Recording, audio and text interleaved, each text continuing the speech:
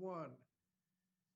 The Committee on Education and Labor will come to order and welcome everyone. I know the quorum is present. The committee is meeting today to hear testimony on examining the policies and priorities of the United States Department of Education. This is an entirely remote hearing, and as such, the committee's hearing room is officially closed. All microphones will be kept muted. As a general rule, to avoid unnecessary background noise, members and the witnesses will be responsible for unmuting themselves when they are recognized to speak or when they wish to seek recognition.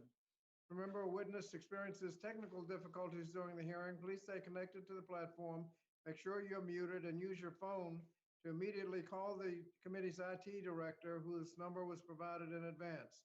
Should the chair experience technical difficulty or need to step away, another majority member is hereby authorized to assume the gavel in the chair's absence. In order to ensure the committee's 5-minute rule is adhered to, staff will be keeping track of time using the committee's field timer, which will appear in its own thumbnail picture and will show a blinking light when time is up.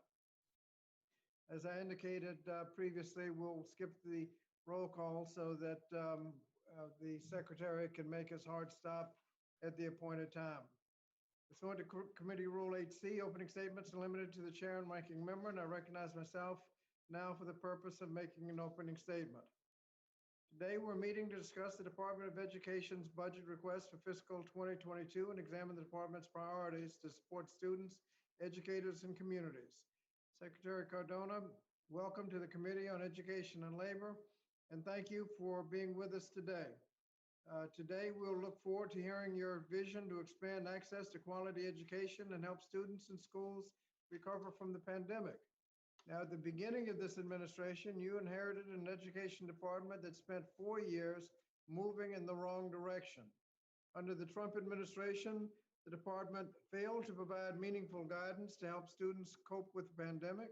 They eroded civil rights protections for students. They failed to faithfully implement the Every Student Succeeds Act, and they withheld debt relief from hundreds of thousands of students who were defrauded by low-quality institutions while refusing to hold these institutions accountable. Mr. Secretary, under your leadership, the Biden-Harris administration has made critical progress towards restoring the department's commitment to students and educators.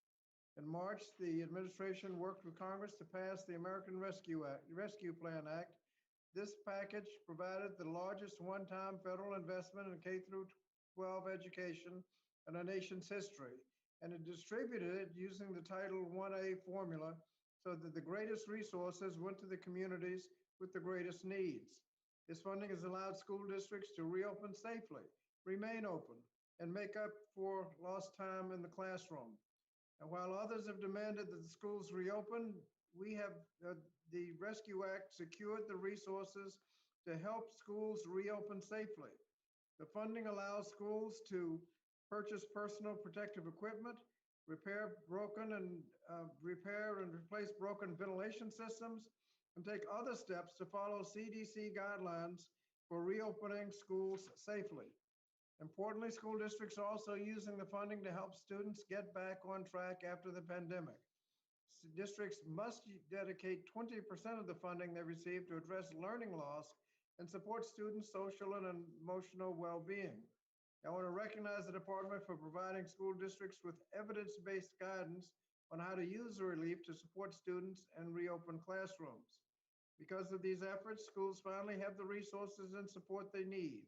As of April, 96% of K-8 schools were already open for hybrid or full-time in-person learning.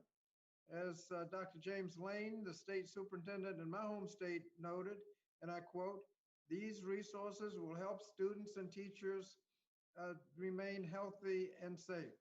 And I'd like to now enter into the record a letter from Dr. Lane supporting these critical investments. The American Rescue Plan is also helping institutions of higher education weather the pandemic. The package provided a financial lifeline for institutions grappling with devastating enrollment declines and revenue losses, and it required that an institution dedicate at least half of the funding they receive for direct aid to help students avoid hunger, homelessness, and other hardships. These critical investments are helping students, schools, and institutions to the road of recovery. And yet we must look beyond restoring the pre-pandemic status quo that already left far too many students behind.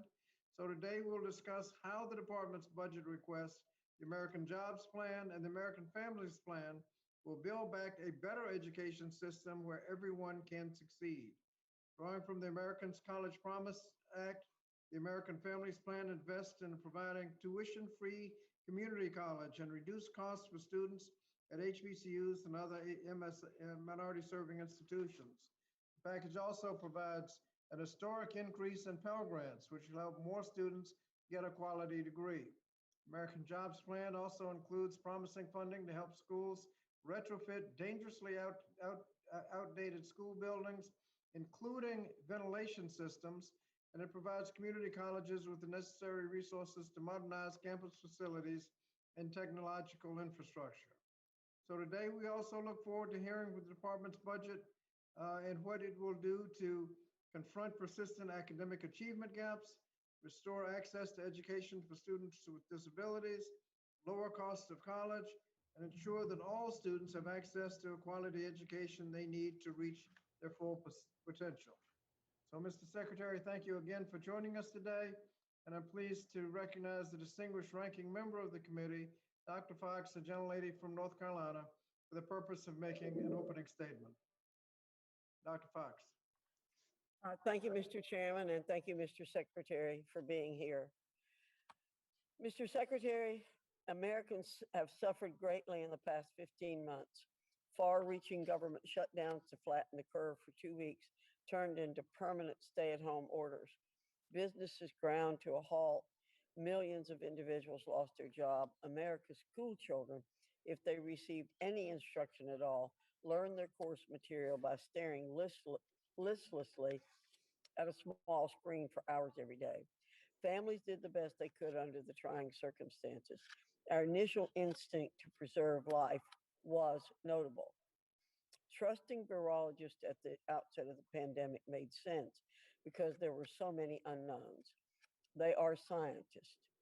Surely, as more evidence became available and natural experiments ran their course, government leaders with access to the latest data would modify their response accordingly. Evidence of the novel coronavirus's negligible effect on children grew to levels impossible to ignore, but nothing changed.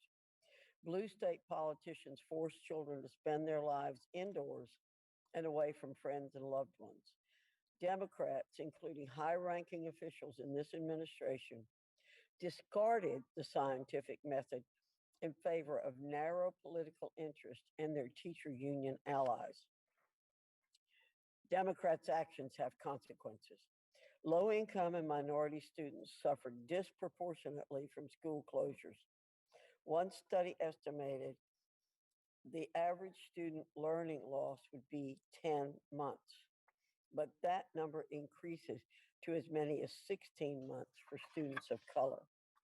Data from the Centers for Disease Control and Prevention reveal a tragic mental health deterioration amongst our country's youth.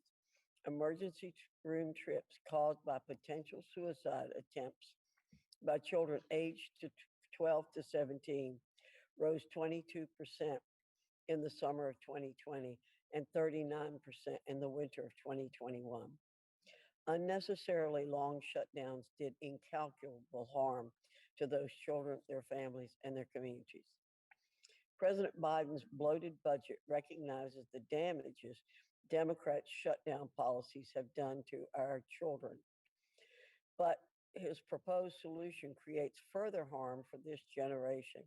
It mortgages our children's future on duplicative, unnecessary, and unconstitutional programs.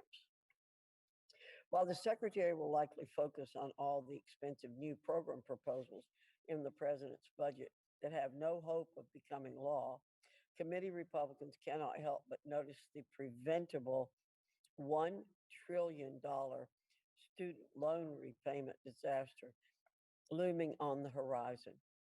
Federal student loan borrowers have not had to pay back a single penny since March 2020, but the repayment and interest rate freeze ends on September 30. Today, Secretary Cardona has not communicated his plan to transition these loans from inactive to repayment status. The pandemic is over, and we expect the Secretary to take ownership of his bureaucracy's responsibility to America's students and particularly the taxpayers. Other priorities of Secretary Cardona's Department of Education are not inspiring the American people's confidence in this administration. He is using the application process for the American History and Civics Education program to promote critical race theory. Indoctrinating children is a violation of federal law. Critical race theory is contrary to the American ideal of judging people on their character, not their physical appearance. Secretary Cardona has failed to make substantive progress toward protecting college students from attempts by our foreign enemies to influence campuses. This administration has neither opened nor closed any investigations into the donations institutions receive from or contracts they entered into with adversarial foreign sources. China should not be given free rein on our college campuses. Secretary Cardona is also working to overturn Title IX regulations that guarantee the rights of both sexual assault survivors and the accused. Our Constitution guarantees the right to due process.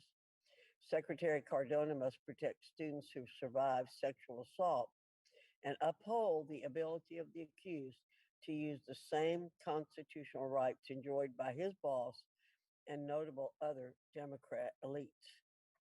There are good reasons why the word education does not appear in the Constitution. Education is done best when it is handled at the local level. The Department of Education is incompetent. The solution is not more of the same, which is what the president's budget represents, but less of what has sidetracked our country's education system, the Department of Education itself. I look forward to hearing how Secretary Cardona will reverse course and empower families to make the educational decisions that are best for them.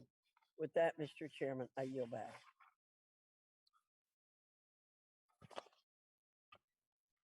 Thank you.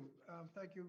And without objection, all other members who wish to insert written statements in the record may do so by submitting them to the committee clerk electronically in Microsoft Word format by 5 p.m. on July 8th, 2021. I'll now welcome our witness. The Honorable Miguel Cardona is the 12th Secretary of the Department of Education, previously served as Commissioner of Education for the state of Connecticut. And before that, he had 2 decades of experience as a public school educator in his hometown of Meridian, Connecticut. Mr. Secretary, we appreciate you participating today and look forward to your testimony. Your written statement will appear in full in the hearing record, and you're asked to limit your oral presentation to a 5-minute summary. After your presentation, we'll move to member questions. Now, insofar as our witness is aware of his responsibility to provide accurate information to the committee, we will now proceed directly with his testimony. Mr. Recording Secretary. in progress. Mr. Secretary. Thank you. Good morning, Chair Scott, Ranking Member Fox, and distinguished members of the committee. This past year, we've had plenty of quantitative data on the effects of the pandemic around the country, whether it's cases per 100,000 deaths, or more recently, the percentage vaccinated. We have a snapshot of the challenges we face. However, it helps to connect people and faces to numbers. I recently had a conversation with a high school student at Harvey Milk High School in New York City. His story really stood out to me. He lost his grandmother to COVID-19 and his significant other to suicide in the last 10 months. As he returned to school, something that he said he was very much looking forward to. He asked me to ensure that he and all students across the country would walk into welcoming environments, free from judgment, with mental health support to address the trauma they experienced. He shared that while he missed a lot academically, he was hopeful that the school could provide the support he needed to catch up and thrive. And that is why I'm here today, for students like him and others that need more when they return. I'm proud to testify about the policies and priorities of the Department of Education, including our fiscal year 2022 budget request that makes good on President Biden's commitment to invest in education. It also begins to address the significant inequities that students, primarily students of color and students with disabilities, confront every day in schools and in pursuit of higher education and career technical education. I want to thank the members of the committee who helped ensure passage of the American Rescue Plan, bringing vital resources to our schools and colleges across the country. These funds will ensure that schools reopen for full-time in-person learning as safely and as quickly as possible. I come to you today with a great sense of urgency. Generations of inequity have left far too many students without equitable access to high-quality, inclusive learning opportunities, including in our rural communities. Sadly, this has become normalized. Education can be the great equalizer. It was for me and so many of you on this call right now. If we prioritize, we replicate, and we reinvest in what works for all students. We must do more to level the playing field, including providing a strong foundation from birth, improving diversity among the teacher workforce, and creating learning pathways that work for all students. To that end, the budget proposal calls on Congress to invest nearly $103 billion in the Department of Education's programs, a 41% increase over the fiscal year 2021 appropriation. The fiscal year 2022 request also makes a meaningful down payment toward the Biden-Harris administration's goal of addressing inequities. The centerpiece of the proposal is a new $20 billion Title I Equity Grants program that tackles disparities between under-resourced schools and their wealthier counterparts. It supports competitive compensation for teachers in Title I schools, expands access to pre-kindergarten, and increases preparation for and access to success in rigorous coursework. Our request puts the nation on a path to double the number of school counselors, nurses, and mental health professionals in our schools, and significantly expand support for community schools to increase availability of those wraparound services that we know our students need. We also think it's past time for the federal government to make good on its commitment to students with disabilities and their families. And the request makes a significant move toward fully funding IDEA, proposing a 20% increase of $2.6 billion to states. Turning to higher education, an area that we all know needs immediate attention, our budget proposal furthers the Biden-Harris administration's work to increase access and affordability to students. The proposal, coupled with the increase proposed in the American Families Plan, would be the largest ever Pell Grant increase, helping millions of students and families. Importantly, it ensures that Dreamers may receive Pell Grants if they meet the eligibility requirements. Through the American Families Plan, our budget proposal provides 2 years of free community college to first-time students and those wishing to reskill. It also makes college more affordable for low and middle-income students at four-year HBCUs, tribal colleges, and minority-serving institutions, as well as Hispanic-serving institutions and Asian American and Native American Pacific Islander-serving institutions. The budget also proposes increases for TRIO and Gear Up programs to make sure underserved students succeed and graduate from college. Finally, we prioritize efforts to enforce civil rights laws related to education to protect all students and advance equity in the educational opportunity and delivery, preschool through college. Working together, we can and will heal, learn, and grow through this challenging time. I'm committed to working collaboratively with each of you to strengthen our schools and campuses and help provide opportunities, pathways, and outcomes for students across the country. Thank you, and I look forward to your questions. Thank you, Mr. Secretary. Now, we'll now proceed with member questions. Under Committee Rule 9A, we'll now question witnesses under the 5-minute rule, and I'll be recognizing committee members in seniority order. Now, last week, I tried to enforce the 5-minute rule, but even although several members didn't use all their time, we still averaged almost 6 minutes per member. We have 50 members, so if we do that again, that'll be almost an hour over our allotted time. I'll remind members that the 5-minute limit is supposed to include both the question and the answer. So please refrain from beginning a question with just a few seconds left, because that guarantees that any coherent answer will go well past the allotted 5 minutes. With that, we'll begin with the gentleman from Connecticut, Mr. Courtney. Well, thank you, Mr. Chairman, and good morning, Mr. Secretary. It is very tempting to spend my 5 minutes to sort of allow you to tell the story of your journey through life to get you to the place where you are today. Again, you are, as the chair alluded, a product of public schools, public higher education, in the classroom, teacher, principal, local superintendent. I mean, your DNA is right in the heart of the Department of Education, and we are all so proud of you in the state of Connecticut. And your Congresswoman Jahana Hayes, I'm sure, will double down when she gets the opportunity. But we're not here for a walk down memory lane. We're here to talk about the future. This budget, having been on this committee since 2007, the investments in Title I, special education, finally. Impact aid, I have a military district, as you know, and impact aid is very important for those military kids to get the education that their parents wearing the uniform really are entitled to, as well as investing in the magnet schools, which, as you know, in the state of Connecticut, Sheff versus O'Neill's anti-discrimination or anti-segregation decision, the magnet school strategy is instrumental in terms of breaking down racial isolation. I mean, it is just a really amazing budget. But I did want to just sort of spend a minute on an issue that President Biden, one of the first executive orders was that he pushed out the pause on student loan payments, direct student loan payments. That cliff or that moment is fast approaching at the end of September.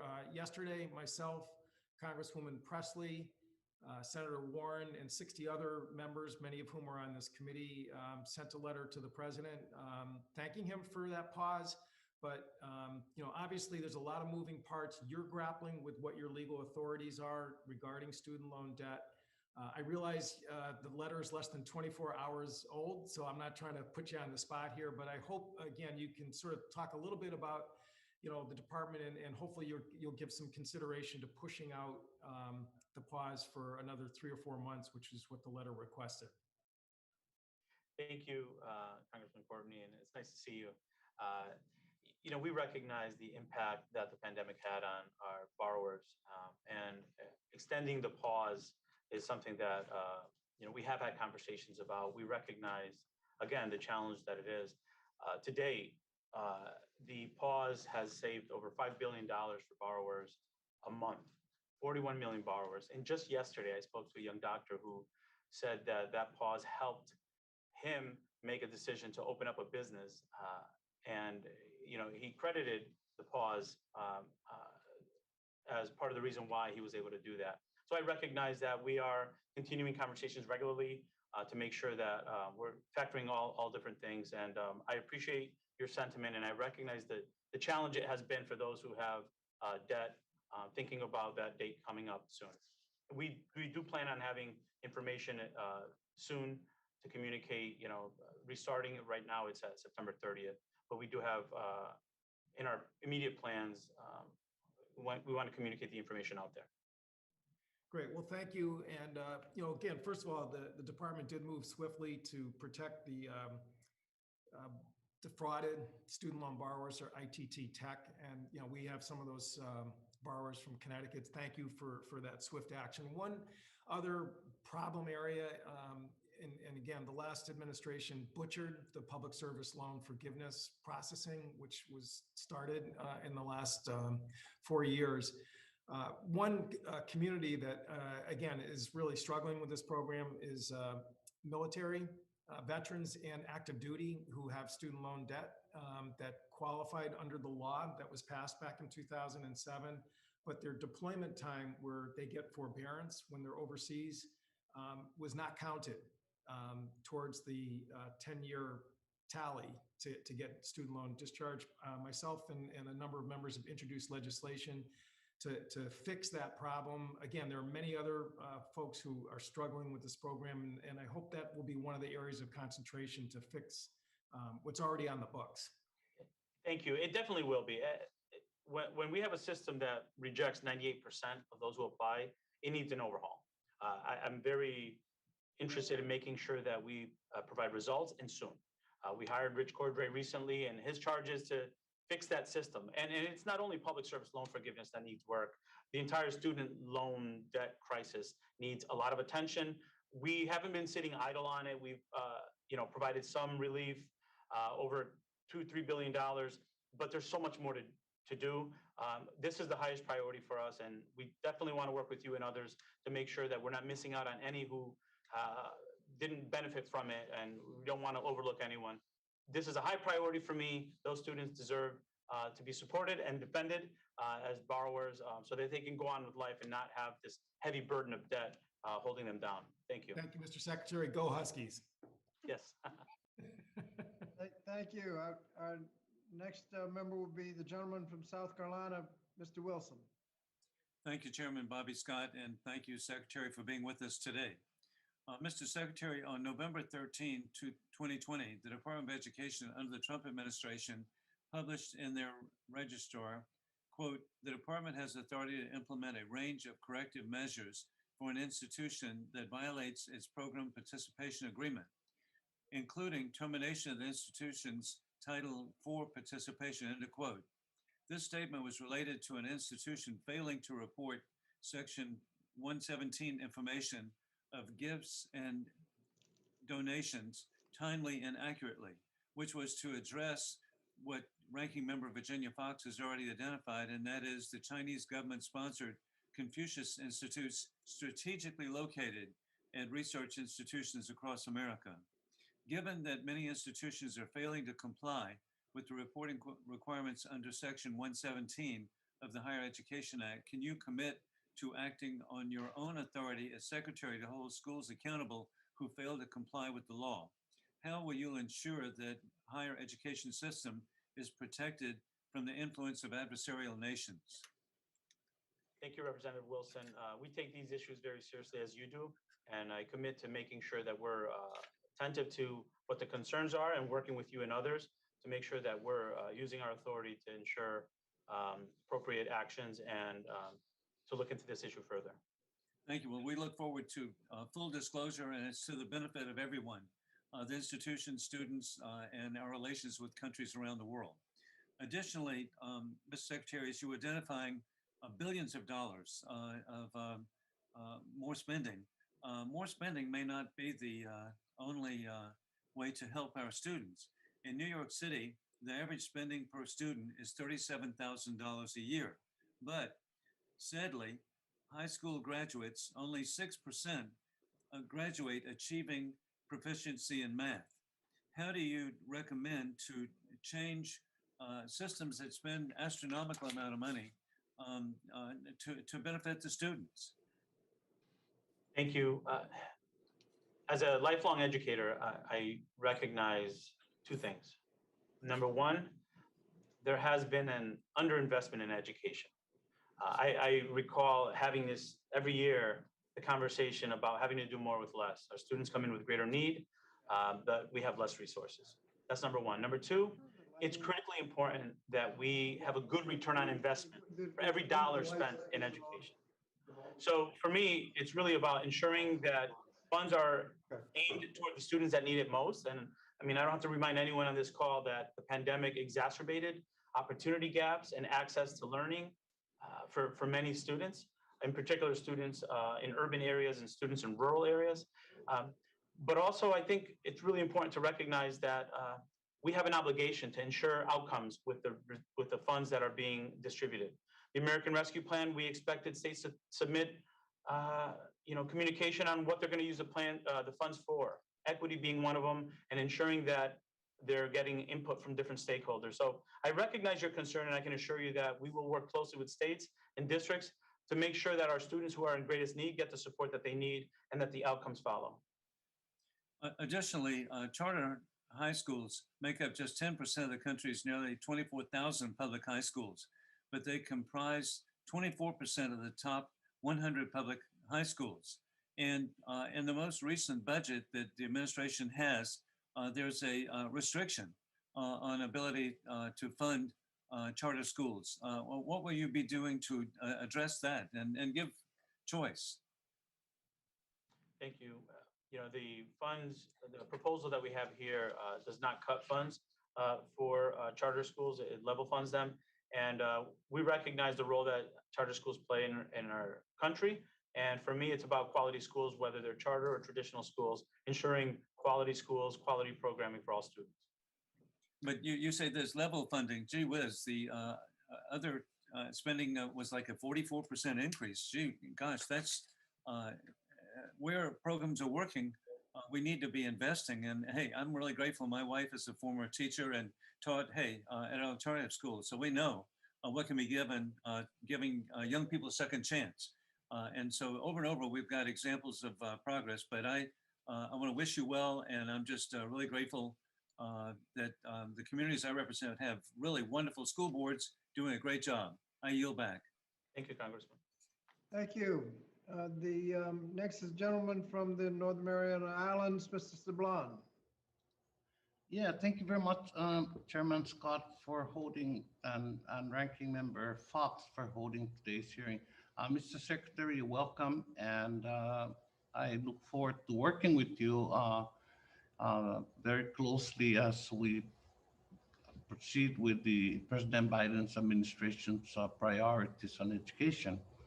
But Mr. Secretary, studies show that children in preschool are more academically and socially prepared for kindergarten than their peers who did not attend. As chair of the Early Childhood Elementary and Secondary Education Subcommittee, I am pleased that the Biden administration has made providing access to these early learning programs a top priority. President Biden's American Families Plan proposes universal quality preschool for all 3 and 4-year-old. Additionally, the budget calls for an additional $175 million for preschool development grants, which has helped my district, the Northern Marianas, and other districts expand high-quality preschool programs. So, Mr. Secretary, could you speak to the importance of these proposals and how they will further benefit children and families across our nation, please? Sure. Thank you for this opportunity. I remember serving as a school principal, and we had programs for students as young as 3 years old. And we saw the growth that took place in those 2 years. And then I saw students come into kindergarten that didn't have the benefit of programs like the quality program we offered. And I can tell you that many of those students had the need for intervention that was much greater. Many of those students didn't enjoy school as much as those students who did have the benefit of having quality early childhood program where you can develop executive functioning skills, social skills, and basic numeracy and literacy skills. But more importantly, that social and emotional skill. And those, we know, the studies show, those students are able to have more success in middle and high school. They're more likely to attend, participate in higher level courses and go on. And we know that the return on investment, some studies have it as much as 7 to 1. So right. I think for us, it's an investment. For any educator that teaches in the early childhood years, they can tell you the benefits for these young learners and the foundation that it sets for their growth. I think that can't be overstated. I can tell you also that I've seen where it costs more to intervene because there's not a good foundation. So this American Families Plan proposal to provide pre-K for 3 and 4-year-olds, to me, is a great way to make sure that our students have a quality education. Thank you. And, you know, I'm here and I think you're nearby your offices. And if you look out the window, Mr. Secretary, it's just such a beautiful day. I'm glad that we are returning to normal. I'm glad that we look forward to schools reopening for face-to-face instructions in September. And also, I will follow that with an issue, Mr. Secretary, that the President's fiscal year 22 budget calls for a 62% increase in K-12 education investment. A critical component of these investments is Title 1A, which has provided resources to deliver high-quality education to Mariana students and those in other economically disadvantaged areas or poor communities. And it is long overdue for a funding boost, a view shared by many of my colleagues on this committee, which joined my call to fund Title 1A at $36.5 billion. Mr. Secretary, as we look forward to reopening schools, as we look forward to seeing children running around and playing in the schoolyards, why are these investments needed now after significant investments Congress has made in K-12 education through the CARES Act, the 2021 Corona Response and Relief Supplemental Appropriations Act, and the American Rescue Plan? Thank you. We know the pandemic did a number on many communities, densely populated communities, where there are mostly people of color. You know, recent data shows that in April, even in those communities where in-person learning options were made available, only 50% of Black and Brown students took advantage, and only 40% of Asian students took advantage in grades 4 and 8. What that tells us is that as much as we'd like to think the pandemic is over, we still have work to do to build confidence and ensure that our students are getting into the classroom. But as you know, there is no substitute for in-person learning.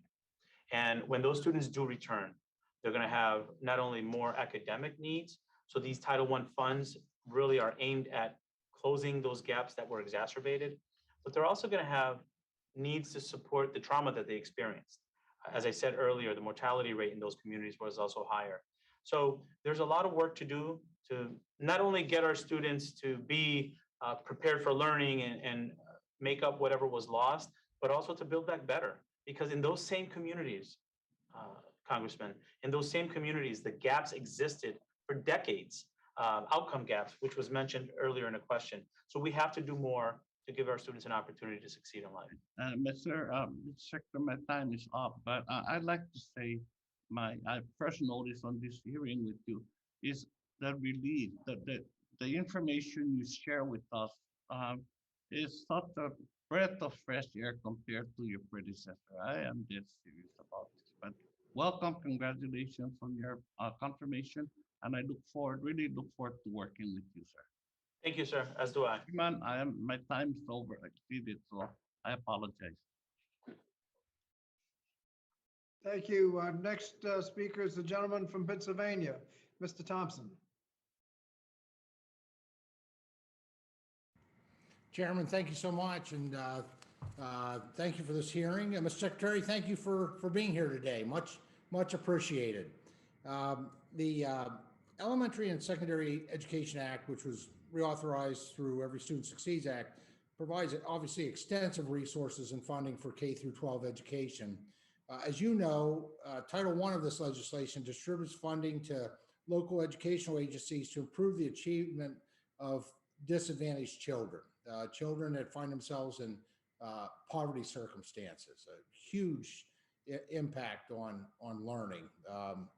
However, the current formula has the perverse effect of diverting funds from high poverty LEAs to lower poverty LEAs, regardless of the actual poverty rates. To fix this, I introduced legislation that address these inequities in the formula by reducing the effect of number weighting, which inflates allocations to under the current system to larger districts, even though they tend to be in suburban areas with more robust economic circumstances. While this legislation did not become law, ESSA required the Department of Education to look into this matter further. As such, in 2019, the National Center for Education Statistics released a report on how this formula affects various types of school districts. And the report stated what we already knew. Schools receive Title I allocations based on their location or their zip code rather than the actual need of children. So, Mr. Secretary, I'm curious to know your thoughts on the current Title I formula, and do you believe that children should receive equitable funds under the law regardless of their geographic location? Thank you, Congressman, for the question and for the comments. I wholeheartedly agree with you that the intent of the Title I funds are really to help level the playing field. And for those students who need more, they need a little bit extra. So in this proposal, we are proposing a $20 billion increase. And the formula for that will complement Title 1A, but we are really thinking about how to work with our partners, including yourself and others, to see where it's needed the most. The pandemic did a number. I can tell you the stories that I've heard from rural communities was devastating about how the digital divide was really prevented access. And we know some communities were hit harder by the pandemic than others. So I'm very interested in ensuring that the funds go to where they're most needed. That's what the president's intent was with this budget, with the American Families Plan, with the American Rescue Plan, and I understand your commitment to making sure the students that need it the most get it. I'm committed to doing that and working with you to make sure that that happens, sir. Mr. Secretary, I appreciate that. I look forward to working with you. And this truly is a strongly bipartisan initiative. This passed with bipartisan support in the House version of ESSA, and we kind of got watered down to a study because of our colleagues in the Senate. So it's a strong bipartisan work, and I look forward to working with you on that. As a co-chair of the Bipartisan Career and Technical Education Caucus, passage of the Strengthening Career and Technical Education Act of 21st Century Act in July 2018 was one of my proudest moments as a member of Congress. Now, this legislation went into effect in July 2019 and bolstered our nation's CTE system by increasing alignment with in-demand jobs and improving employer engagement so that more students have opportunities to move into in-demand jobs and successful careers.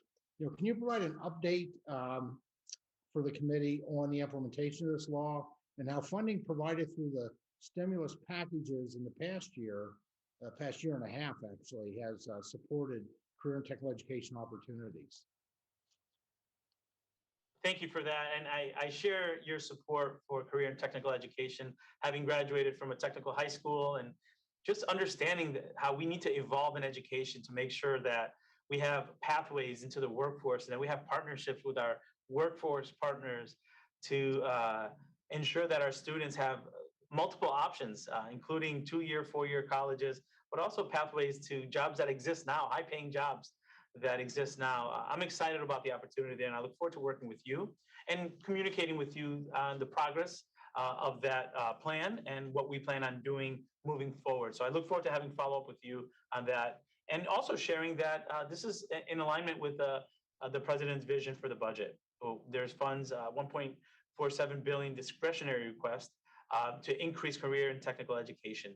We recognize that this is where we're going as a country, and it is a bipartisan effort that I know I haven't met someone that doesn't think that this is something we need to do and do well. So I'm excited about working with you and others to make sure that all of our students across the country have great options, great pathways. We need to start as early as middle school to make sure that we're designed for success. I look forward to working with you on this, sir.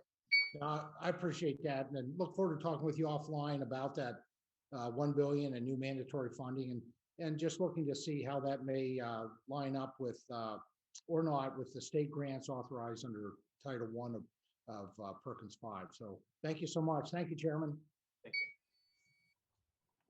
Thank you. Next, we have the gentlelady from Florida, who's a former principal, Ms. Wilson. Still a principal, always a principal. Thank you, Mr. Chair, and thank you so much, Secretary Cardona, for making time to join us today. I have so many questions and so many ideas. I'm going to submit them for the record as we move when I run out of time. The past year has disrupted the education of millions of students and placed a tremendous strain on our students, parents, and our teachers. At my last reading, I realized that there are 3 million children still missing from our public schools. No one knows where these children are. And as chair of the Higher Education and Workforce Investment Subcommittee, I held a hearing earlier this year to examine the impact of the COVID-19 pandemic on higher education. The historic investments made in our education system, including through the American Rescue Plan, prove that Congress can and should do more to address long-standing inequities and funding imbalances. We can help close the $23 billion racial funding gap that exists between school districts serving students of color and those serving predominantly white students, promote universal access to an affordable, quality higher education, and provide relief to the 45 million borrowers who hold roughly $1.7 trillion in student loan debt. The proposed fiscal year 2020 budget is an excellent starting point to tackle these generational issues. I do have a few questions. I am concerned about the raging uh, of mental health issues in our school districts and in our colleges and universities. And I want to know, how will the Department of Education help and support our school districts with providing additional counselors, nurses, opening of schools safely, K through 12 schools safely for teachers and students, incentivizing vaccinations, opening colleges and universities safely, and a smoother transition between elementary K-12 to college. There's a huge line of demarcation there. Supporting Black men and boys and their path of higher education has been my life's work. And I need to find out from you, not today, but as we converse, how to increase higher education access to for Black men and boys, which research has shown there's a disproportionate burden on them. Also, I was happy to hear you say that student loan forgiveness of student loan debt and support of moving forward to erase student loan debt was at the top of your agenda. But one specific group that I want to ask you a question about is the student defense through the Freedom of Information Act. There are roughly 500,000 borrowers with the proven legal right to have over $8 billion in student loans canceled under the Total and Permanent Disability Discharge Program. The department already knows the identity of these borrowers. What steps are you taking to ensure these borrowers obtain relief as quickly and as easily as possible? And I would like to get you today to commit to do everything in your power to expedite the discharge for these 500,000 Americans with disabilities. Thank you, Congresswoman Wilson, for your passion and for your service as a principal. One of the best jobs out there. You mentioned so many different important topics. I can assure you that this budget and our goals are to increase aid for high poverty schools, to advance equity in education, including higher education access, expands access to college through Pell and supporting underserved students, over 600 million towards HBCU. We have to make critical investment in teachers and school leaders and in mental health supports. As the student from Harvey Milk High School who spoke to me said, I'm gonna need help, I'm gonna need access to mental health support. I experienced a lot, and it's on us to make sure we're delivering. The American Rescue Plan provides funds for that. In the budget, there's $1 billion to double school counselors. And with regard to your question on total and permanent disability, we restored discharges for 41,000 borrowers and have a total who have a total and permanent disability. And then we lowered the reinstatement risk for another 190,000.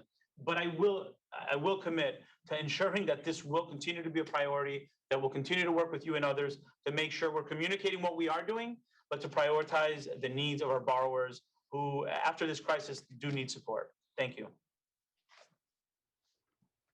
Thank you. I yield back. Thank you. Next, we'll have the gentleman from Michigan, Mr. Wahlberg. Thank you, Mr. Chairman. And Mr. Secretary, thank you for being here. It's very clear from your statements, your history, that you have a passion for education. And I like that. a passion that wants to focus students on achieving. But having said that, with all due respect as well, similar comments that I made to your predecessor, my good friend and Michiganian Betsy DeVos. The Department of Education, the Federal Department of Education, is set up to fail. It has been set up to fail from the very beginning because it was set up to control. And you, as a classroom teacher, administrator, understands that the creativity of education, the ability to meet the needs of individual students, comes at the local level. And the states are set up in their constitutions and their responsibilities to promote education for all that's good.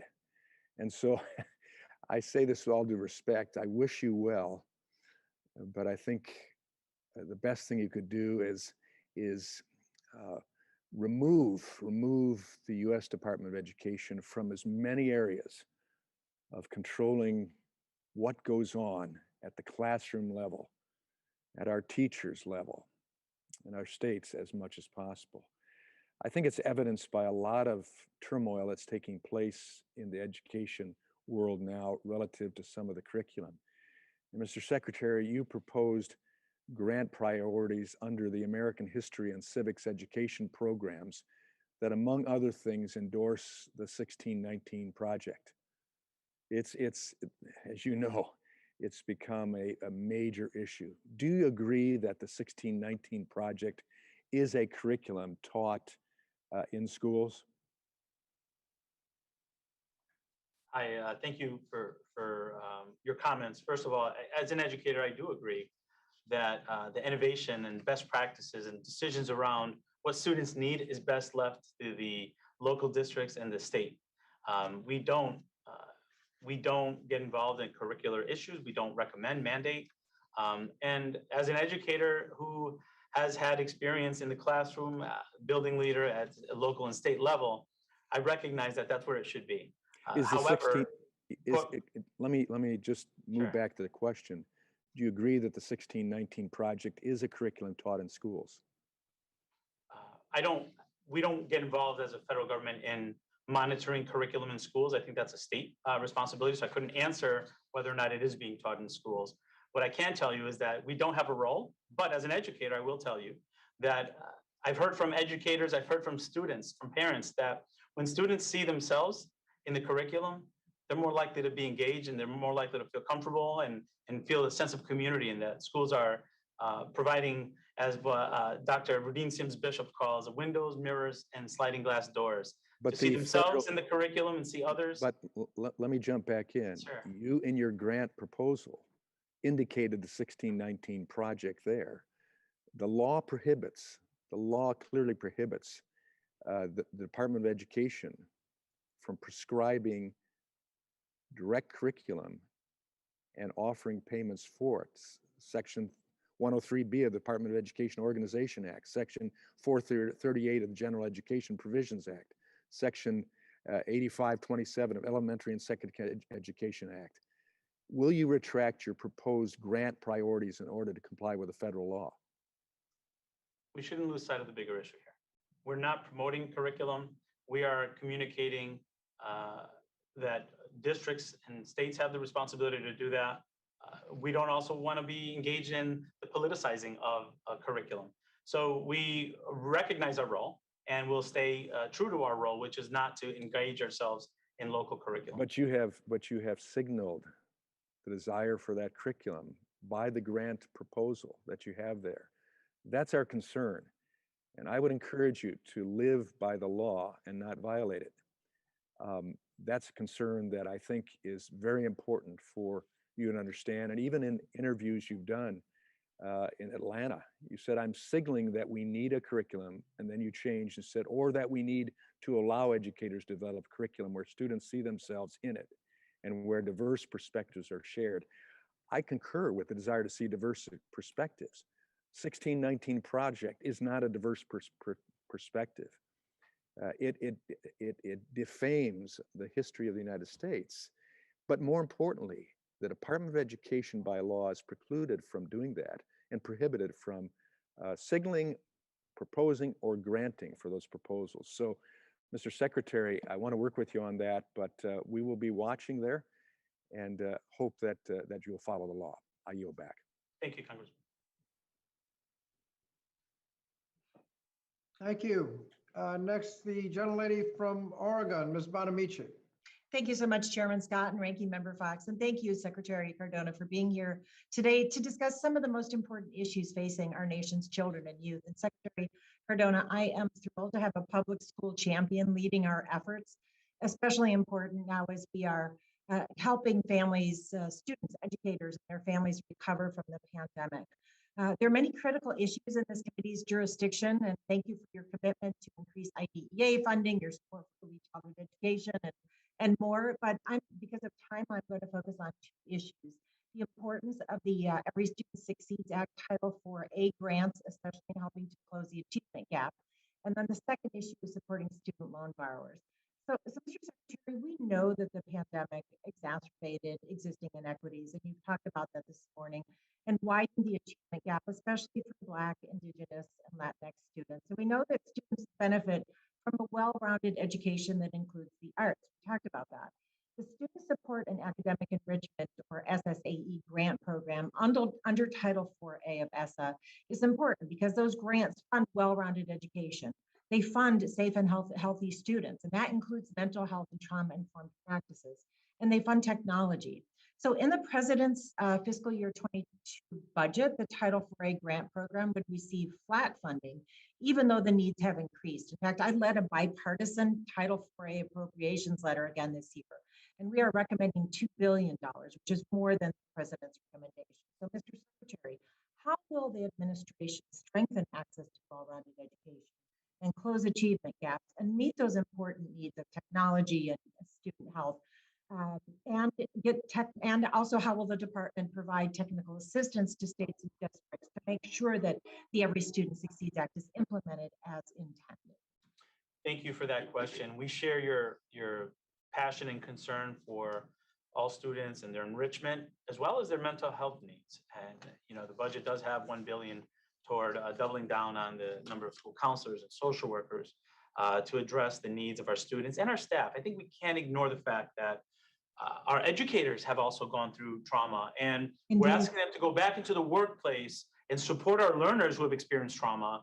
And we have to make sure we're taking care of our educators, our paraeducators, our bus drivers.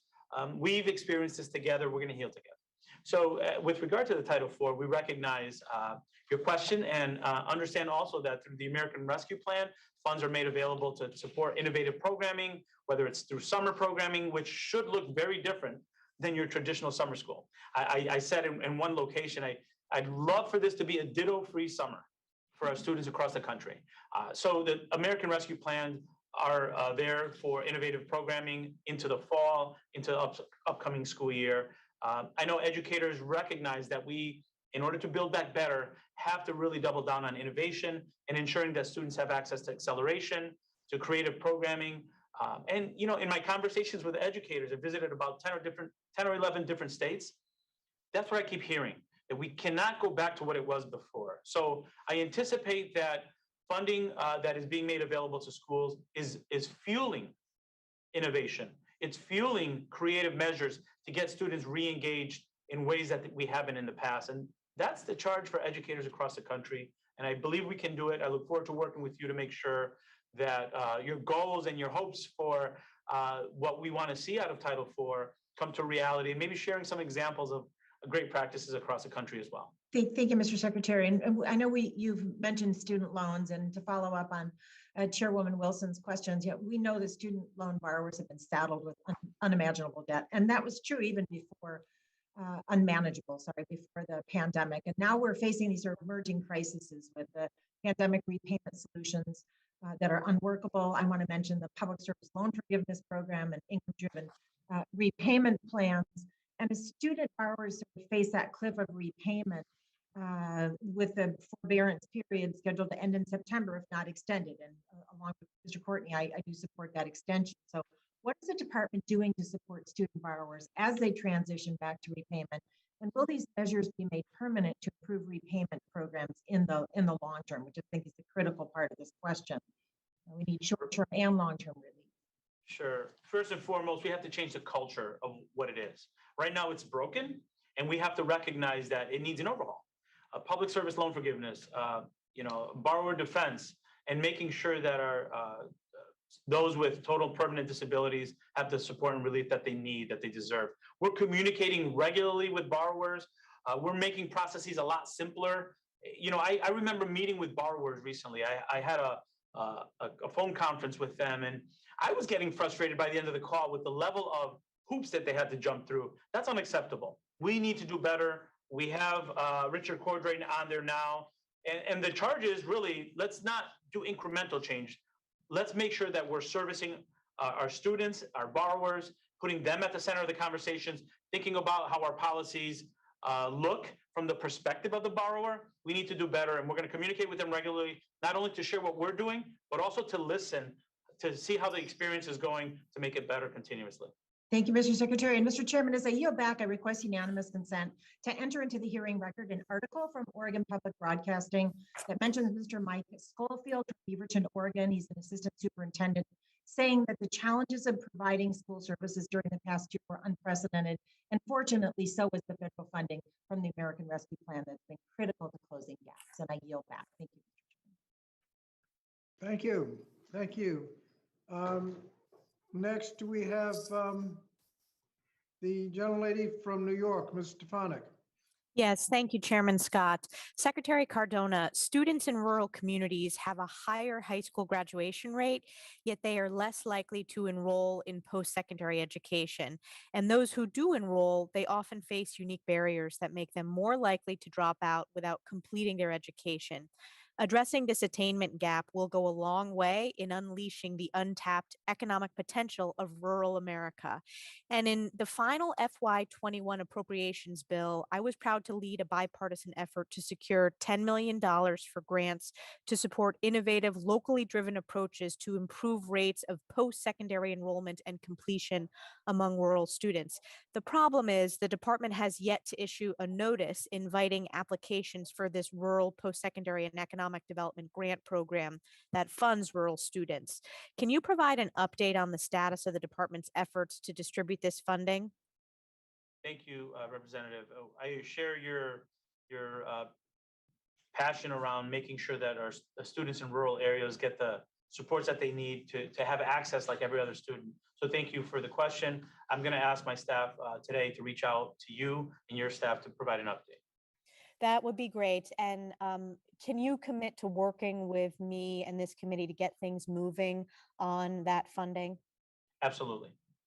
Great. My next question has to do with foreign influence on college campuses. Republicans have been leading the fight against the malign activities of the Chinese Communist Party, including their corrosive influence over America's colleges and universities. The Trump administration was the first to truly hold colleges accountable for foreign influence on campus and uncovered over $6.5 billion of previously unreported foreign donations to institutions of higher education, which have anonymized identities of their donors.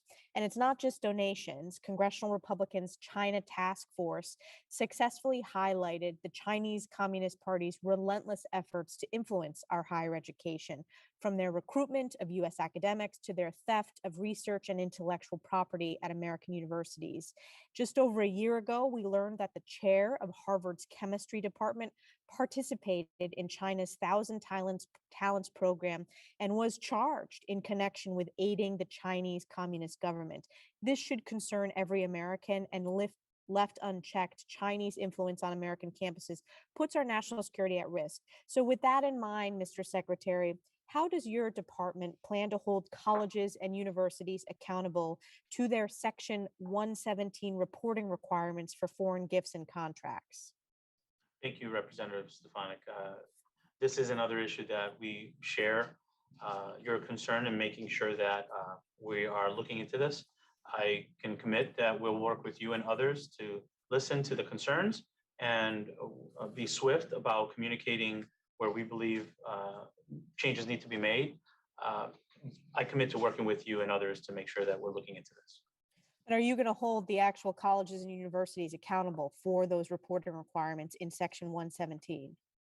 yes, if there are reporting requirements that need to be followed, we will hold them accountable to make sure that those are happening. Great. And then the other proposal I wanted to raise to you is that in the China task force, one of the recommendations was to lower that reporting threshold from $250,000 gifts to $50,000 gifts. Is that something the department is committed to working with us on? We're committed to working with you on making sure that the proposals that you put forward are administered and understanding more of the issue and more of the concerns that you have. Thank you. I yield back. Thank you. Thank you. Mr. Secretary, we have a number of educators who will be asking questions. Gentleman from California is another one of those. Mr. Takano is a former teacher. Mr. Takano. Well, thank you for reminding everyone of that, Chairman Scott. Secretary Cardona, welcome. You should know state attorneys generals have historically been the first line of defense against predatory for-profit colleges. For example, in 2015, then California Attorney General Kamala Harris, in coordination with the Obama administration's Department of Education, jointly uncovered decades of fraud at Corinthian colleges. However, in Secretary DeVos's final appearance before this committee, she testified that the department would not obey a federal court ruling requiring the department to consider evidence of fraud states attorneys generals brought to the department. Secretary Cardona, I want to ask you, will you and your department comply with federal law and adjudicate borrower defense claims brought by state attorneys generals? Thank you. We look forward to working closely with attorney generals and others to make sure that we're defending our borrowers. We're supporting our students. We're committed to protecting students from predatory practices at all institutions, period.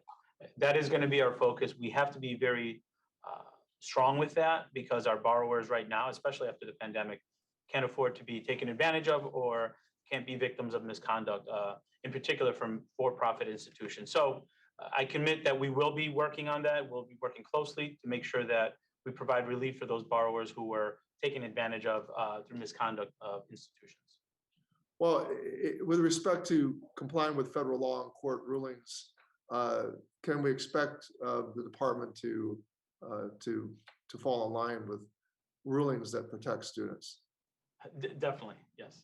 All right, thank you. Second, in addition to complying with federal law, how are you working with state law enforcement to ensure that borrowers are protected from predatory for-profit colleges? Well, as I said earlier, we're looking at this whole issue as a priority for us. We hired our Richard Cordray to lead the FSA, and we're assembling a team who understand the importance of putting our borrowers at the center of the conversation and making sure that the policies and regulations and enforcement protect our borrowers. So we're going to work with our stakeholders, including our state leaders and attorney generals, to make sure that we're hearing information, and we're signaling also to the lenders and to all institutions that we're monitoring this and that we're going to do so with intent to protect our borrowers. That's going to be the messaging you're going to be seeing. As you know, we're trying to assemble a team in that office. We have Richard Cordray. We're waiting on a couple others, but that's a priority for us at the department. Well, I understand the messaging, the intent of my message, but I hope there will be action in enforcement and protection. Last week, the Department of Education announced it was adding 2 new categories of borrower defense claims that would result in 18,000 borrowers who attended the failed for-profit ITT Technical Institute receiving $500 million of debt forgiveness. 18,000 borrowers receiving $500 million of debt forgiveness. ITT Tech lied to those borrowers regarding their employment prospects and their ability to transfer credits. What will debt relief mean for these borrowers, Mr. Secretary?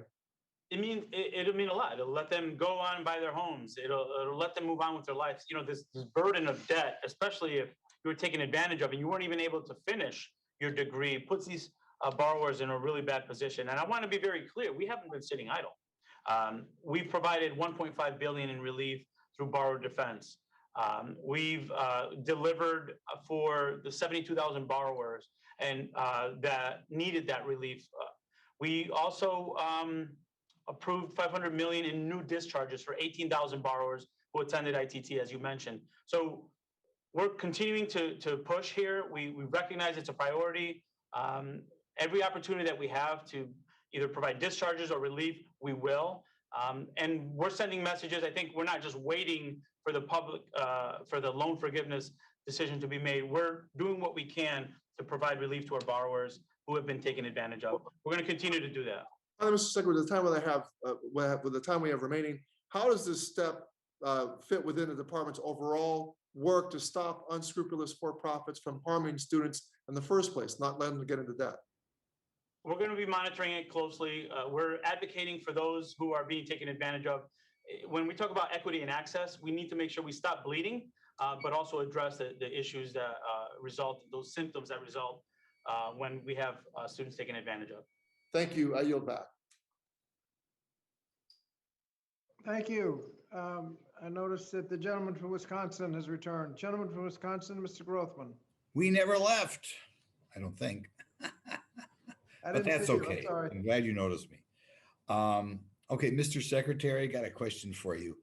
I can never remember a time in my public life in which parents and grandparents are more concerned about curriculum in American education, be it K-12 or universities.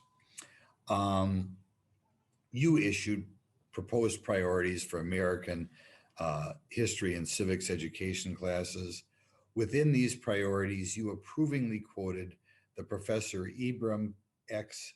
Kendi's book, How to Be an Anti-Racist. He argued for what he calls an anti-racist amendment to the U.S. Constitution. He says that, among other things, the amendment should establish a Department of Anti-Racism to monitor public officials for expressions of racist ideas.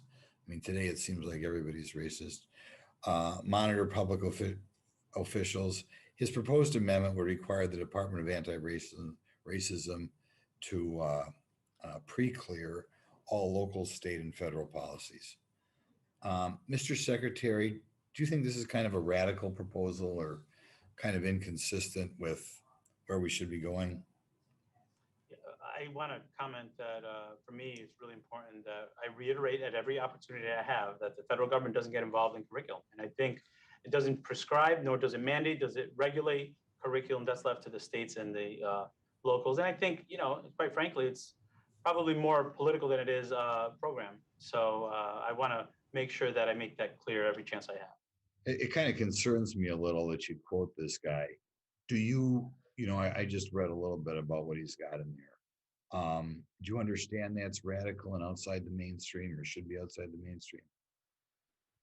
Again, the focus for us is really giving districts and states the opportunity to select and to think about educating. And I'll be very frank with you, you're an educator, right? I trust educators across the country to make decisions on what their communities need. And we have local boards for that reason, and we have state officials for that reason. It's really not the federal government's role to determine what gets taught. I'm glad you think that way.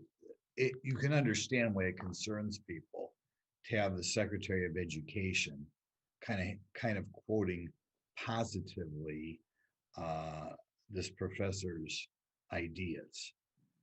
Do you have any comment on that? I mean, you mentioned them approvingly. Do you realize how radical and kind of out of touch this guy is? I realize educators across the country understand how to create a sense of community using curriculum, but I also don't want to miss the opportunity for educators to proactively communicate how important it is to provide diverse perspectives. Again, as an educator, when we have curriculum that brings students in and they're able to see other students or other stories of people who are from different cultures, it gives them an awareness of the world that they're walking into. And they're better prepared, sir, for life when they have a well-balanced curriculum. And I trust that educators across the country and policymakers at the local level have that in mind when they make decisions. Okay. A little while back, we're running out of time here. I and 18 of my colleagues wrote on June 10th a letter to you regarding anti-Semitism on college campuses and the significance of President Trump's executive order on combating anti-Semitism. Are you familiar with the letter? Are you familiar with the letter? Yes, thank you. My staff has a letter, yes. Okay. Are you familiar with Executive Order 13899, combating anti-Semitism? Yes. Do you want to, can you publicly commit here to enforcing Title VI in line with Executive Order 13899? I commit to looking into it more and working with you to make sure that we're combating anti-Semitism. Prejudice of any kind has no place in our schools. And as educators and leaders, we have to make sure we're working together in a bipartisan fashion to ensure that our schools are safe from any type of harassment or prejudice. I want to ask just one more follow-up on past contact we've had. I am an advocate for work centers and workplace choices for people with disabilities. And I'm afraid a lot of people in Washington are going to take steps towards closing these without being adequately familiar with them.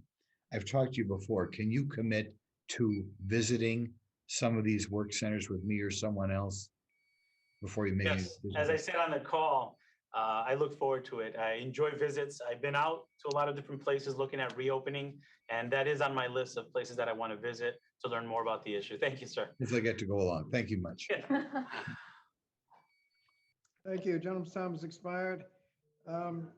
Secretary, we have another educator, a former college professor, Dr. Adams from North Carolina. Thank you, Mr. Chairman. Thank you, Ranking Member, for holding this meeting. And thank you, Secretary Cardona. Good to see you again. I am an educator, as Mr. Scott has said, lifelong, 40 years on a college campus, but also training or working with young people who are going out into teaching. And I'm also the mother of a elementary school principal. But thank you for your testimony. Thank you for being an educator. The National Center for College Students with Disabilities in North Carolina collects information and conducts research about provisions for individuals with disabilities at campuses across America, provides technical assistance and information to those seeking aid, and reports to the Department of Ed about the current status of college students with disabilities. They work hard to support students. They're concerned that it won't receive the funding that they need to operate. I did send you a letter, Secretary Cardona, but because you are here, I want to take the opportunity to ask you about an update regarding funding for the NCCSD. The committee has examined the predatory behavior of some for-profit colleges as well. You talked a little bit about that, but I want to clarify that I'm only referring to for-profit institutions which prey on students. And if you can explain just a little bit more about how you're going to oversee this, as well as speak to the letter that I sent you, or what we can do to make sure that this organization continues to operate. Thank you, Congresswoman Adams, and thank you to your daughter who's serving as a school principal. Not an easy time to serve as a school leader, but I know across the country, families and students are counting on the leadership of our school principals to make sure schools are safe and welcoming places for them to learn. With regard to the letter, I'm going to ask my staff to follow up with your staff and you to give you an update on that. I can tell you, though, that protecting our borrowers is a priority, especially from for-profit institutions that prey on selling dreams and never delivering. Those students end up with debt, greater debt, and no credential, no degree that can help them in the workforce. So I recognize the challenge that they have, and we want to make sure that we're working hard to support those students and also keep them at the center of the conversations. We're going to be aggressive on that, and I look forward to working with you and others who share those goals to making sure we stop those predatory lending or predatory practices that take advantage of young people that want to go and pursue their dreams in higher education. That's Right. a priority for me. Thank you. The COVID-19 pandemic has underscored the disparities and opportunities for different segments of our population. Got a two-part question. uh, if you can just briefly discuss the department's plans for addressing the disparities in post-secondary enrollment and the completion among low-income students and students of color, and the plans for addressing disparities in students' loan default, which you've spoken to a little bit already. We know in higher education, the impact of the pandemic has disproportionately affected students of color. In many cases, these students are not returning back because they have to work another job to make ends meet or to take care of some basic needs at the home. I recently was in Michigan and I spoke to a middle-aged student who wanted to return to school, but the costs of books was too high. And we know that in the family plan, the funds for increasing Pell can help with some of those factors. We also know that making sure we're protecting our borrowers from misconduct is another way we can promote students getting back in. In the American Rescue Plan, $40 billion went to higher education. Half of that needs to go to students that are in greater need. So there are efforts underway to make sure that we're getting those numbers back up. We're re-engaging those students. And I have confidence in our higher education systems and their ability to be innovative, to engage those students that we were not able to engage this past year so that they can have the opportunity to succeed. And those efforts really need to be targeted toward those students that we lost. And we know it's disproportionately Black and brown students. So the president is also very big on ensuring that our HBCUs have the funding that they need to continue their efforts to recruit and retain students so that they can find success as well. Well, thank you very much. I've only got 17 seconds, but I'll send you my question. It has to do with taking a look at the connection between culturally responsive education and student achievement. And we'll send that on to you. And if you can give us a response, I appreciate it. Mr. Chairman, I'm going to yield back. Thank you. Thank you. And next is the gentleman from Georgia, Mr. Allen. Thank you, Mr. Chairman, and Mr. Secretary. It's great to have you today. Both of my parents were educators, so I learned a lot around the kitchen table every night, and so I know a little bit about what you're up against. But you know, we've talked over and over about the American Rescue Plan as being necessary to reopen schools. But I got to tell you, you know, what do you say to tens of thousands of educators like those teachers in my district and certainly your state, and I congratulate you on getting that open, who successfully put their students first and reopened schools last fall, long before the American Rescue Plan was enacted? Well, like you know, we've worked really hard from day one. You know, March 12th, I think we shut the schools down in 2020, and we worked closely with our health department to find ways to safely reopen schools with mitigation strategies. And you know, we know and we did that. Yeah, but not all schools are built the same, right? Not all districts have the same resources. Unfortunately, I visited a school in Philly where the ventilation system was so antiquated, hasn't had the attention it needed. So what we wanted to make sure is that the American Rescue Plan could go toward addressing some of those issues, PPE needs, additional staffing, where we had classes of 20 or 30. We had to limit those class sizes so that we can make it safe for all students. And I don't quite understand the inequities there because like in my district, I mean, we prioritize school construction with T-SPLOS, E-SPLOS and things like that. And, you know, of course, other districts I see, you know, where it's tremendous, I mean, I would want my child to attend those schools. But moving on, you know, many teachers have made tough choices, but, you know, families across the country have made a lot of sacrifices too. And in this everyday learning environment, you acknowledge in your testimony that learning loss is going to be an exceptional challenge, maybe 5 to 9 months of learning during the pandemic, and of course, minority students may have lost up to a year of learning. You know, I'm afraid we got a generation of students who now have been put at a tremendous disadvantage. Parents want their schools to ramp up the skills for jobs like cybersecurity, engineering, healthcare to compete with China. Yet the department is preoccupied with pushing civics grant programs that's already been cited, like critical race theorists who have promoted a divisive theology. Secretary Cardona, are you aware of the outcry and frustration right now among parents with the state of education in America? I mean, this is going to be like the next grassroots movement of this country, and I feel it. What are you hearing? Yeah, really, this is more about politics than programming. There was a very minor reference to an example that included that. What we have focused on, and as you mentioned, and CTE, that's where we're going. We need to modernize and evolve our high schools and our middle schools to make sure that we're addressing what was called earlier a gap between our high schools and our two-year colleges, so that students have access to good career technical education, to those jobs in cybersecurity that you mentioned.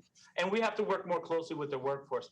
Our agency, let me be very clear, our agency has been focusing on that since day one. We're going to continue to focus on that, and we're not going to get distracted, because that's what our students need. Right. There's a tremendous disconnect between the business community and the education community, and that gap needs to be closed. I've got just a little bit of time left, but I want to enter into the record a polling results that shows overwhelming support for school choice, both public and private school choice. In fact, this recent polling it shows it is highly bipartisan. When asked, 65% of survey respondents were supportive of school choice and allowing families to choose a menu of options for their child's education. I think it was 75% of Republicans, 60% of independents, and 61% of Democrats surveyed respondents all said they support school choice. You know, in your testimony, you said that you're committed to reversing funding inequities. There is nothing more inequitable than a wealthy parent being able to send their child to any school they want, but outdated education policies telling low-income parents they can't have the same opportunities. Mr. Secretary, will you commit to working with Congress to pass school choice legislation to give every child in America to attend the school that best suits their needs? Thank you, Congressman.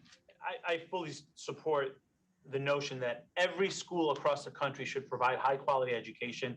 And while I understand choice, parents should have choice, it should never come at the expense of a school, a local school. And the choice shouldn't be because one school can't meet the needs of the learners. We need to make sure all schools can meet the needs of learners and not have a system of winners and losers. All schools need to make sure they meet the needs of the students. Yes, but until that is achieved, we need to give the students a choice, or we're going to lag behind. Thank you, Mr. Secretary, and I yield back. Thank you. Thank you. The next is a gentleman from California, Mr. Sallier. Thank you, Mr. Chairman. Thank you, and thanks the ranking member for having this hearing and hosting the secretary. Mr. Secretary, thank you so much for your service and your insights. I have two areas I wanted to question you about. First is workforce development in teaching.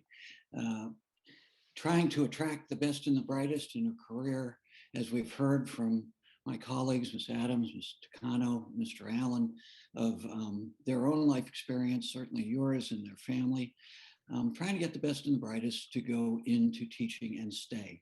And post-pandemic, we look like the trends may be heading in the wrong direction. And particularly in areas like the one I live in the San Francisco Bay Area, where there are high-cost areas, it's a real challenge. 43 states say that they've got significant shortages in science teachers, 42 states in math, and of course, all the states have significant shortages when it comes to special education. Pre-COVID, I was out at a disadvantaged school, middle school, spent a day there, and I asked the principal before I left, what was it that she needed the most? And she said, well, there's a lot, but behavioral health, particularly for my teachers. The kids need more counseling.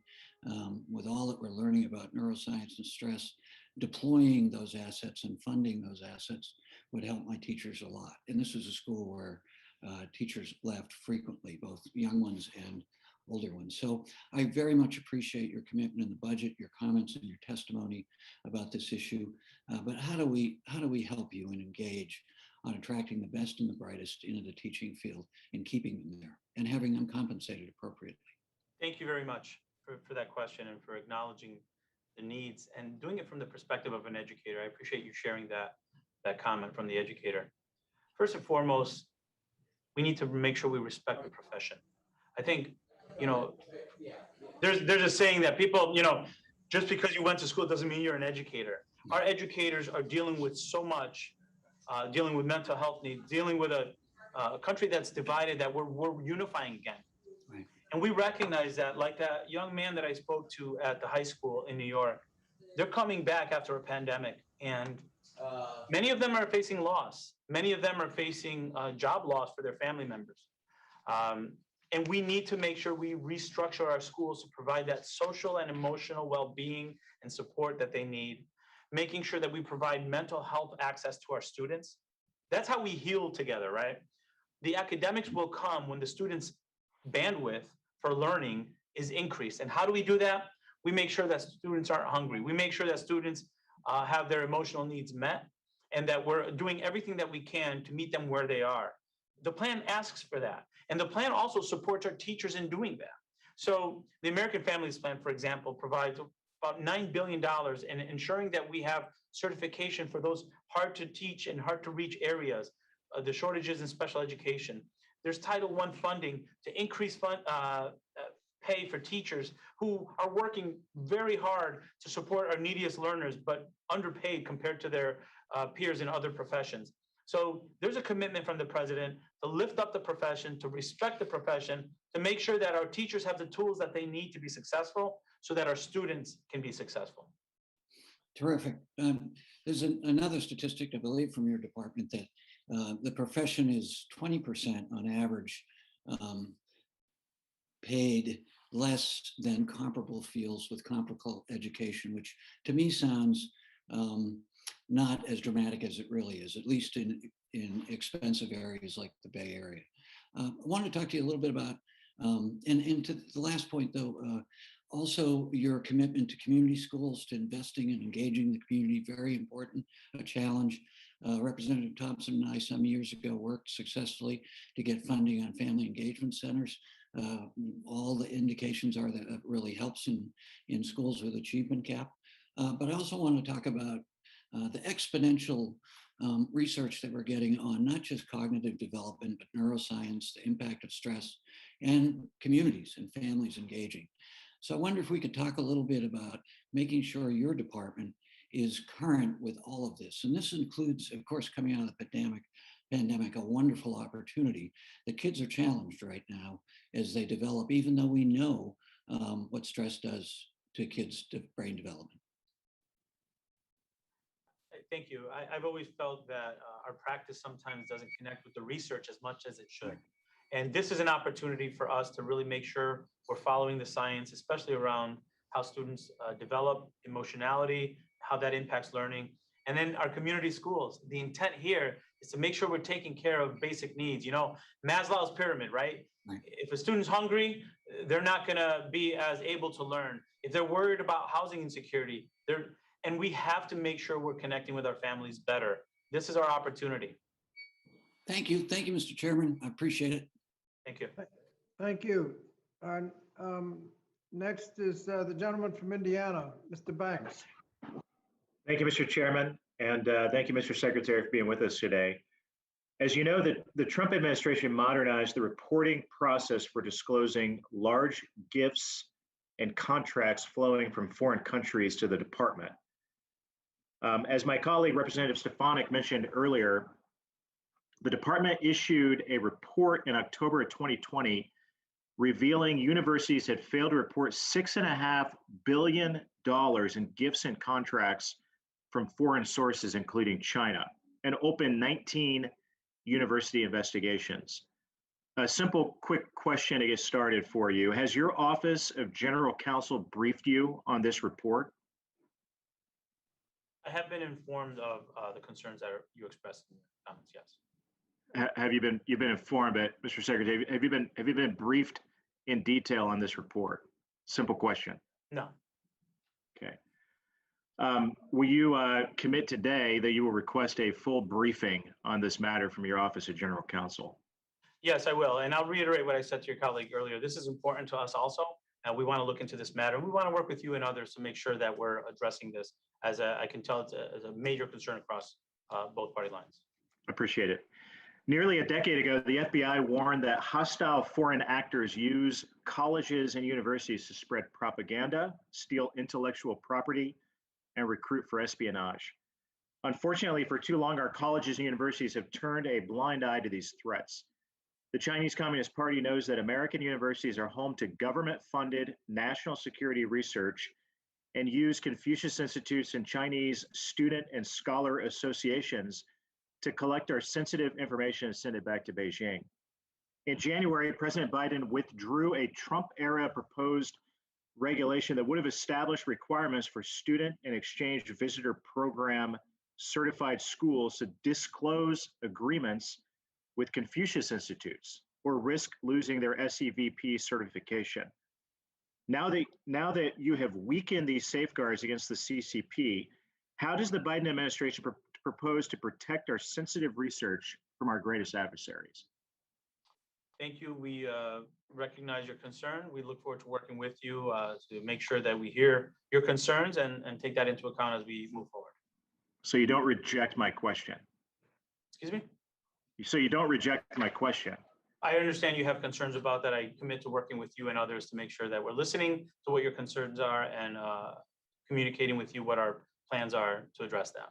We'll be following up soon with that. I want to yield the rest of my time to Ranking Member Fox. Thank you. Thank you, Mr. Banks. Mr. Chairman, I'd like to correct the record regarding the Public Service Loan Forgiveness PSLF program. We all agree that PSLF is an extremely complicated and flawed program.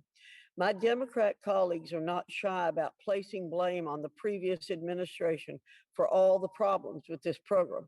However, the previous administration just happened to be in office when the key 10-year mark for this program was hit. I'd like to remind everyone what we learned during a previous hearing on the subject of the PSLF program. GAO found zero evidence that the previous administration was to blame for the problems with this program. The record must be corrected. Rather, the real issue is the program was narrowly constructed in the statute. Had we worked together in a bipartisan way to craft this legislation, this program would look much different than it does today. So when looking for someone to blame for the denial of 99% of PSLF applicants, Democrats should look in the mirror. And Mr. Secretary, I want to say to you, if you try to fix this program without coming back to legislation, I will be very concerned about that because I fear you will be doing what the Republicans have been accused of doing, and that is you will not be following the law. And I am very concerned about that. Now, I have another question to ask you. I'm very pleased you're here today. And before I want to discuss oversight and responses to letters and other congressional inquiries, lots of members on both sides have asked this question. Congress has the responsibility to oversee the implementation of the laws it passes. This is one of the areas where the chairman and I agree, as demonstrated by the chairman's question to Secretary Walsh. While I appreciate your agency has responded to some letters, not all letters have received responses. Will you agree to require your staff to respond thoroughly and quickly to inquiries from members of this committee? Yes. Thank you. I yield back, Mr. Chairman. Thank you. The next is gentleman from New Jersey, Mr. Norcross. Thank you, Chairman. Very much appreciate this hearing, and to Secretary, great to have you here. Looking forward to having you in district coming up on 16th of July to see how we're doing things in South Jersey. But I want to shift the focus away from some of the previous questions to one of safety. And after coming out of a pandemic, we certainly know how important that is. According to a June 2020 GAO report, about half the public school districts in this country need to replace multiple building systems in their schools. 41% of them, it's about the HVAC. And we know coming through a pandemic how dangerous when you spread germs can be for not only students, but for all people. One of the key components in schools to make sure that they are safe. How is the department going to address the ventilation systems in our schools so our children and their parents are sure kids are going in to a safe school. No, no, I'm not. Thank you for that. You know, in my experience in Connecticut, put ventilation on my radar really early. And we recognize that in order to safely reopen schools, in the almost daily meetings we had to include OSHA officials and folks whose job it is to look at occupational safety. And I can assure you that moving forward, educators across the country are taking into account air quality and making sure that the systems that in many cases have been neglected receive the proper maintenance and upgrades that they need in order to circulate air and make sure schools are safe for our students and our educators. So in our handbook, this COVID-19 handbook, the second one, we have guidance on best practices and what states and districts should be doing. There are funds in the plan, the K-12 infrastructure, part of the American Jobs Plan, to upgrade and build new public schools where needed. There's $50 billion over 5 years, making sure that our schools are healthy places for students to learn and places for educators to work, which includes community college upgrades as well. I don't want to leave out our higher education institutions who are also looking at those same issues. So in resources, it's there. In guidance and best practices, there are resources there. And we look forward to working with our states and our local partners to make sure that they have what they need to be successful. Well, thank you. And Mr. Chairman, I'd like to enter into the record a letter from the School Superintendents Association, American Federation of Teachers, NEA, and sheet metal workers, along with 14 others, talking about exactly what we have here. No objection. Thank you. Second question. Secretary of Education, incredibly important. What a background that you have relevant at each level of that education. The narrative in this country is in order to make it, you have to go to a four-year college. Well, and that's contributed to by starts from parents. But we know that's not the same for every kid. We have to recognize, and we've talked about this, how children are different, their needs, their desires, their aspirations. How are you going to push the narrative that education is more than just a four-year college? And we need those, but we also need carpenters, electricians. We need across the field, and everybody's equal. How is it that when we talk about financial support, whether the great things we've done in student debt, that every child, no matter what they choose as their career, is important and can expect that sort of support that we're doing? Thank you, Congressman Norcross. You know, having graduated from a technical high school where I was learning the automotive trade for 4 years, then having the influence of a phenomenal teacher, and it's important to name them publicly, Mrs. Ransom, who said, Miguel, you know, you might want to consider a career in education. You're using your art to speak, and you might want to be an art teacher. So I went into four-year college, but I recognize the value of vocational education and career technical education. And I can tell you, we need to evolve our schools better and change the culture where it has very old school mentality. We have to change that. Our schools today need to evolve to make sure that the workforce needs that are existing today are met, that we have a clear through line from middle school to high school to two-year colleges to the workforce, and then to four-year schools too, because students may want to advance their education. But we have to change the culture and change the narrative. And we do that by creating quality programs. I can tell you that in Connecticut, you know, the running joke was if you're a welder who knows how to code, you're set. You're not going to have debt. You're going to have people knocking on your door to hire you, and you're going to be making a very, very good salary. So I recognize it. I've seen it as an educator. I've experienced it as a student. We have to work together to make sure not only that we're changing the narrative, but that we're providing good pathways for students with jobs that exist now, that are vacant now. And we have to make sure we do a better job connecting our pre-K-12 schools and community colleges. And as you know, the American Families Plan is proposing that at a level where I think it could really make a difference for our country. Well, thank you. My time expired, but I do want to give a shout out, Mr. Morita, my seventh grade teacher. Educators. I yield back. Thank you. Gentleman from Pennsylvania, Mr. Keller. Thank you, Mr. Chair, and thank you, Mr. Secretary, for being here today. When we look at the outstanding student debt, it's quickly approaching $2 trillion. President Biden has made it clear that forgiving student debt is a top priority for the administration. And it's also my understanding that you agree with the goal. While the narrative surrounding the student debt crisis leads one to believe that swaths of borrowers are saddled by burdensome debt, the data suggests that this rhetoric is separated from reality.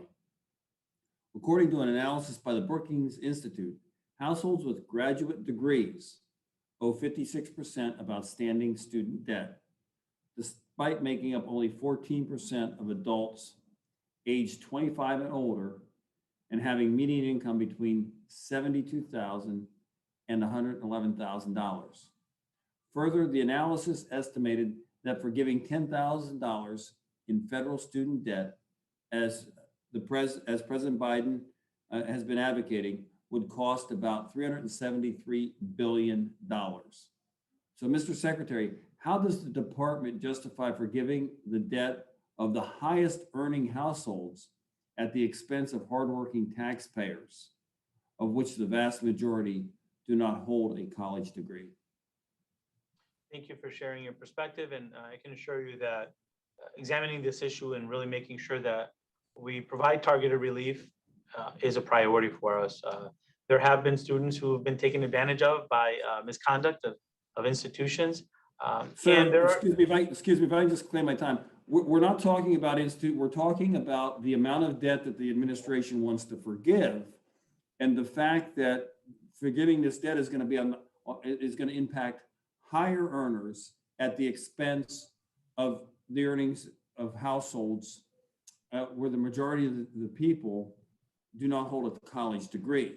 So, you know, I don't want to, respectfully, my question is, how do we do this? You know, how does the department justify forgiving the debt on the high earners, high earning households at the expense of the other ones, regardless of what the other institutions are? They need to be held accountable. What I want to know is how we're justifying the department justifying forgiving the debt on the highest earning households at the expense of hardworking taxpayers, of which the vast majority do not hold a college degree. That's the question. Thank you, Congressman Heller.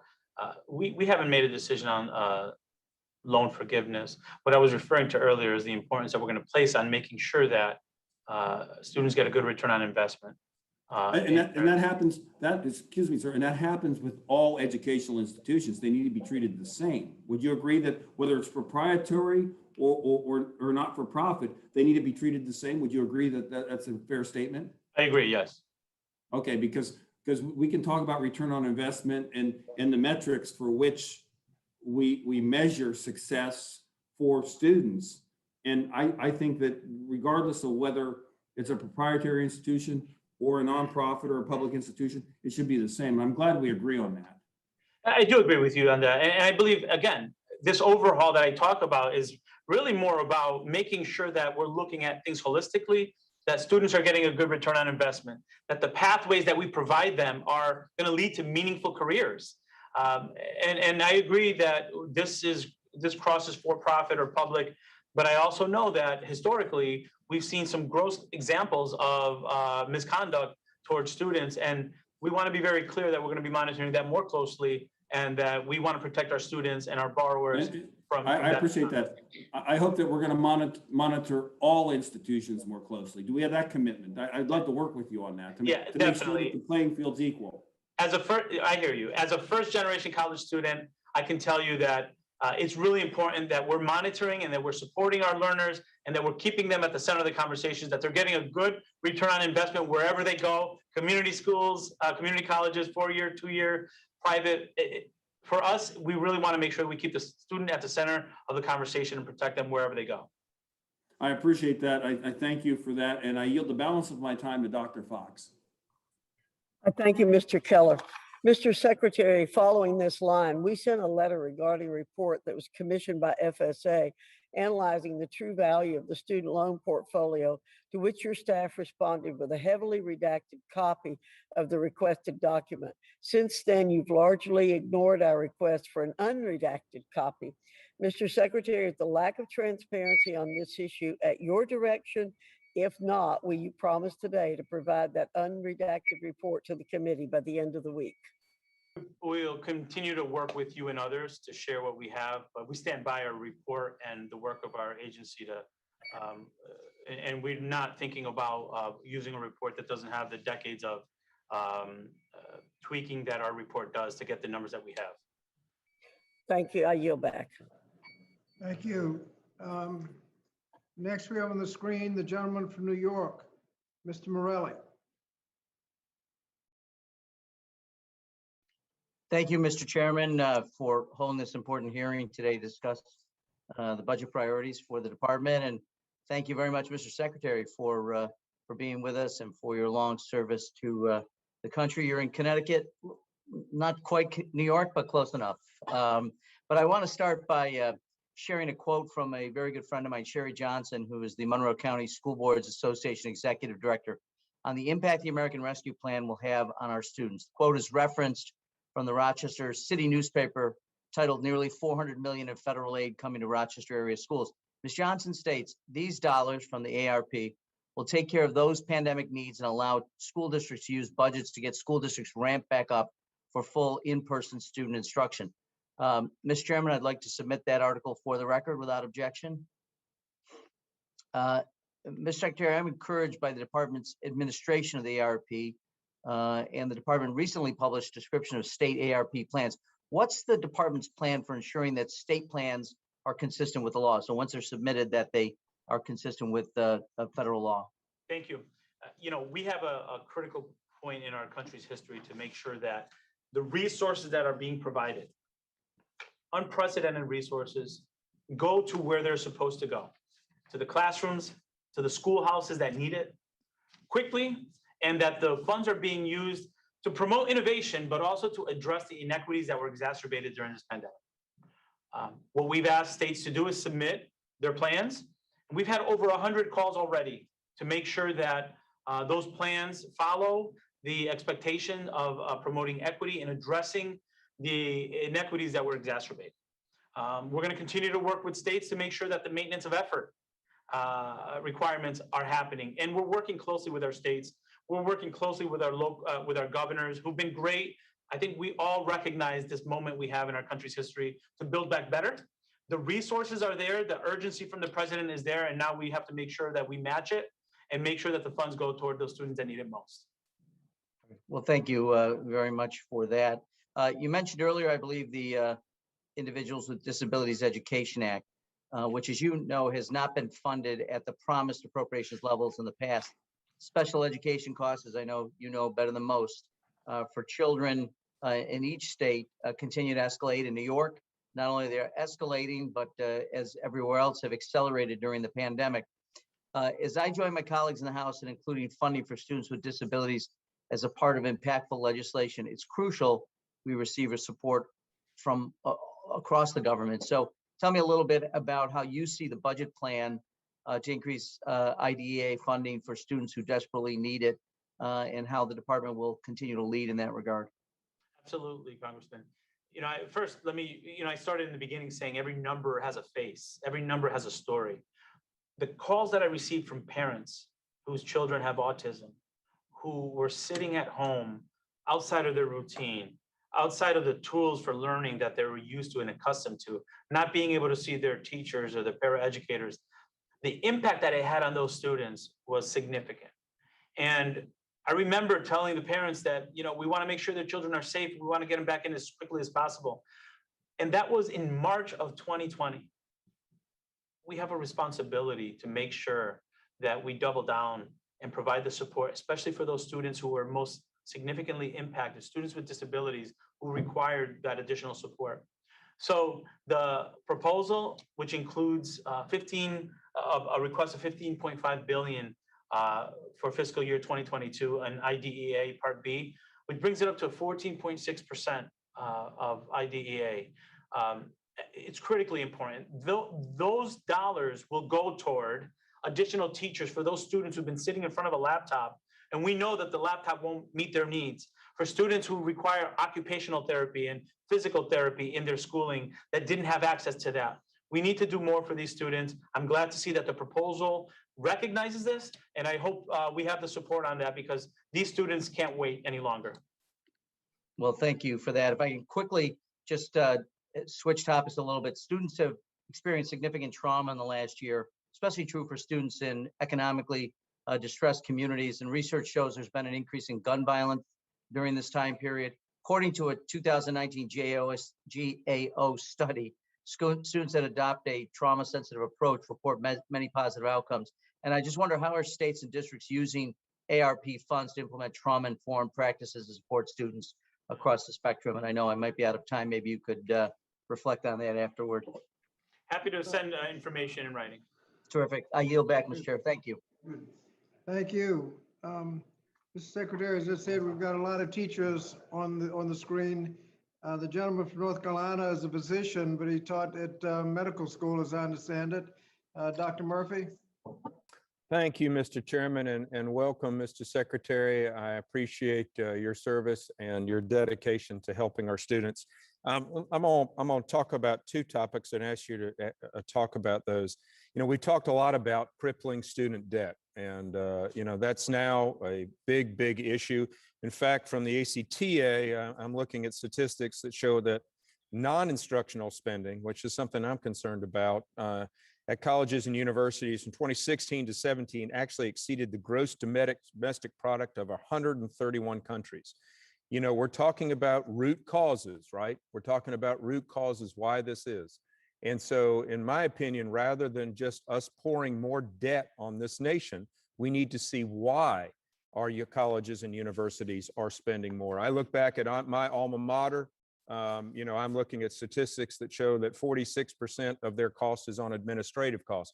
We've seen that go like a skyrocket compared to academic costs. So let's look at, in my opinion, why student debt is so much. You know, I believe the federal government exacerbates the problem as continuing increases in federal student aid have enabled institutions to increase their tuition rates, confident that Congress will cushion those. So I'm interested in how you feel we do this. How do we get more bang for the buck? How do we cut the excess that is going on in so many colleges and universities? Thank you for your question and for your concern. I share with you the importance of making sure we have a role in ensuring a good return on investment for our learners, and ensuring that colleges are utilizing their funds to support students. But I'll tell you, I recently visited a school in Michigan where I spoke to a student who was struggling with the cost of books. You know, the books I think for that semester were $600, separate from the tuition. So I also want to encourage universities and colleges to make sure that they're looking at the needs of students and providing supports in areas that our students need. The traditional student is no longer the traditional student, right? We have parents who are going to college to get different skills, or to, you know, maybe they didn't go after high school, but they didn't want to close the door on that dream, and they're going back down. They might have children. So colleges are serving more of a greater role in many cases than they have in the past. So they might have childcare centers there. They might have assistance for students who are dealing with hunger, and making sure that those basic needs are being met. So I recognize the importance of a good return on investment, but I also recognize that colleges are serving students in ways that they haven't traditionally in the past. Yeah, I know. I was on a full scholarship undergraduate, and I held 2 jobs to help work with that stuff. And yeah, I went hungry. I had a lot of lean cuisine meals, and I think a lot of that stuff, there's just a lot of bloat that goes on, and we need to address that. But anyway, thank you for your comments. Let me just turn to one issue that is hotly debated now in the country, and that's critical race theory. Obviously, Mr. Secretary, our nation has had a difficult history of slavery and subsequent discrimination. That said, we also have a very proud history of eradicating slavery, ending legal discrimination, and fighting to overcome racism. We have made what I believe is undervalued progress since our troubled beginnings. We should continue that fight today. However, critical race theory has a fundamental effect now on the way young children and students view this nation's history. So I think looking to the future, Mr. Secretary, and I'm going to ask you this not as Secretary of Education, but as an American. I know you don't have control over curriculum. How do you think the history of our country should be taught? In other words, understanding that we still have far to go. Should our history be one taught from the vantage point of victimhood or vindictiveness, or should it be one made of achievement, progress, but still more achievement and progress to go? Certainly achievement and progress. I'm proud to be an American. I'm proud of being serving in this role. I mean, I'm an example of the American story, right? Yeah. And but I think we can do that while also being honest about some of the things we're not proud of. And I don't think our educators across the country, I don't think it's an issue with them. They understand how our students learn. They understand how important it is to make sure that curriculum number one is handled there. And I do believe, I feel very strongly about this, that when done well, it builds community, it builds pride in our country when it can be done well. And I trust our educators across the country to get it done well. Great. Thank you, Mr. Secretary. I appreciate your time. I'll yield back, Mr. Chairman.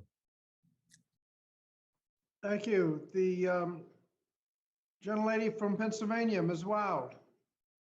Thank you, Mr. Chairman. And thank you, Mr. Secretary, for being here with our full committee. It's good to see you. Before I start with my question, I just want to note my profound disagreement with my colleague who just spoke about the place of critical race theory in our schools. But I'll move on to the topic of school infrastructure, and specifically the physical environment that our students learn in. My district is located in the Lehigh Valley of Pennsylvania. We hope to welcome you in the not too distant future to our area. We experience education funding disparities just like districts all across the country. One of my urban low-income school districts in the Lehigh Valley, the Allentown School District, has 4 schools that were built in the 1800s, around the time when President Ulysses S. Grant was in office. And many of the schools do not have central air conditioning. And even if funding were to become available for facilities upgrades, many of these old buildings have simply reached their electrical capacity. They can't add air conditioning. So, you know, it seems to me that it's really hard to expect that students learning in a school that was built 2 centuries ago will find the same type of fulfillment and the ability to learn from going to school as students attending wealthier schools. And not to prolong the discussion of my own district, but let me just say, right adjacent to the Allentown School District is the Parkland School District, where their brand new high school, I still think of it as a brand new high school. It was built in 1999. It seems like yesterday. It's a highly rated public school and has every possible advantage and comfort that could possibly be imagined for the students and the teachers. And that's right next door to the Allentown School District that I just referred to. So I am really happy that President Biden's infrastructure proposal, the American Jobs Plan, includes $100 billion for school infrastructure and new construction projects. And what I'd like to hear from you is, how would the funding in the Jobs Plan and in the Reopen and Rebuild America's Schools Act, but which, by the way, I co-sponsor, help districts like the one in my hometown upgrade their old school buildings and build new schools where necessary? Thank you for the question. You know, you or I would not buy a car without air conditioning. As a matter of fact, if the option to go into a workplace on a hot, muggy day without air conditioning, if the option existed to go there or to work from home where you do have air conditioning, you would likely, and I would likely, go to a place where it's a little bit more comfortable. So why do we allow it to be normalized that our students are in classrooms with 20, 30 students without air conditioning, and that's been normalized? The president gets it. The American Jobs Plan provides funds, and through the Families Plan and the American Rescue Plan, there's an opportunity here not only to upgrade our systems, but to make sure that our learning environments, as you mentioned, are conducive to learning and to learning the way learning should be. It's not sitting in rows facing forward. It's students engaging with one another. Sometimes these classrooms in older schools are really small and tight and not conducive to good pedagogy. So this is our opportunity to build back better, to make sure that we're building up our schools in places where we would want to send our own children. And every student across the country deserves that. The American Jobs Plan, Families Plan, and Rescue Plan, and the budget promote that. So let's, as educators, we need to make sure we're being creative and assertive about making sure that our students get the same opportunities for their learning that we would want in our workplace. And by the way, I don't, we know that a great deal of research has shown that high quality school facilities improve students' academic achievement, reduce student and staff absences, and reduce student suspensions. I was fortunate enough to also visit a brand new elementary school in that Parkland School District where the more modern high school is located just recently. And it was just incredible. It incorporated all kinds of creative learning spaces for students. It was the kind of place that I would want to go. And it's not just about comfort. I think there's not a single person on this committee that doesn't believe that young people and students are the future of our country and that we have to do everything we can to help them learn. So I'm really appreciative of the commitment of this administration to making sure that not only is the quality of the education good and the teaching staff and so forth, but that the facilities are conducive to good learning. With that, Mr. Secretary, thank you so much. I feel like I could talk to you for an entire afternoon, and I hope I have the opportunity to do that soon. They are inextricably linked. They are inextricably linked. Thank you so much. Thank you, Mr. Secretary. We've got another educator, Dr. Miller Meeks, who is an ophthalmologist but taught at medical school. Dr. Miller Meeks. Thank you so much, Representative Scott, Chair Scott. I appreciate that. I also have a master's in education, but that may make me less qualified to ask a question. Secretary Cardona, thank you so much for being here.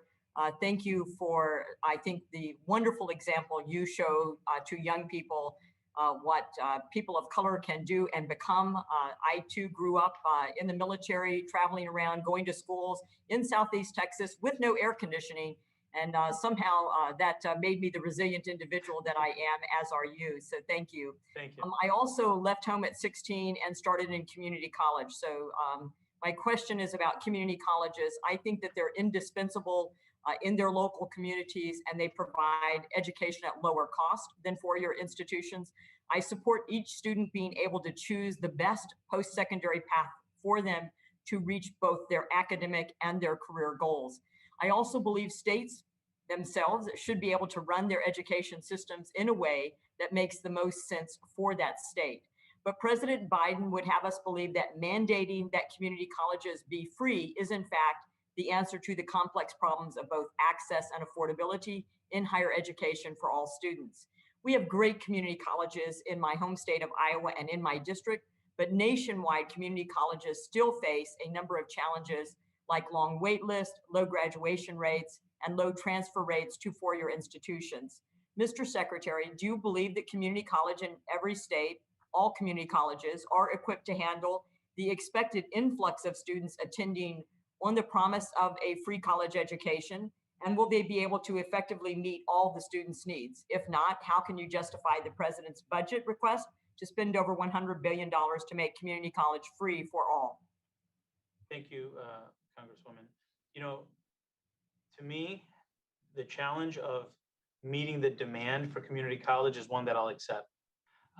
If we have a situation where our community colleges have more people that want to sign up than they can take, that tells me that there's a thirst for this and that's only going to have a benefit for our economy, for our communities. Community college grads, as you know, they graduate with a 21% increase in earning potential. And that's good for the families, that's good for the community.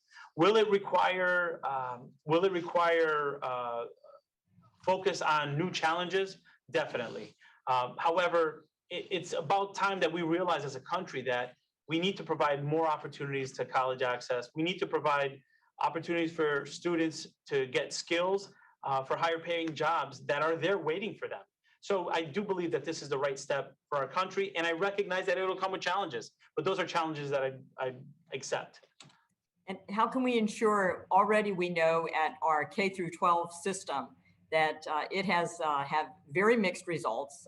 We know that we lag behind in reading and math, regardless of the facility. So how do you expect, or how can you ensure that the mixed results in K through 12 would not be carried over into 2 additional years at a community college? Thank you, Congresswoman Miller Meeks, for being able to answer that. We have been, again, as an educator, as a principal, as an assistant superintendent, we've been underfunded to the point where it's become normalized. And with this $20 billion investment in Title I to focus on addressing those achievement disparities, with the funds that are being aimed at CTE to make sure that we have good pathways that are engaging our learners, providing good STEM programming, ensuring that we have good class sizes, support for our students with disabilities, I expect there to be an improvement in our K-12 programming, in our K-12 outcomes. We're going to get back from this pandemic and we're going to improve outcomes in our K-12 system. I didn't take this position to keep the status quo. I came to address the achievement disparities and make sure we do better. Oh, go ahead. I apologize. My time is limited, but speaking of the pandemic, and I would say that we spend more per student than almost any other country and have mixed results. But Dr. Murphy and I on Ed and Labor Together sent a letter on May 6th to Dr. Walensky, the director of the CDC, raising concerns about reports that teachers unions inappropriately exerted political pressure on the Biden administration to influence CDC health guidelines on reopening schools. The reason this is important is because in closing schools, the rate of depression, mental health issues, and suicide among students as young as 9 years old have escalated, 31% increase in mental health issues. Do you agree it's inappropriate for teachers unions to exert political pressure on health officials? And do you agree that health decisions should instead be based on the evidence? You know, happy to have more conversation with you on this, or even submit in writing. I do believe the mental health needs of our students must be taken into account, not only as we make decisions about reopening, but as we think about what supports we're going to provide for students in the fall. Both the mental health issues and also the exercise of teachers unions on health decisions, I think, is something that we should be focused on as well too. So thank you so much. And Mr. Chair, I yield back my time. Thank you. The gentlelady from Georgia, Ms. Macbeth. Thank you, Chairman Scott, and thank you so much for convening this hearing. And thank you so much, Secretary Cardona, for your excellent work at the department. I've had a chance to hear from you before, and we're just really grateful for everything that you're doing to bring so much value. And over the last year, you know, we've watched as COVID-19, the coronavirus has just really made its devastating impact on the entire nation. And it was a year that, you know, we saw all of our adult children, you know, and I'm sure they were pretty upset, but many of them having to move back with their families. And we saw graduations canceled and virtual classrooms become what we now have to say was the new normal. And when I talked to my constituents, I mean, it was clear. I spoke to them over and over and over again over the course of that time. And you know, even though we passed this historic relief, you know, hardworking families, you know, deserve a break. And we know that our students deserve a break. And that's what I've heard. My question comes to you about the American Rescue Plan, which invested billions of dollars into relief for higher education. And we know that this historic relief legislation really sought to kind of bolster and strengthen, and in some cases, improve our education system. But, you know, I've heard from, you know, educators throughout my district, and we did a lot of you know, webinars with them, just really hearing from them. And in fact, Ron Wade, who is the Fulton County School District Chief Talent Officer, he recently just stated that each elementary school will get a literacy coach and another literacy related staff member. And all this is because of the funding that we appropriated for the American Rescue Plan. You know that these resources are especially critical, of course, for Black and Latino students whose learning was actually 3 to 5 months behind at the beginning of the school year, and could be up to 6 to 12 months behind by the end of this school year, compared to the 4 to 8 months for white students. Secretary Cardona, state plans for the use of the American Rescue Plan funds that were due on June 7th. Can you share any additional data or information on the impact that the American Rescue Plan funding has had on the improvement of resources to support our students, especially for vulnerable student groups? Thank you. Yes, thank you for that and for acknowledging the challenges that are out there, but also the fact that the American Rescue Plan is providing relief. And I loved how you turned, what some say, well, look at the money here. No, we're talking about a literacy specialist for kids who are behind. So the money translates into people that are going to help children be successful, whether that's in literacy and numeracy or in their mental health needs because of what they just experienced. We have 35 plans submitted. The other 15, we're working on getting them in. We're having communication with all the states.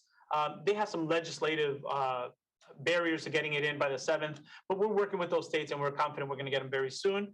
And we've been in communication with those states. Over 100 calls, webinars with over 550 groups of stakeholders to talk about how the stakeholder engagement should look, how equity focus should look. So it's really given us the opportunity to engage and partner with school communities and states on how to build that better. We're seeing summer school programs expanded to include enrichment opportunities for students who would be stuck at home during the summer. We see extended day programs in the fall for students to have an opportunity to engage with their peers after having been locked in their home for a year and a half because the pandemic was rampant in their communities. We have additional support personnel to assist students as they come back, and we anticipate that they're going to need more support. My biggest fear is that symptoms of trauma get treated like disciplinary issues. So we have to make sure we have more school counselors, social workers, better training for teachers to understand how to welcome our students in a trauma-informed school.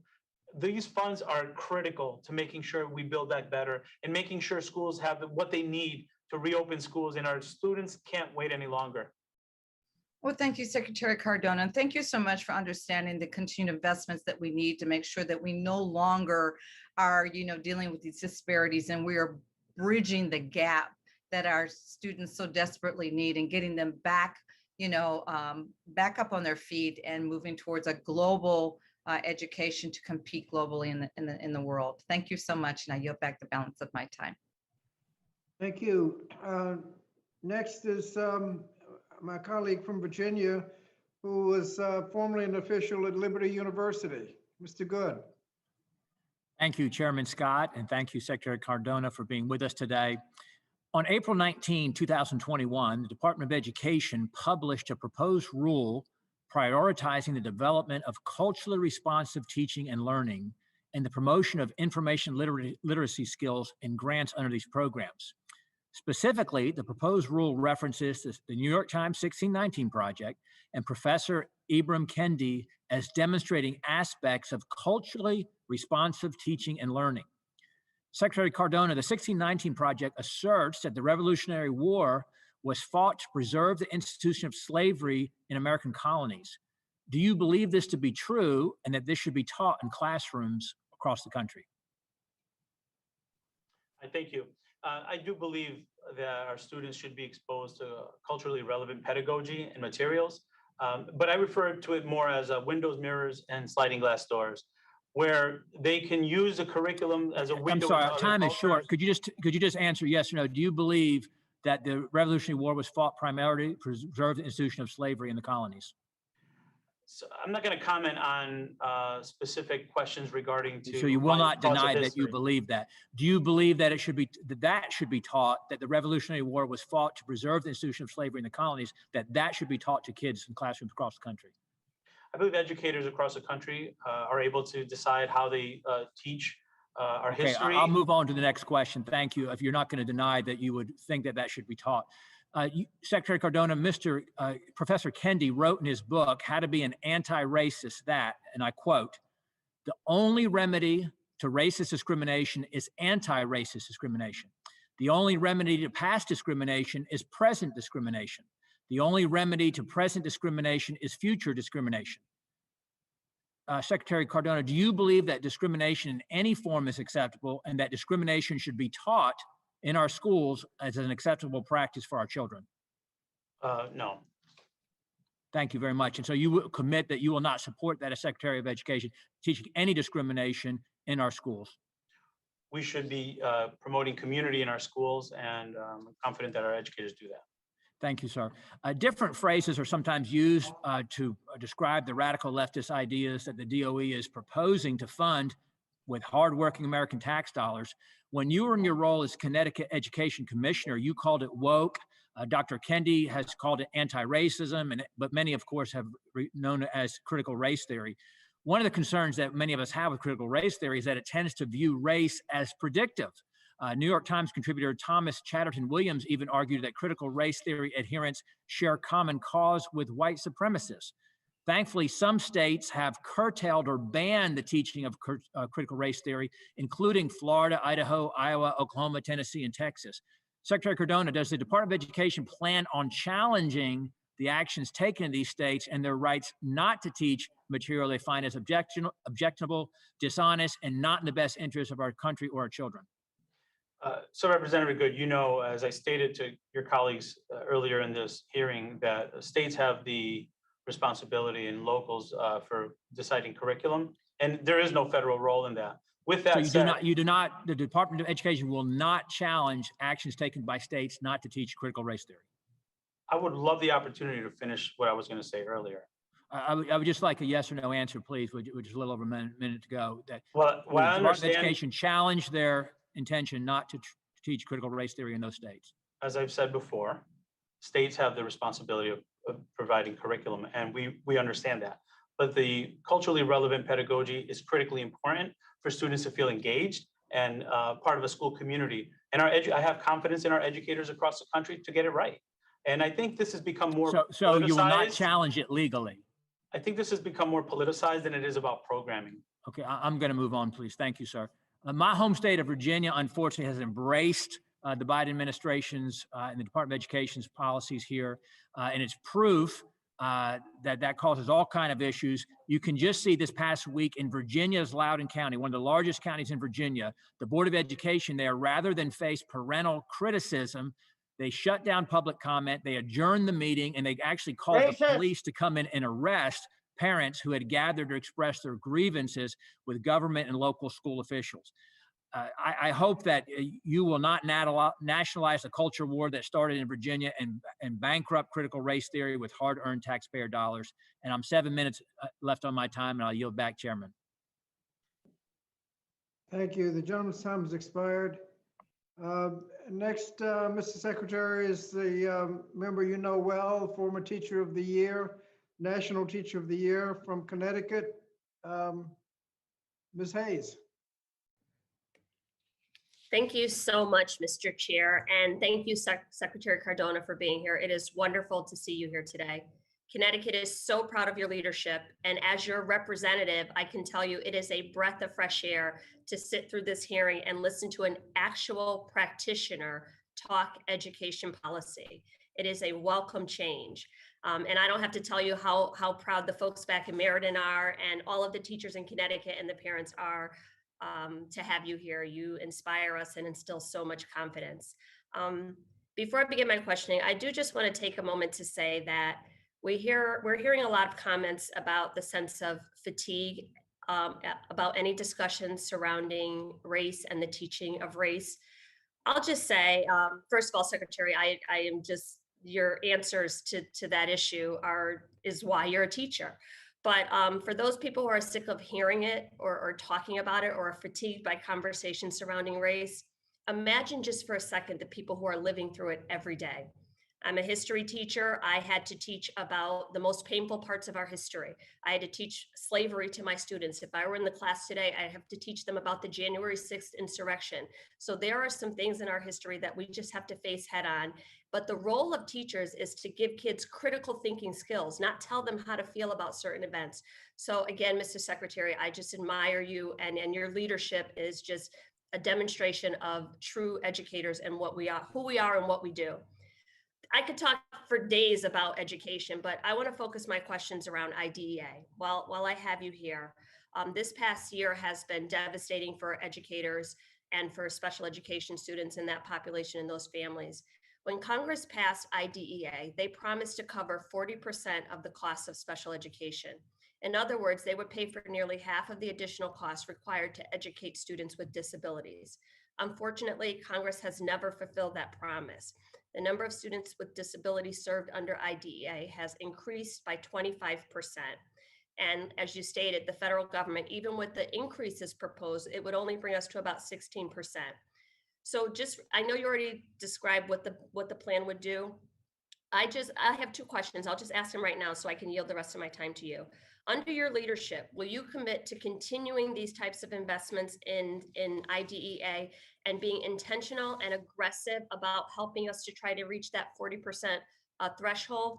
And then my second question is something I know you care deeply about because I've worked on several committees and task force with you on this issue, diversifying the educator pipeline and infusing the pipeline. I introduced the Save Education Jobs Act, the Diversify Act, the Teacher Diversity and Retention Act to build on some of the work we did back in Connecticut. Can you talk a little bit about how this budget will improve teacher partnerships, infuse the pipeline, and make sure that we have the best people standing in front of our kids who are adequately prepared?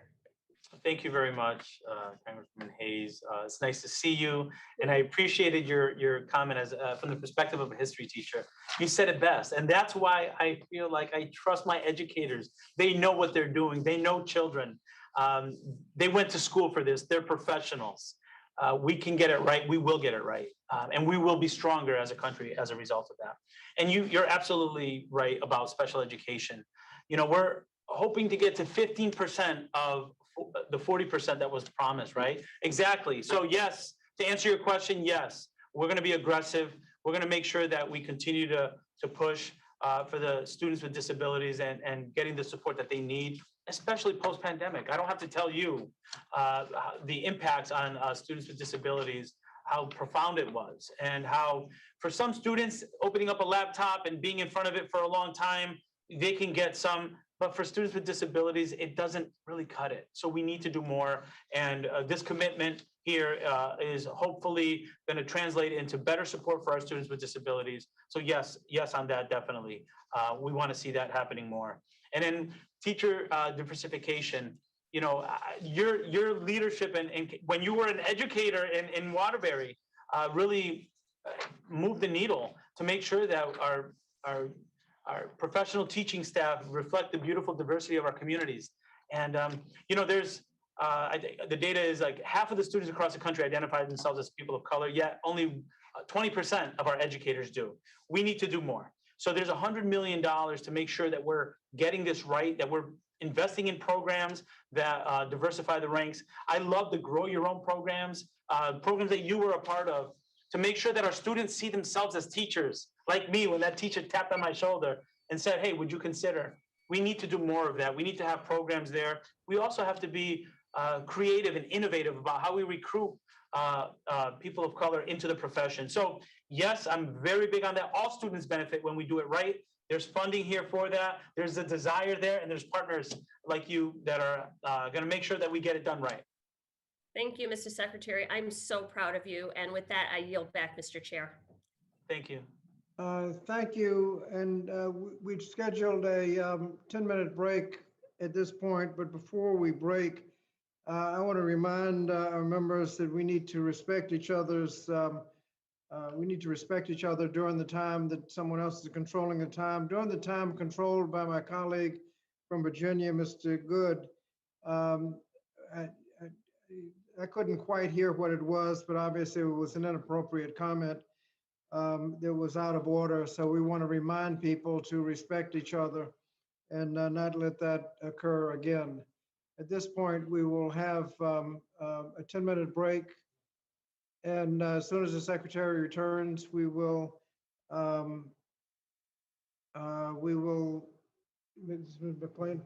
McLean will be the first one to ask questions.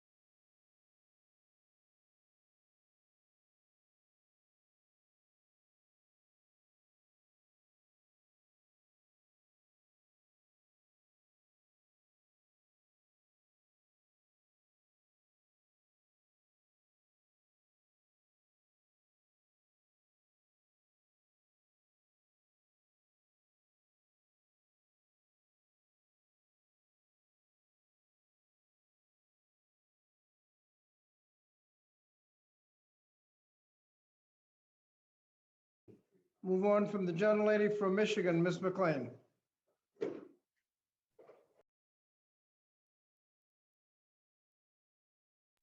Ms. McLean, I think you're on mute.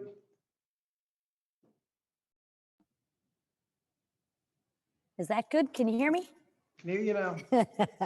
All right. Thank you, Chairman. Mr. Secretary, I want to thank you for being here today. I'll get right to it. I've heard you state today that children often require different learning techniques in order to understand the material.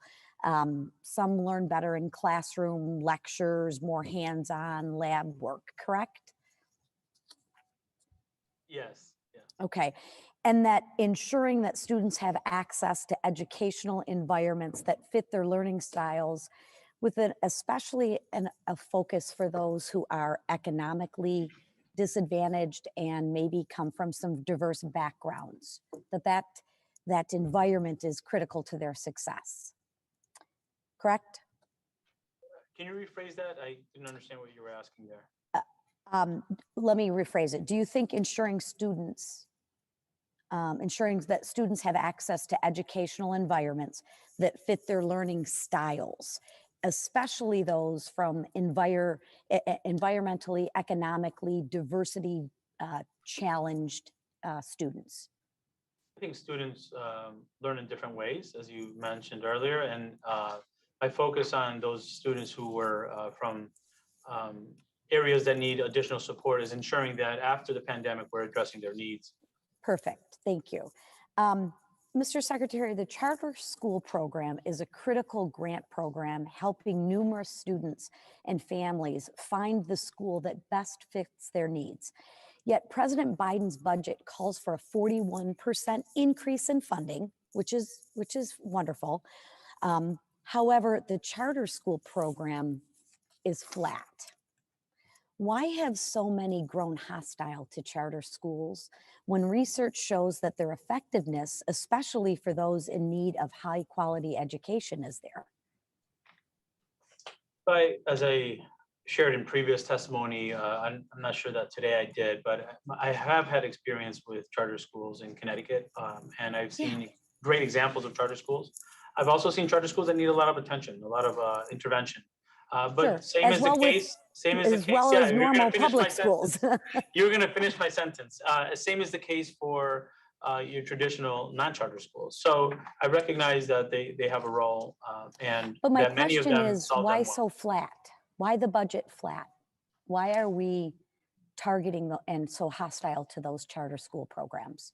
I think the president recognizes the importance of making sure that other programs receive funding, such as Title I. The $20 billion there is really ensuring that all students have an opportunity to access school and accelerate their learning after the pandemic.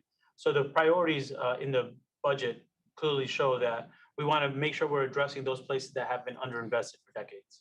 But the issue is charter schools provide higher ratios of diversities for both students and teachers, yet we're discriminating against the charter schools. Thank you. I mean, thank you make for sense. sharing your thought. They're eligible as well for the Title I increase that we're hoping that gets your support. So you're saying that charter schools are getting an increase, that it is not a flat budget? That's not what I'm saying. I'm saying that the funding priorities that the president made make sure that students who have great need are getting access to additional funds. But yet they have to use the public school to do that.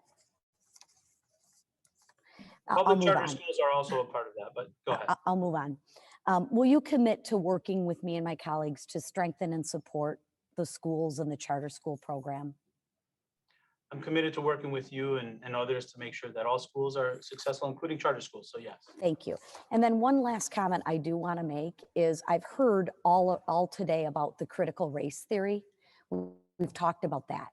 That is an issue. Is that correct? That is an issue that is coming up, whether good or bad. I'm not here to debate that right now. My question is, we are talking about critical race theory, correct? We have been talking a lot and this Right. conference, yes. Right. My thought process is that is some of the members on the other side of the aisle have criticized myself and some of my colleagues that they don't believe we are even talking about critical race theory. So I just wanted to clear that up, and I will yield the balance of my time back to Representative Fox. Thank you.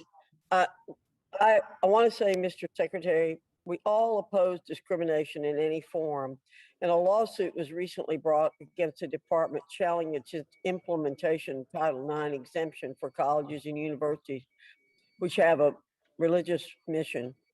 On June 8th, the Department of Justice intervened in the case, indicating DOJ would vigorously defend the religious exemption. However, it seems DOJ may be backtracking. Reports have indicated also Department of Education may revisit the Religious Liberty and Free Inquiry final rule. Well, let us say, ranking member, you were yielded with 12 seconds left. There's no way you can get a question in and an answer.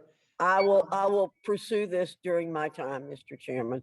I do note that you guys have gone over 5 minutes and we've gone over 2.5, but I'll wait, Mr. Chairman.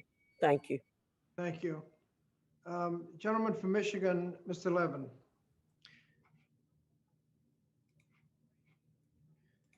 Thanks, Mr. Chairman, for hosting this incredibly important hearing. And thank you, Secretary Cardona, for spending all this time with us. It was great to have you in Macomb County, and it's great to see you here before the committee. The American Rescue Plan made a historic set of investments in education after what at times felt like insurmountable challenges and pressures on our school leaders, our teachers, our parents, and above all, our students. However, my colleagues across the aisle continue to insist the ARP's investment in our schools wasn't necessary, claiming we don't need more funding for schools because we have more than we can spend. I can testify that that's definitely not the situation in Michigan. The Republican leadership within our state legislature continues to use the budgetary process to withhold critical funds. Meanwhile, the superintendents in Michigan's 9th district have told me personally that this funding is desperately needed to support our students as we come out of this crisis. Many school districts face budget deadlines on June 30th, like 6 days from now, while we wait in uncertainty for our state legislature to stop playing political games. Mrs. Piper Bogner, the superintendent at Van Dyke Public Schools, described the situation in Michigan as follows, and I'm quoting from a letter she sent me. Education funding has become an unsteady system, one in which our children become pawns in hopes that someone somewhere will say the magic words to convince our majority in the state legislature, that is, that their future in the most advantaged country in the world is worth funding. Secretary Cardona, the American Rescue Plan requires states to allocate ARP funds in an expedited and timely manner, and to the extent practicable, not later than 60 days after the state receives the funds. Do you know how many states are distributing funds within the 60 days? And for states that are not meeting this deadline, what has the department heard from these states? Thank you, Congressman Levin, for that. And I appreciate the sentiments of the superintendent, who is absolutely right. We shouldn't be questioning whether or not the funds are needed. I can tell you that programs are being planned over the summer into the fall to recoup some of the loss. We're making sure that class sizes are adequate for students that are coming back. We're making sure that the social and emotional needs of students are being cared for when they come back. We shouldn't be wondering whether or not those funds are going to be there. With regard to maintenance of effort, we work really, we put out guidance on that before we even put out guidance on what the plan should look like, because we wanted to make sure that folks knew this doesn't mean, this federal support doesn't mean that they don't have their responsibilities at the state and local level, where they've also received ARP funds to do what they need to do around education. So we've had over 100 calls. We've had webinars with states, and we've actually had conversations with specific offices to make sure that they're following the expectations that we have and the rules that you laid out with the American Rescue Plan to get the funds into the schools, and that they're doing their part. So ongoing conversations, we'll continue to do that to make sure that students are not being shortchanged here. Well, so for states like my home state of Michigan that are delaying funds to school districts due to legislative or budgetary processes, I want to know what do you think the department can do or what we can do to help you? We want to partner with you to make sure these states expedite allocating the money to the school districts in a timely manner. So whatever we can do to partner with you, we want to do. Right. We have 35 states that have already moved forward before the June 7th or on June 7th deadline. There are 15 states that have legislative processes that are holding it back, but we're in communication with those. But that doesn't mean that the distribution of funds that they currently have getting to the schools should be delayed at all. As you know, 2/3 of the allotment was already distributed, and those funds should be making their way to the classrooms. And it doesn't mean that the state is not putting their part. So happy to have more conversation with you. Happy to have our team follow up as needed to make sure that that's happening. Well, thanks, Mr. Secretary. I just need my colleagues to understand that when we refuse to fund our education system with the necessary investments and resources, we fail the children of this country and we deprive our hopeful, bright, and striving kids of the future that they deserve. Mr. Secretary, I look forward to working with you to get the America's College Promise Act done, to get the Jobs Act done, to relieve student debt and so many other things. You are a breath of fresh air, sir, straight from the front lines of real public education in this country, and we're delighted to have you. With that, Mr. Chairman, I'm yielding back with my time expired. Thank you. Thank you. Next will be the gentlelady from Tennessee, Ms. Harshbarger. Thank you, Chairman and Ranking Member, and thank you, Secretary Cardona, for being here today. I appreciate that. I have a couple of yes or no questions, and the first is, do you believe the public deserves to know if our adversaries are funneling money into our research institutes? That's the first one. Is that a yes or no? Yes. Okay. Well, and I know other colleagues have talked about that. Do you think it's time we started putting stricter penalties in place for that non-compliance? Well, it's a more than a yes or no response to that. I think we have to make sure that the systems that we have set up to monitor this and to work with our universities is clear and transparent. And we have to make sure that we're doing our work to due diligence to build up those systems, communicate them. So without having understanding right now specifically about which universities or which programs you're talking about, I would tell you that I am committed to working with you and others to make sure that these concerns are being addressed, looked into, and we're transparently communicating what we're doing. All right, I'm going to switch topics and just ask you a yes or no, and then we'll go into that. Do you support a woman's right to earn an athletic scholarship, sir? I support all students' rights to do well in sports and earn scholarships. Okay. Well, I take that as a yes.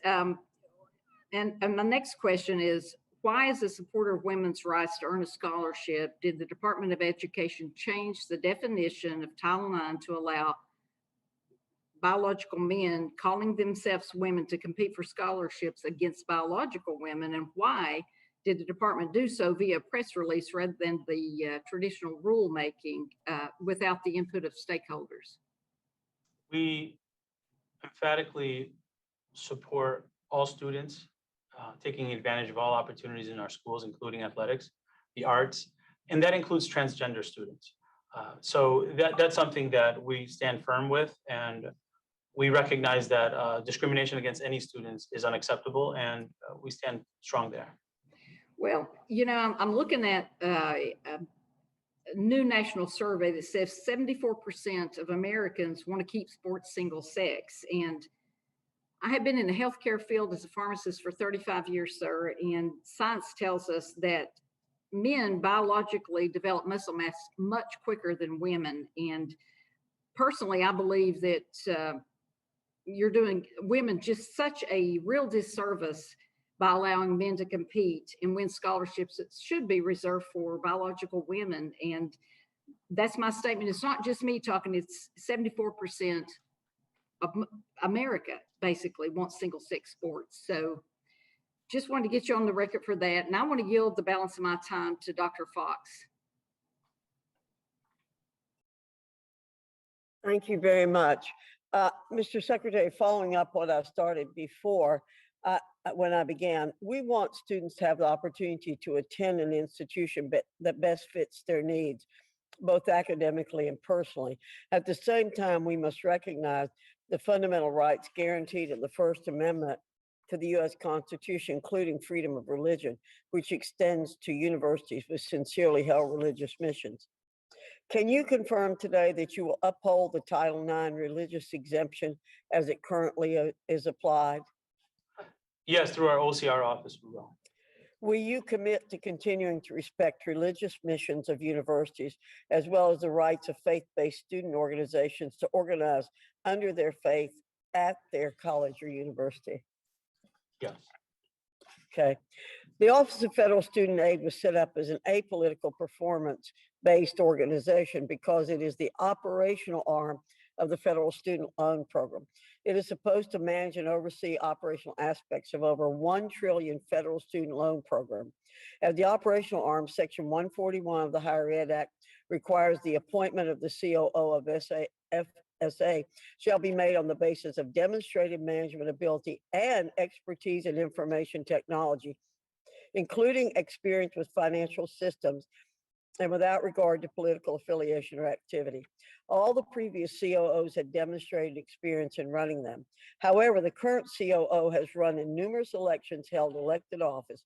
While I appreciate his expertise at the CFPB, that does not equate to actual experience in information technology and financial systems. Our constituents take their repayment obligations seriously, and they need to know FSA is not playing political games with their financial livelihoods. Mr. Secretary, Mr. Cordray himself has made comments about not understanding what the job really entailed. Given his questionable qualifications, his own comments, why should the 40 million student loan borrowers and their families have confidence that Mr. Cordray have the operational experience necessary to run the student aid programs? Thank you, Congresswoman. I have complete confidence in Richard Cordray. He comes from consumer protection. We need student protection. And we're going to fight to make sure that all of our students have access to quality programs and get a good return on investment, and can go through processes that are simpler so that they can take advantage of higher education like all other students. And I hope you're going to protect the taxpayers' dollars also. You're not ever talking about that, and neither do our colleagues. The money that's funding those programs is coming from hardworking taxpayers. Thank you. I yield back. Thank you. The gentlelady from Michigan, Ms. Stevens. Well, we've been in Michigan row here. Thank you so much, Mr. Chair, and thank you, Mr. Secretary. This is the first time I've had a chance to really congratulate you on your leadership post in our federal government on behalf of the United States of America. And I just wanted to let you know we've all been so proud of you, and we know you've got your hands full, and you've given great testimony, and been answering a lot of questions today, just showcasing your deep knowledge and passion for American education and what so many rely on through our schools, and obviously the learning experience that our young people have gotten, and particularly this last year and a half where it's been so challenged and so different. So you certainly are the right person for the right time, sir. And over the last year, and this is something we've seen in Michigan, and something I'm really passionate about with our skilled trades and our career and technical education, our CTE training programs, that some of the first calls I made when the shutdown began with our pandemic, what's going to happen to these programs? And they really couldn't operate at full clip. I've seen this from Oakland University down to Schoolcraft, our Oakland technical campuses, which are a real delight. I want to get you in and see those. But can you just shed a little bit more light on what the department is doing to help states and local areas address some of these missed learning opportunities that we've experienced, particularly for CTE over the last year and some? Thank you very much, Representative Stevens. We need to make sure that when we talk about building back better, CTE has to we really need to double down on what we're doing there. I look at it, if we continue the way we've done it, we're going to have a missed opportunity here. to make sure that our pathways, going from middle school to high school to the 2-year programs, are clear and they address the workforce needs that exist. And I don't have to tell you, Michigan, in my opinion, is a leader in this, where we have the workforce needs out there. We have to connect the dots to make sure that our K-12 system, our community college system is connected and they're talking to one another. There's 1.47 billion in discretionary requests to support that work. There's a 128 million increase over the fiscal year 2021 to do this work.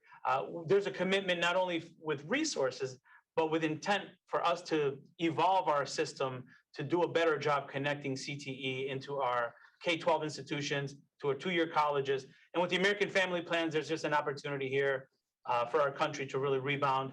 21% earning potential increase for students who graduate community college. We have a lot of work to do, and I'm excited about doing it. Yeah, and I remember when I was working on the U.S. Auto Rescue in the Department of Treasury, we spent some time thinking about our manufacturing communities and really working with the Department of Education on your VOCED agency on helping to meet our skills gap and employment opportunities. And then the other subject too, I just wanted to get to, Mr. Secretary, with the remainder of my time, is the automatic suspension of monthly payments throughout the COVID-19 pandemic offered immense relief to federal student loan borrowers, allowing them to focus on other essential needs for their health and safety and that of just their families. And obviously the COVID-19 emergency relief flexibilities on federal student loans are now set to expire in the next 3 short months.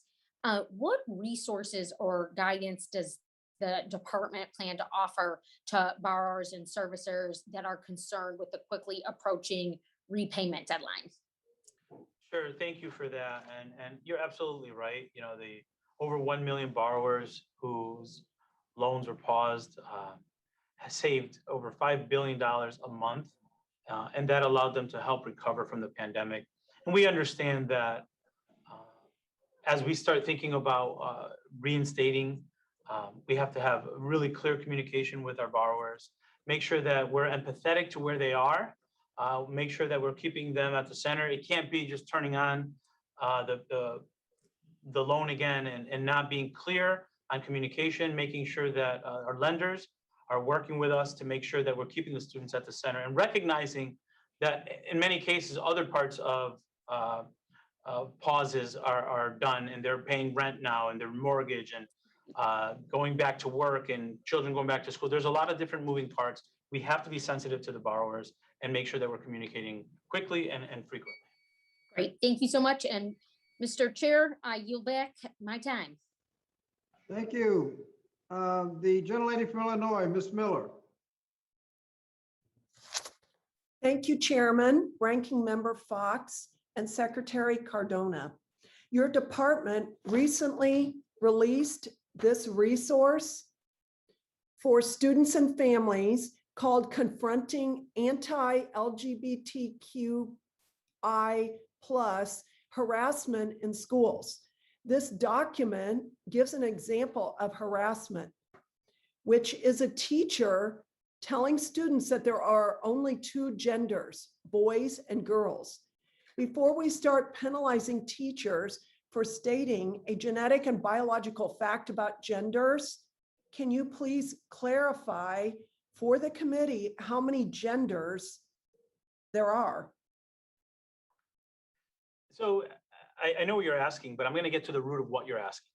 I feel very strongly that as educators, it's our responsibility to protect all students. You used as an example of harassment a teacher who stated there are only 2 genders, male and female. That's a genetic and biological fact. That is an example under your leadership that you are putting out to people. How many genders are there? How would you respond to a student who is non-binary in your classroom? But how many genders are there? Will you please state? I won't be answering your question. You can continue your line of questioning.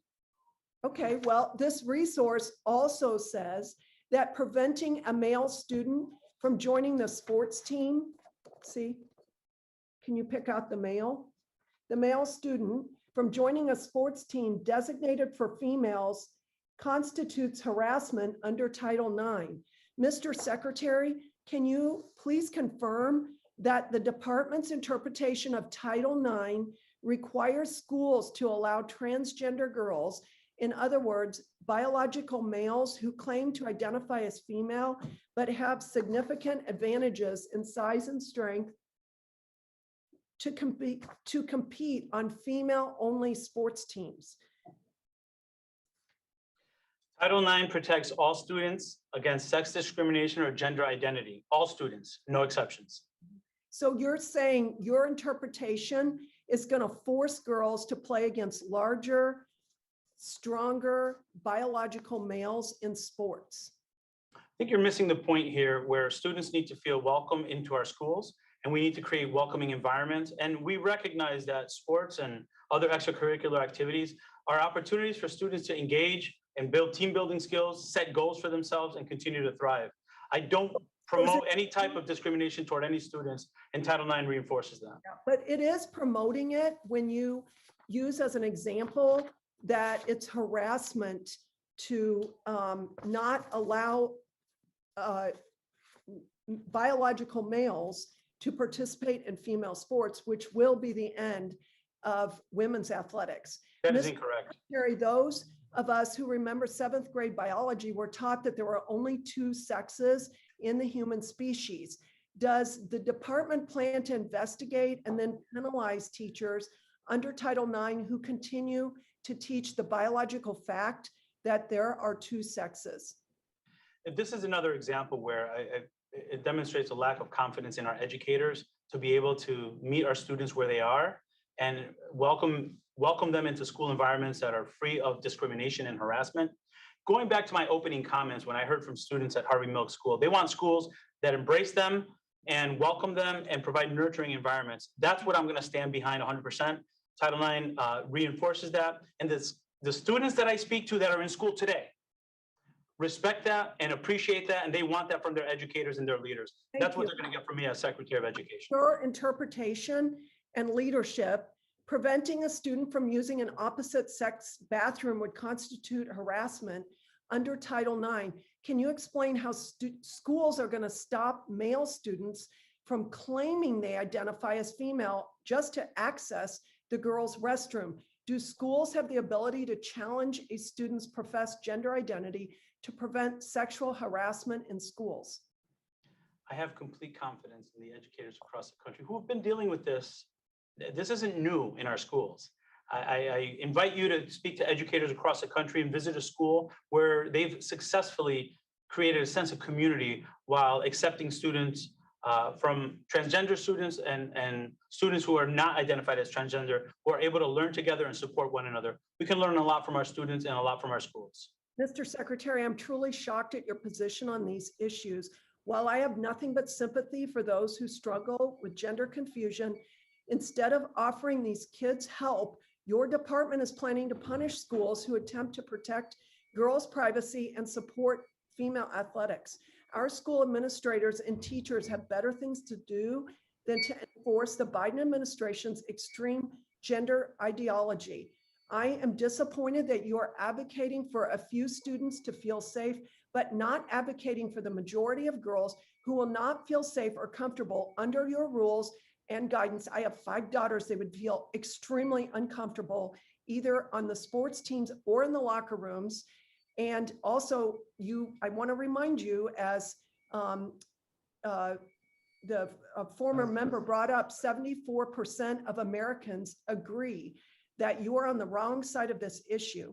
And also, it is true, if men are allowed to compete in women's sports, the sports will be dominated by men. Just in 2017, Olympic world and US champion Tori Bowie's 100-meter lifetime best of 10.78 seconds was beaten 15,000 times by men and boys. The gentlelady's time has expired. Can you finish up? And I yield to Dr. Fox. Mr. Chairman, I'm well aware that the gentlelady's time has expired. We're now about even. Okay, thank you. Gentlelady's time has expired. We may, the ranking member and I may have to go to the floor for a bill. I'll be handing the gavel over to another member, so I'll recognize myself for questions at this time. Mr. Secretary, first, just a simple question. Does the Supreme Court weighed in on the issue of transgender discrimination? They've had a number of different cases on this point. Is that right? You're on mute. Yeah. Sorry, sir. Sir, we're aware of our Title IX rules, and we plan to enforce them. And I understand that this is an issue that's being brought up here, but we stand firm with our Title IX regulations. Yeah, and try to comply with the Supreme Court. We have to. Thank We you. have to protect all students. Mr. Secretary, the Congress has appropriated significant funding for K through 12 education under the American Rescue Plan and previous COVID-19 relief bills. Are you putting in a mechanism to oversee how this money is spent to make sure that the money is being spent well? We have plans that are being submitted and reviewed carefully and responded to by our Office of Elementary and Secondary Education. And where necessary, we're having conversations and meetings with different states to ensure that equity and stakeholder engagement are a part of it. Thank you. One of the things that we frequently hear is that the money that's been appropriated hasn't been spent, but there is a difference between spending the money and obligating the money. Obviously, if you hire a teacher today, you're not going to spend that money today. You're going to spend it over the next at least 1 year, if not more than that, depending on how long the contract is. Can you say a word about the difference between obligations and spending? Sure. Thank you for that. And, this reminds me of the conversations I had when I was Commissioner of Education with the superintendents. We're committing to hiring new teachers, but that money will be drawn down as the contract, as the teacher is teaching, as the years go on. 2/3 of the money has been obligated already. And I think that's pretty remarkable given that we're 15 months into this pandemic. So I do think educators are being very careful with the dollars. And it was mentioned earlier to make sure that we're protecting taxpayer dollars. That's what's happening. Superintendents are protecting taxpayer dollars, ensuring that the money goes to where it's needed most. And I think, the majority of it has been obligated already. The drawdown will happen as the services are delivered. Thank you. At one point last year, we were understood that about 100% of the money had been obligated, but obviously not spent. So we need to be careful about the language we're using to make sure we're being accurate. Under the proposed budget, Title I funding is significantly being increased, primarily by creating a new Section G under Title I. Can you explain why Title I funding is being significantly increased by creating a new Section G rather than putting the money into Title I-A? Thank you for that question and an opportunity to clarify. Title I-A certainly meets the needs of students and is intended to address some of the inequities that currently exist with supports for students in greatest need. The way this was rolled out is because while we definitely want to make sure that we're also addressing students whose needs are most impacted, we want to have an opportunity to examine how post-pandemic those needs might have shifted a bit and be able to address those. It's going to complement Title I-A, Part 1A, but it provides an opportunity for us to listen to stakeholders to see what post-pandemic needs there are so that the funds could also address those. Thank you. In the President's infrastructure proposal, the Americans Jobs Plan, there's $100 billion set aside for school infrastructure, evenly split between grants and bonding authority. The Reopen and Rebuild America Schools Act provides $100 billion in grants and $30 billion additional dollars in bonding.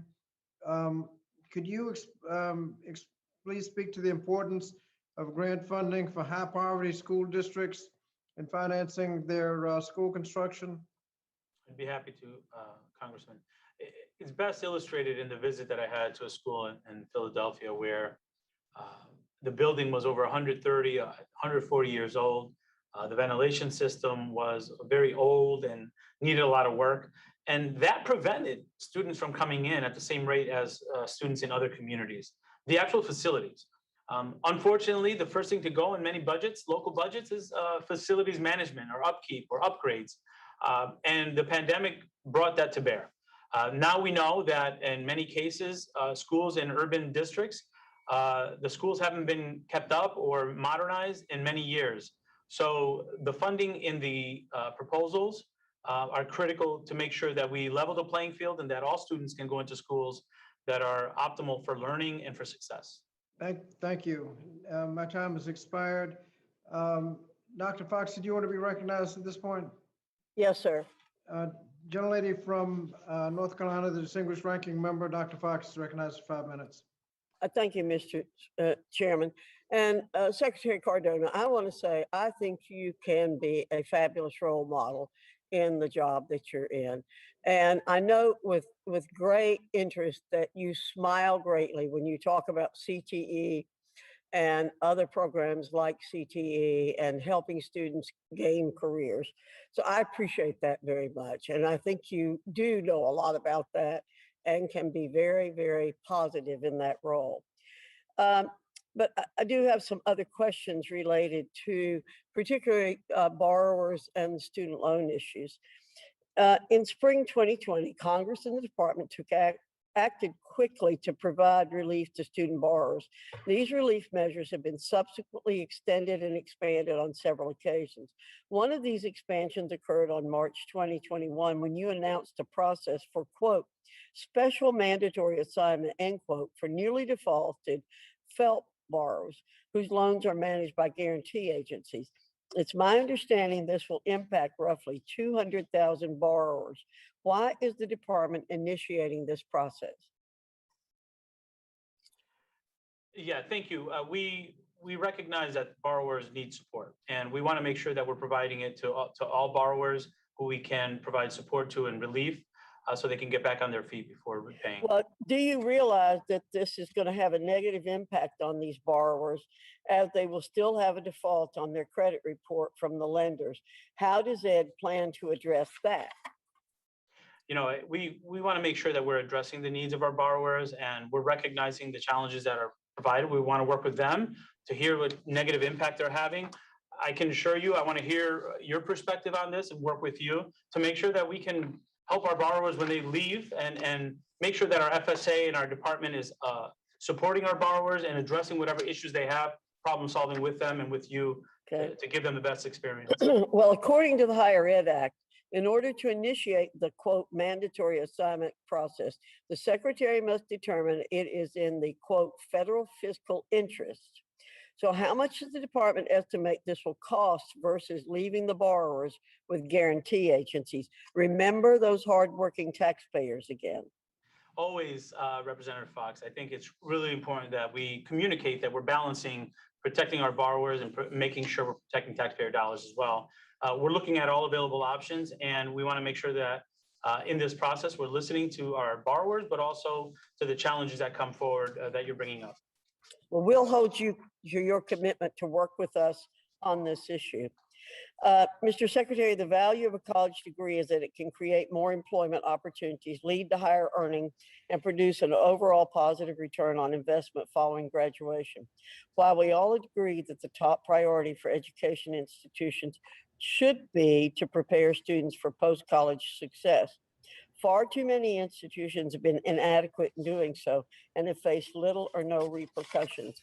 In fact, while just 1 in 4 community college students graduates in 4 years, your department has proposed giving these institutions hundreds of billions of dollars without any assurances to taxpayers that such schools will improve student outcomes, all the while punishing schools graduating twice as many of their students simply because they're classified as for-profits or tax-paying institutions.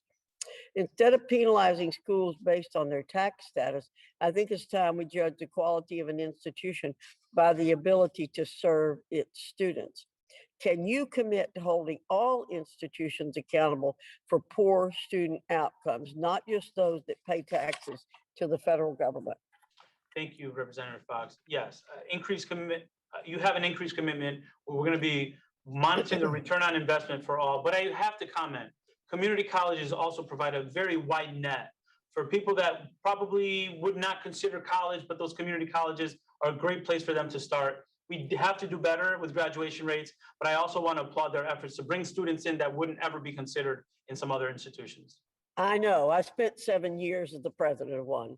So to follow up on our concerns about the management of FSA and the apparent disconnect between yourself and COO Cordray on the decisions being made regarding federal student aid, these concerns are exacerbated by the fact that it appears a sitting U.S. senator has been heavily involved in the decision-making process at both FSA and the department. Just this week, it was reported that Senator Elizabeth Warren is holding up the nomination of James Cavall for Undersecretary of Education until changes are made to FSA's administration of student loans. Why is Secretary Warren running higher education policy via proxy staff? So I can tell you, I look forward to having James Quall join the team. We need to get to work. We need to roll up our sleeves and get to work. I don't know that anyone else is working through a proxy. I can tell you that we're eager to have a full team so we can do what we were hired to do, which is serve our students, both in K-12 and higher education. Thank you, Mr. Chairman. I yield back. Thank you. Gentlelady's time has expired. At this time, I'm going to hand the gavel over to the gentleman from the Northern Mariana Islands, Mr. Sablan. Mr. Sablan, and Yes. The next person to be recognized would be Mrs. Legend Fernandez. Mr. Sablan. Yes, thank you, Chairman Scott. I miss the gentlelady from New Mexico, Miss Ledger Fernandez. You have Thank 5 you. minutes, please. Thank you so very much. And thank you, Secretary Cardona, for appearing and answering the many questions you have with such respect and knowledge. I appreciate your demeanor as well as your passion for education. So, you know, I'm from New Mexico, and the Native American populations across this country were among the most academically vulnerable and under-resourced groups before the pandemic. But according to the American Indian Education Foundation, the rate of high school graduation for American Indian students is 46% compared to the national average of 89%. And as you know, the negative impacts of COVID-19 have only widened pre-existing disparities. Could you explain and discuss what steps the department is taking to support Native American students? Thank you very much for that question. And, you know, we've talked a lot about making sure that we're targeting students that require additional support and that were negatively impacted by the pandemic. And I appreciate this opportunity to speak to that.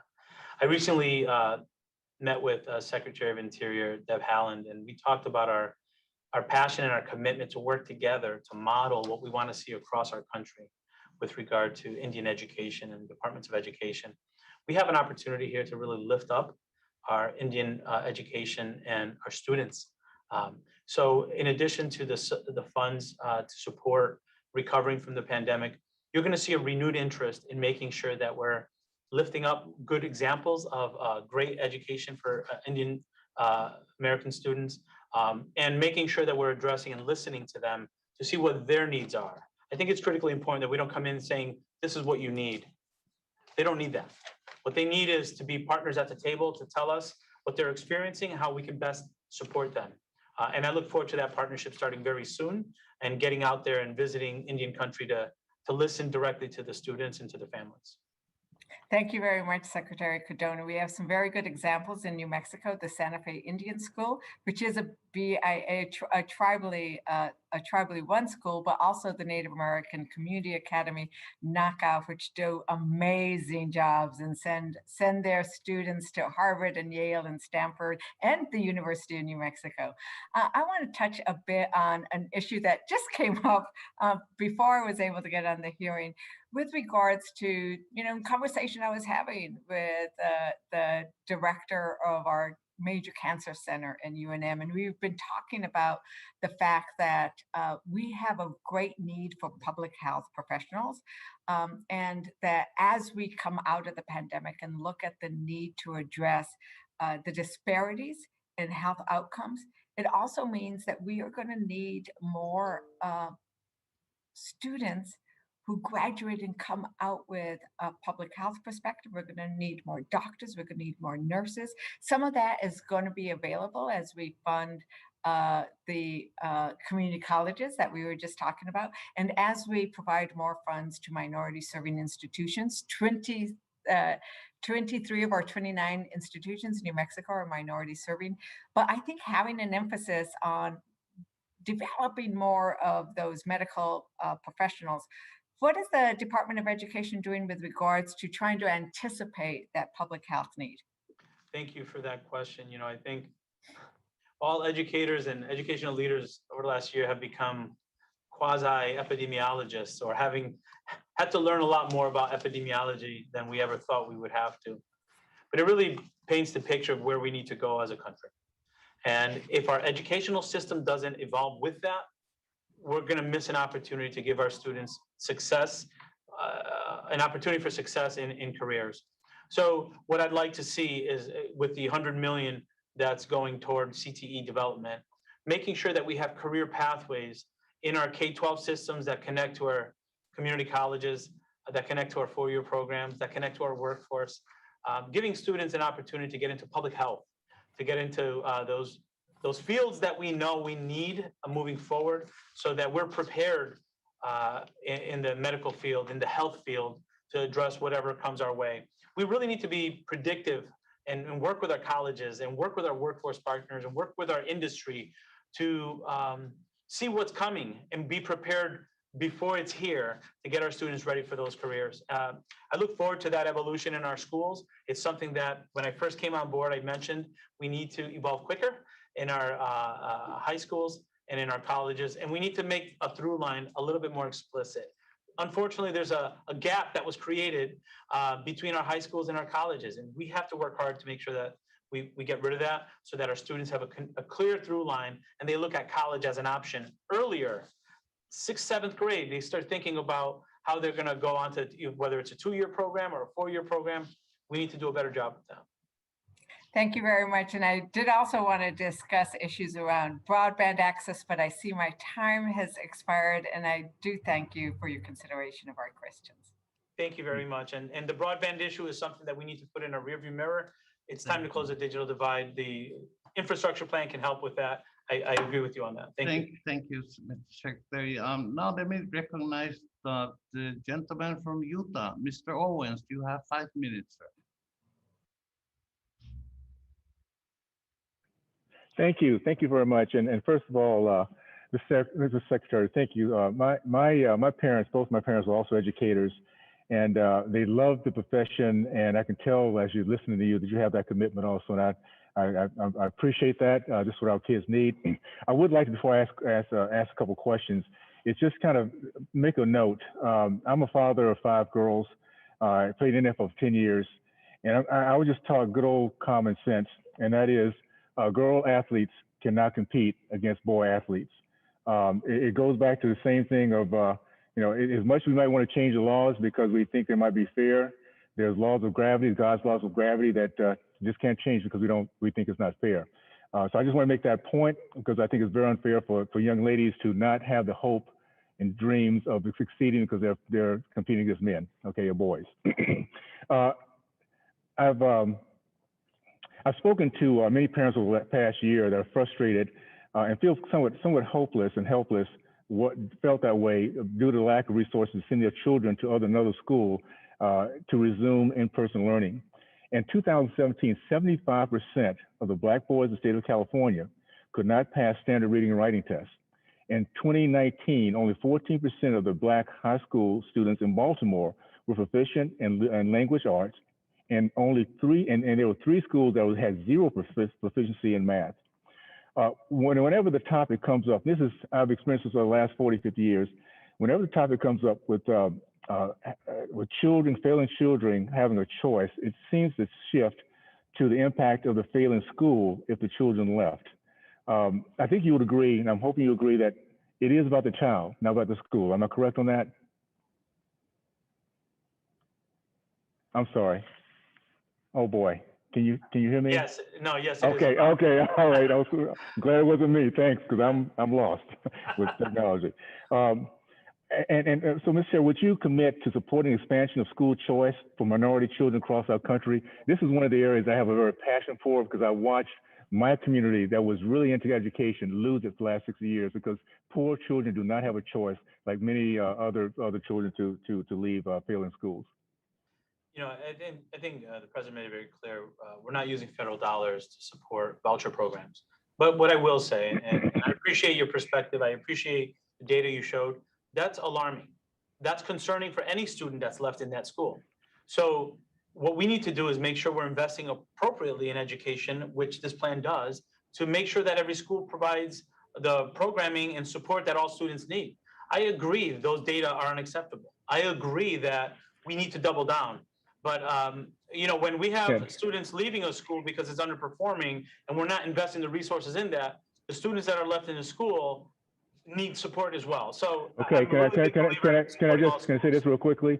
I've heard that for years, and the bottom line is because of that attitude, 75% of Black boys in the state of California are stuck and they do not learn, and they don't have the hopes and dreams that you and I have. I would hope that if your children were in those schools, that your attitude would be, or the suggestion would be, how do we change that? Don't just leave those kids there to language because schools are not succeeding. That's my frustration. I've seen this for decades. And by the way, the voucher system was working in DC years ago. 93% of the kids coming through those systems with vouchers were succeeding going on to college. That was ended when the Obama administration came on board, and that went down back to 40 to 50% that was succeeding. So the voucher program works. What would be the solution if you're not going to use a system to support getting kids to a better school? How do you plan on making that happen other than just knowing that it's a problem? Thank you, Representative Owens. And again, I appreciate your passion and I respect where you're coming from. You want better, and I get that. So do I. You know, a recent IES study found that 20% of the students stopped using that voucher after a year, and 22% didn't even use them at all. So my suggestion, and listen, this is me. Okay, one second. Can I ask a question?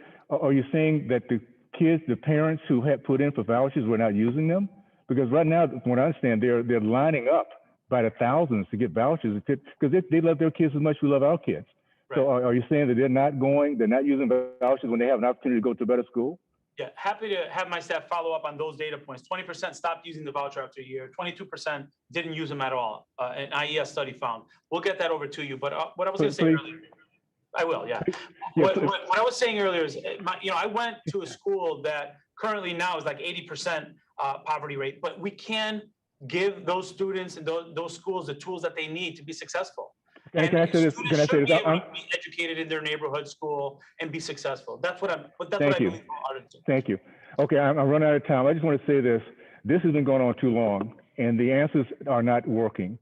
We have too many of our kids will never ever have an opportunity to read, write, to have the conversation we're having now because they never learn how to think. So please address this. It is a major issue. This is the next civil rights. We need to make sure our kids are thinking, particularly our Black kids who are told at the same time this country doesn't work for them. It will not work if they're not educated. So thank you so much. Appreciate it. Thank you.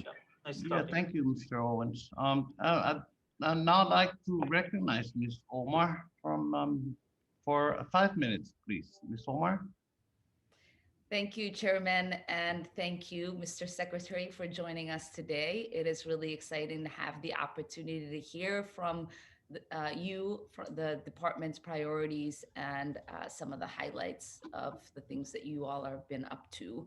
I want to start off by acknowledging the steps the department has taken on improving the existing debt cancellation programs targeted at certain populations of borrowers, such as the severely disabled, defrauded by their colleges and public service workers. This is a really good start to a very large problem that is holding millions back from pursuing their dreams of home ownership, opening a business, and starting a family. The Federal Reserve estimates that in the third quarter of 2020, Americans owed more than $1.7 trillion in student debt. That is 45 million people shackled by student debt. While three COVID relief bills have provided some relief to struggling borrowers, the pandemic has exacerbated the needs of millions who are having trouble before the pandemic. With millions out of jobs, on the verge of eviction, dealing with the losses brought by the pandemic, the last thing people should be worried about is their student loan debt. In my home state of Minnesota, there are over 750,000 student borrowers, with each owning an average of $35,000. We are in a critical moment where every decision and every move we make can impact the lives of generations to come. We need to take bold action to cancel student debt and give families across the country the opportunity to pursue their dreams of home ownership, opening a business, and starting a family. We need to invest in the future of the American people. It can, if we can afford trillions of dollars in tax cuts to corporations, we can certainly afford to cancel all student debt. When Senator Bernie Sanders and myself first proposed the idea of canceling all student debt, we were called radicals. Today, it is mainstream position of the Democratic Party and millions of Americans across the US. Democrats and other proponents of canceling student debt argue that the president has the authority to cancel student debt under the Higher Education Act of 1965. The truth is the president has already exercised that authority by pausing student loan payments during the coronavirus pandemic, and several lawyers and legal scholars have written analysis in support of that view. So my question is, what is stopping the administration from taking this extra step that we've all been calling for and carrying out a cancellation of the student debt? Thank you, Representative Omar, for your passion for the borrowers and the students, and promoting the loan relief for borrowers. I recognize the challenge it is for students who are in debt, who are making decisions and have this debt hanging over them. And I can assure you that I share your concern to make sure that all students have an opportunity to be successful. Buying a home and as you said, starting a family or opening up a business are things that shouldn't be permanently paused because of significant and unwieldy debt. With that said, we are having the White House and the DOJ and our legal team discussing that, and we're going to continue to do that. But I have to really... Mr. Secretary, I know that there was a memo that was supposed to be done by your department and DOJ. What is the status of that memo? Sure. So those the DOJ and our attorneys are discussing that before anything goes out. So it hasn't been, there's nothing public yet. You would have information if it were, but they are having those conversations. But what I wanted to share too is I think it's equally as important that we stop the bleeding, that in 5 years from now, we're not in the same position. So we want to make sure that we're really protecting our students and our borrowers with the public service loan forgiveness, with the borrower defense and the total and permanent disability discharges that we can do now, that we know we can do. And we haven't been sitting idle. Over $2 billion in relief have been provided in the last several months because we recognize that where we can, we will provide support to students. And we're going to continue to have these conversations. I appreciate your passion and support of these students. I appreciate that, Secretary. I look forward to seeing that memo released. It is important that we recognize incremental changes are important, but this issue is one that is just causing lots of damage to the American public, and it is important for us to take the critical step of canceling student debt. With that, I yield back, Mr. Chair. Thank you, Ms. Omar. I now recognize Mr. Cawthorn for 5 minutes, sir. Thank you very much, Mr. Chairman. The Department of Education represents one of the most significant examples of government overreach in modern America, I believe. For the past year, this bureaucratic nightmare agency, a spawn from the big government, has muzzled our children, shuttered our schools, and shoved socialism into the minds of young Americans. As a representative government, we must seek to protect the America our founders envisioned and fought for. Nothing is more critical than protecting the hearts and minds of young children. who are just now beginning to learn about our great nation. I denounced the efforts of the DOE to keep our children out of classrooms.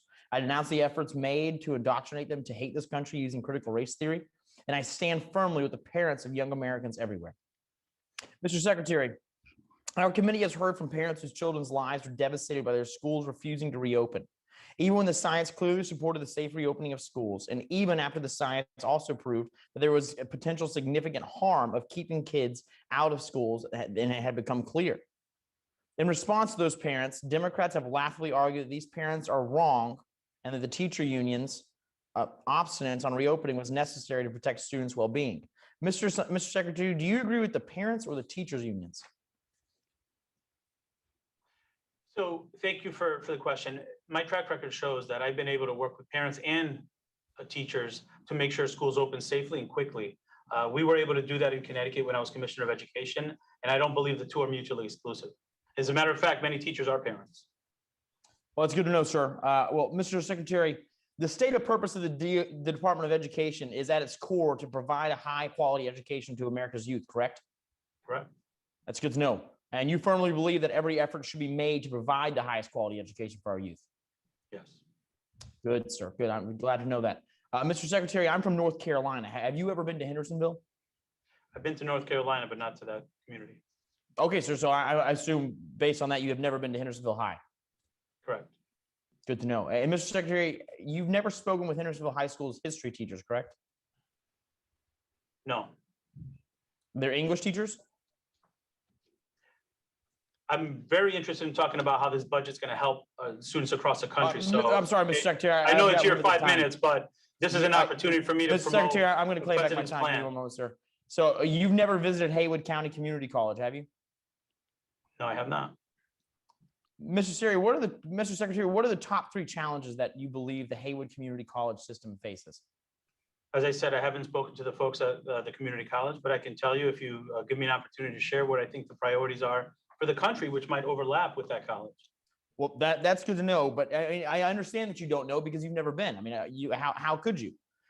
You don't know because you're a massive federal agency that simply cannot spend time learning about the specifics of every single education institution in this entire country. Mr. Secretary, do you know who does know all these ins and outs and the specifics? The local government leaders, the teachers in Haywood County. Wouldn't you say that they have a stronger firsthand knowledge of problems being faced by that community than you do?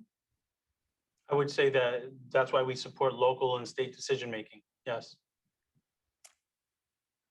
Mr. Secretary, I'm sorry, sir, but frankly, I fail to see how the Department of Education provides any services aside from getting in the way of local teachers, their parents, and officials who understand their communities at a much more foundational level than the federal government ever could. I genuinely believe that we should abolish the Federal Department of Education. We should send all of the education resources back to the states and to the parents. And sir, I don't see a point for your organization to exist. And with that, I yield back. Yeah, thank you, Mr. Cawthorn. My goodness, some members don't even know where I'm from, and I've been here 13 years. I now recognize Ms. Manning for 5 minutes, please. Thank you. Thank you so much, Mr. Chairman. And thank you, Mr. Secretary, for your patience, for your dedication, for being here with us today, and for presenting a budget that addresses so many of the needs in my district, in Hendersonville, North Carolina, all across the country. Certainly, we need programs that address the learning loss our students have experienced, that help our colleges and community colleges address the losses they've experienced over the past year, that help students with disabilities, for whom the past year has been particularly difficult. We need more nurses and counselors in schools to help students in normal times, and even more so as our kids try to recover from the pandemic. I'm particularly happy that the budget has additional funds for HBCUs. I am proud to have 3 in my district, and that the budget increases Pell Grants and starts to address the enormous problem of student loan debt. Everything you're doing to start addressing disparities in education is necessary and is so appreciated. So let me turn to a challenge that some of our universities and colleges are having, and that is the loss of international students. Even before the pandemic, the Trump administration's rhetoric and policies had a chilling effect on international student enrollment at American universities. And their policies during the pandemic made it extremely difficult for international students to continue their studies in the US. Can you tell me what the Department of Education is doing in conjunction with the State Department to make sure international students can start or continue their studies in the US this fall? You know, this is an issue that is important to us, and we want to make sure that, as it was said before, America is open. We need to be good partners. We need to create welcoming environments for learning and make sure that our institutions, the concerns that were shared with our agency by the institutions, are looked into carefully as we, again, open up our schools and make sure that they're open places. They're known across the world. So we have to make sure we build those bridges again and get back to how it was and even better. I think we have an opportunity to really advance it even further. I look forward to working with you, with our higher education institutions who have communicated this concern. I hear them. I look forward to working with them, and we're going to build back better.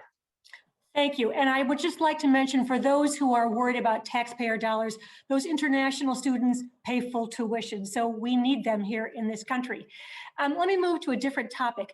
I recently sent you a letter expressing my concerns about a fundamental shift in the mission and control of St. Andrews University in North Carolina. St. Andrews Presbyterian College has a long legacy of providing high quality education, but alumni who live in my district have expressed fear that its nonprofit legacy is currently threatened by a for-profit college operator who has donated an enormous amount of money to the school and now is paid to be a consultant at St. Andrews. There appears to be a well-founded fear that the influence of this donor consultant has dramatically changed the quality of the education and the mission of St. Andrews. And we need the department to take steps to protect students and taxpayers when for-profit universities convert to nonprofits or exert control over nonprofits by conversion or other means. So can you tell me what steps the department can take to ensure that St. Andrews and other institutions continue to operate as bona fide nonprofits? Thank you very much. For-profit colleges shouldn't be allowed to masquerade as nonprofit institutions if they're not complying with federal laws. I look forward to hearing more about this issue and having my team reach out to you to communicate with you what steps we're going to take in examining this issue and communicating whatever we find. Thanks so much. Mr. Secretary, with my remaining time, I just want to note how pleased I am that the Department of Education is represented on the Biden-Harris COVID-19 Health Equity Task Force.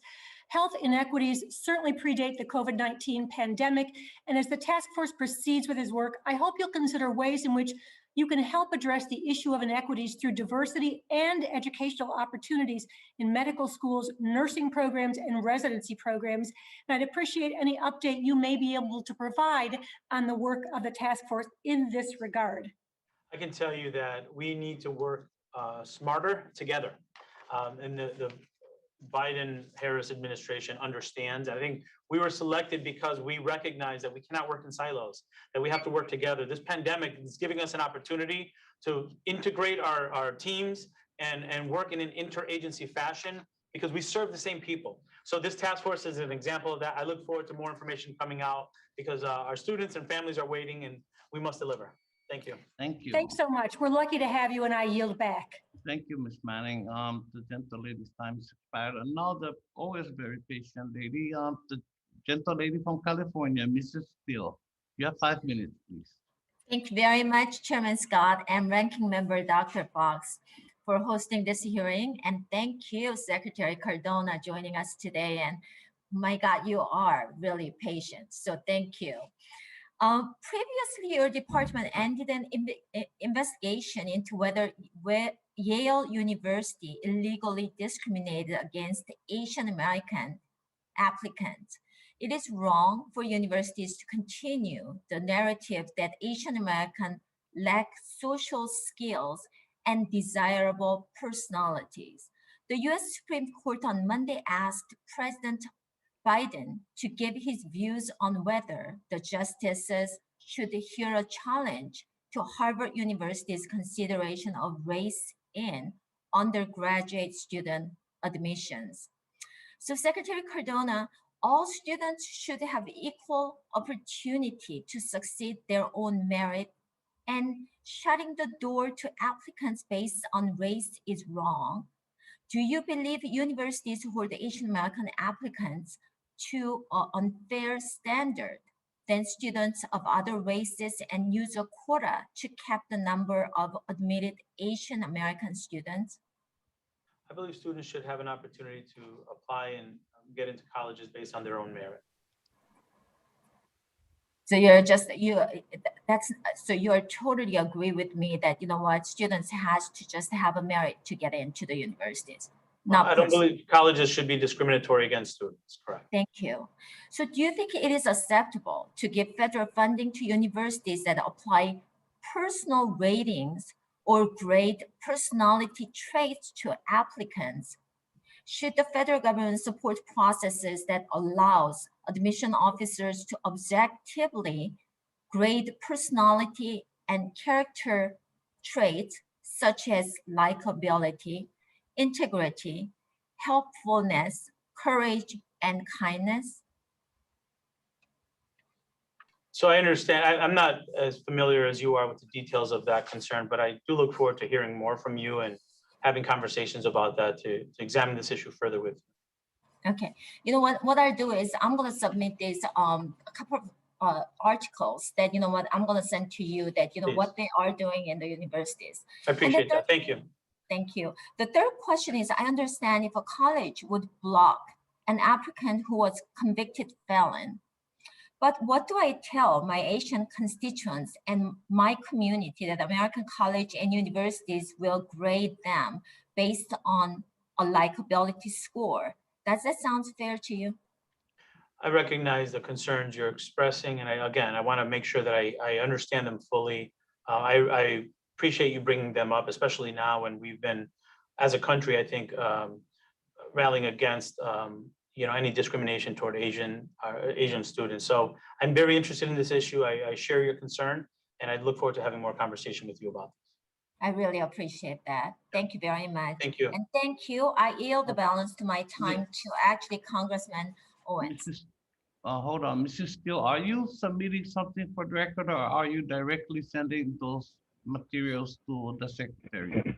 Mr. Chairman, I can do both. I can to you, and then I can directly to Secretary Cardona too. All right, so without objection, Mrs. Steele's documents are submitted for the record. Thank you. Thank you. Thank you. Thank you, Representative Steele. I appreciate it. I'm just gonna make a real quick statement. I hope I have time to ask the question. But Mr. Secretary, I grew up in Tallahassee, Florida days in the 60s, days of KKK, Jim Crow, and segregation.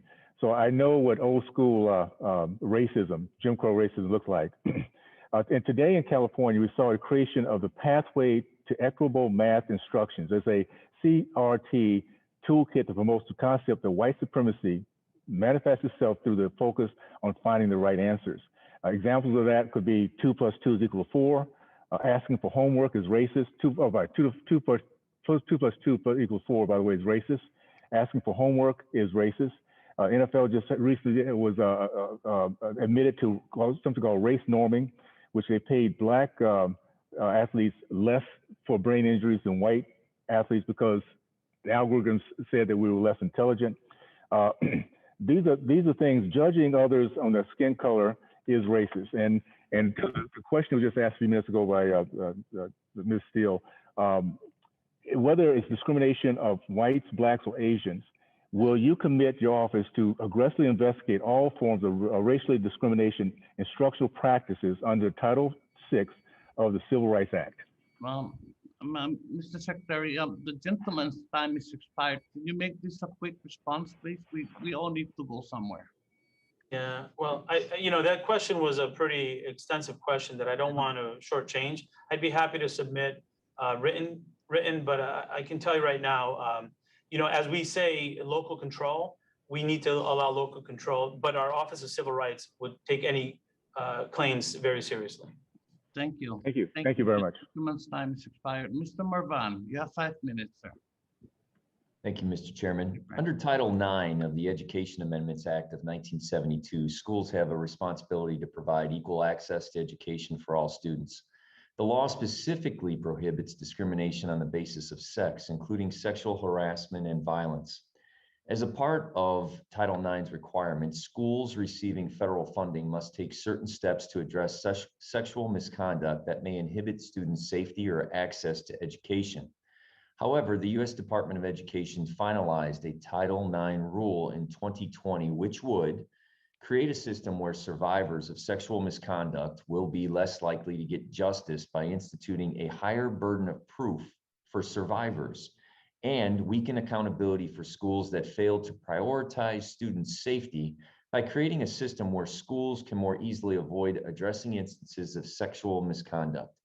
Secretary Cardona, given the disastrous effects of this rule, which was finalized under the previous administration, how are you and the current administration working to ensure better protections for the Title IX and survivors of sexual misconduct? Thank you very much. We're exploring a new rulemaking process, and by doing that, what we've done is we've opened up the public hearing portion of it, and I believe it was last week or the week before, and we have thousands and thousands of folks who provided testimony and input on this. We want to make sure we're balanced, but we're protecting survivors in the process as well, and not creating an environment where they may feel a sense of additional harassment if they come forward. I thank you very much, and with that, I yield back my time. Thank you. Wow, thank you, Mr. Mervan. I appreciate it. And now I recognize Mr. Palmer, the gentleman from Kentucky, popped up in. So, sir, you have 5 minutes, please. Thank you, Mr. Chairman. Mr. Secretary, I'm glad to see that all school districts in Kentucky now have the option of everyday in-person learning. However, it was a long time coming. One school district I represent in Kentucky was able to quickly adapt and were ready to offer in-person classes in the fall semester of 2020. They knew they were doing what was best for their students and had received assurance from the state that any reopening practices were a local decision. Then our governor and then interim education commissioner publicly shamed and made thinly veiled threats of punishment to the school district and their leadership, citing the strict CDC guidance. Mr. Secretary, you have previously stated, and I quote, "In-person learning offers young people the best opportunity," end quote. Do you still agree with that statement? I do, yes. Mr. Secretary, I'm concerned the teachers union's leadership was able to slow walk the CDC guidance and ensure our schools remain closed, even when the transmission rates between students and faculty were very low. So, Mr. Secretary, did you receive any indication that any political union influenced release or content of any published federal guidance on school reopening? Can you repeat that? Did I receive any what? Do you receive any indication that any political union influenced the release or content of any published federal guidance on school reopening? No. And if I could comment a little bit further, if you'd allow me that moment, I do believe students learn best in the classroom. I really do. And, you know, as a commissioner of education, when we had to close schools down, we had to weigh the risks of being out of school and the risks of being in school. But we followed the CDC guidance, even when it was difficult. We accelerated the return based on good use of mitigation strategies. And I really feel that that was a difficult balance that leaders have had to face across the country. Not easy to do. And thankfully now, 96% of our students K-8 have an opportunity to be in school. And we expect 100% in the fall, sir. Well, that's great. So are you committed to protecting local school districts' freedoms to make decisions about in-person education? I definitely do, but I also understand that in Connecticut, the governor had the ability to make sure that the transmission spread was slowed down or stopped based on some of the actions that he had to make. And I know throughout the country, when decisions are being made, they're being made in conjunction with the health department, and they're usually for the best interest of the community. Well, hopefully we can respect local decision-making in the future. Mr. Secretary, I have a question related to critical race theory. I have a feeling you're going to get a lot of these. You've probably already had a lot of these today. I've been presiding over the House Oversight Committee, so I'm just now jumping on. But Since this issue has blown up over the last few months, conservatives have pointed out some of the extremism embedded in critical race theory. I'm sure you don't agree with all of our arguments about that, but is there anything espoused under the umbrella of critical race theory that you think goes too far, is too extreme, or that you don't fully subscribe to? Thank you for the question and the manner in which you're asking it, to be honest with you. I'll reiterate what I said to colleagues before. My personal opinion on this is really secondary to my role as Secretary of Education around curriculum, which is very limited. We don't promote curriculum, we don't mandate it. Local control over curriculum and state control of curriculum is where that conversation needs to happen. With that said, I've been an educator my whole life.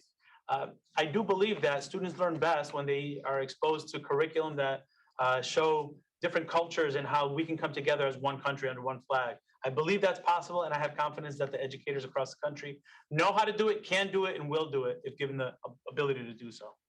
I believe it's become politicized, sir. Well, it's very politicized right now, and it's an issue that's not going to go away. And I hope that the administration will take a strong position, because in my office, we're getting lots of calls every day with parents concerned that for a lot of reasons, but my personal opinion is that we obviously have a divided nation. We need to focus on uniting people, not dividing people. And I believe critical race theory, I don't believe any part of it, any of the premises, but at the very least, I'm confident that it divides at a time when we need to unite. So hopefully that position will be taken by the Biden administration. And my time has expired. Mr. Chairman, I yield back. Thank you. Thank you, Mr. Comer. I now recognize the gentleman from New York, Mr. Ballman. 5 minutes, please. Thank you so much, Mr. Chairman. Mr. Secretary, it's good to see you again. Thank you again for coming to hang out with us in the Boogie Down Bronx. Really appreciated it. So I had a question about our Title I schools. I'm very concerned about our Title I schools because, as you know, they are often located in historically underserved communities. And as we come out of the pandemic and the trauma of the pandemic, dealing with issues of learning loss, the social and emotional needs that our students are going to have when they come back, the psychological needs, so often our schools, particularly our Title I schools, are asked to solve all of society's problems in the school building. And as we know, the schools can't do it alone. But with the American Rescue Plan, it provides an opportunity, provides the resources and an opportunity not only for schools to be, fully staffed to do things like lower class size and provide individualized instruction and hire counselors and social workers, but schools are still going to have to work with outside agencies and social services to meet the needs of kids and families. So, I've been thinking a lot about interagency collaboration and what that looks like as we come out of the pandemic and open safely. Can you speak to what that might look like from your perspective and how the American Rescue Plan can support schools in doing more around interagency collaboration? Thank you, Congressman Bowman. Absolutely right. We have to not only use the resources to put in strategies for students, but we have to do better as leaders to work collaboratively across agency lines, establish an interagency mentality, where if I work with Marsha Fudge in housing, and I work with Javier Becerra in health and education, how do we intersect? How do we think about our community schools with the funds here that's so prominent in the plan to increase community schools? How do we make it so that we have schools that are meeting the needs of students, regardless of if their needs are, hunger needs, health needs? It's hard to learn if your teeth hurt, right? So how do we take that mentality, remove the silos between agencies, model it at the federal government, make sure that we're using our money smarter and not duplicating things when we can work together, and then model that for states and communities so that we could see that in our schools? No, I appreciate that answer. And I think it's important for my colleagues to understand, what we're talking about in terms of interagency collaboration It's related to students with special needs. It's related to learning challenges. It's related to students in foster care. And it's related to community violence, meaning if we don't do things right in our schools and properly connect students and families with resources from other agencies, then what we're going to see is an exacerbation of students being evaluated for special ed, more violence in the community because they're frustrated because their needs aren't being met. I mean, I think that's a big piece of it. How can the U.S. Department of Education, I know it's a federal agency and there's a lot that happens locally that the U.S. Department of Education isn't a part of, but how can the Department of Education provide technical supports and some guardrails and some communication with states and local school districts to help them along the way? Because this is an unprecedented, challenging time for many school districts and states. One thing that I found when the pandemic hit, and where I was in Connecticut, is that we had 170 districts working on the same problem, but there was very few opportunities for them to talk to one another. It's almost like you have across the country, people are trying to fix the same problem, but not talking to one another. So we have a responsibility to lift best practices, to have, we have a best practices clearinghouse on reopening and on mental health. We just had an equity summit with Dr. Noguera, Baruti Kafale, and our deputy secretary and others talking about how to rethink equity. And then we're engaging with folks, we're sending out guidance, we're meeting with districts, we're talking to their stakeholder leaders. We have to do more to share best practices. The innovation doesn't always come from DC. As a matter of fact, I think our job is to bring out the innovation that's happening in the local and state, lift it up, and then also incentivize good strategies that we know that work. So that's our job, and the innovation is out there, and we have to do a better job communicating it and lifting up best practice. Thank you so much, Mr. Chairman. I yield back. Thank you. Thank you, Mr. Ballman. I'm being told that Mr. Fitzgerald is next, but I don't see him in the platform, so I'm going to recognize the very patient gentle lady from Louisiana. You have 5 minutes, please. Thank you so much. And thank you, Secretary Cardona, for taking this time to testify before the committee today. You know, much of the 5th District of Louisiana is rural, which has its unique challenges, including access to broadband and recruiting and retaining teachers. When the pandemic shut down schools and learning had to be moved online, this created many new challenges. However, one of the biggest problems that emerged was many students, especially those in rural areas, didn't have access to internet. No access to broadband impacts 350,000 Louisianians, including my own household. Unfortunately, for those students, they had to learn by paper packets or driving to the local libraries, government buildings, or even fast food restaurants because they were the only place in their area with a dependable internet signal. Frankly, students without broadband access were being left behind. While I'm thankful our state's healthcare professionals and school administrators worked hard to reopen most of our schools last fall, there are still many schools across the country that are still teaching virtually.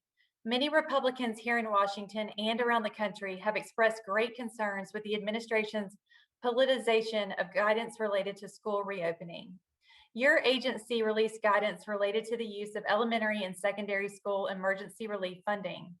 It said if school districts wish to use relief funding to support school reopening and sustained operations, funds, quote, may be used to develop strategies and implement public health protocols, including, to the greatest extent practicable, policies in line with guidance from the CDC for the reopening and operations of school facilities, unquote. Secretary Cardona, could you please clarify here publicly for the record what that guidance specifically means? Do schools have to follow the CDC's guidance in order to use ESSER money to support the reopening and sustained operations of schools? Well, thank you for the question. You know, for us, for me, I've been very clear from day one. I want our schools open as quickly as possible. That's where students learn best. That's where we know that they're going to get access to their peers, to their teachers, to the social, emotional support, and in many cases, to meals. And for your children, technology, right? So believe me, from day one, I wanted to make sure we get our students in as quickly and as safely as possible.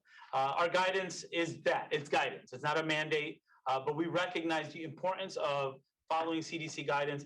I was able to, with colleagues across the state, reopen schools by adhering to guidance and listening to the guidance that changed with time, but also pushing hard to make sure we think of every opportunity to get our students into schools, and the money did help that happen. So I hope that answers your question, but I also hope it reiterates what I've said from day one as Secretary of Education.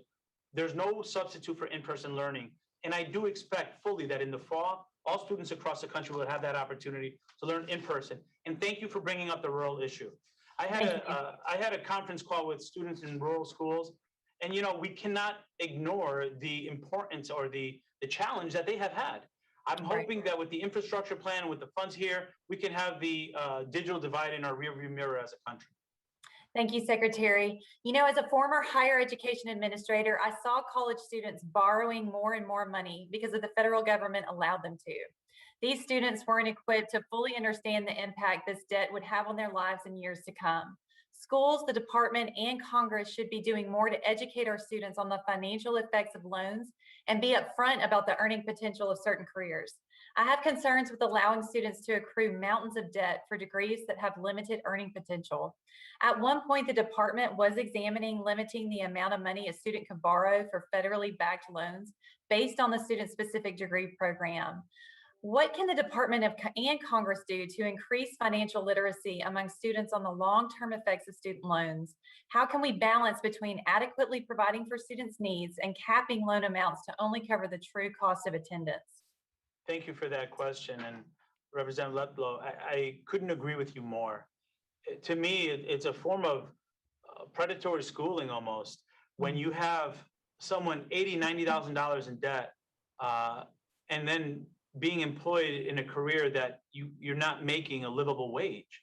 Right. We have to protect our students by making sure that we're providing options and not only financial literacy, as you discussed, but also pathways to careers that exist now that could lead to higher income and allow students, instead of being in mountains of debt, to think about buying a home or starting a family. So I'm with you 100% on that. I can assure you that this is an issue. As a first-generation college student, it's really important for when I went to school to make sure that I was able to go into a profession where I can earn a salary, get a contract, and do well and continue with life.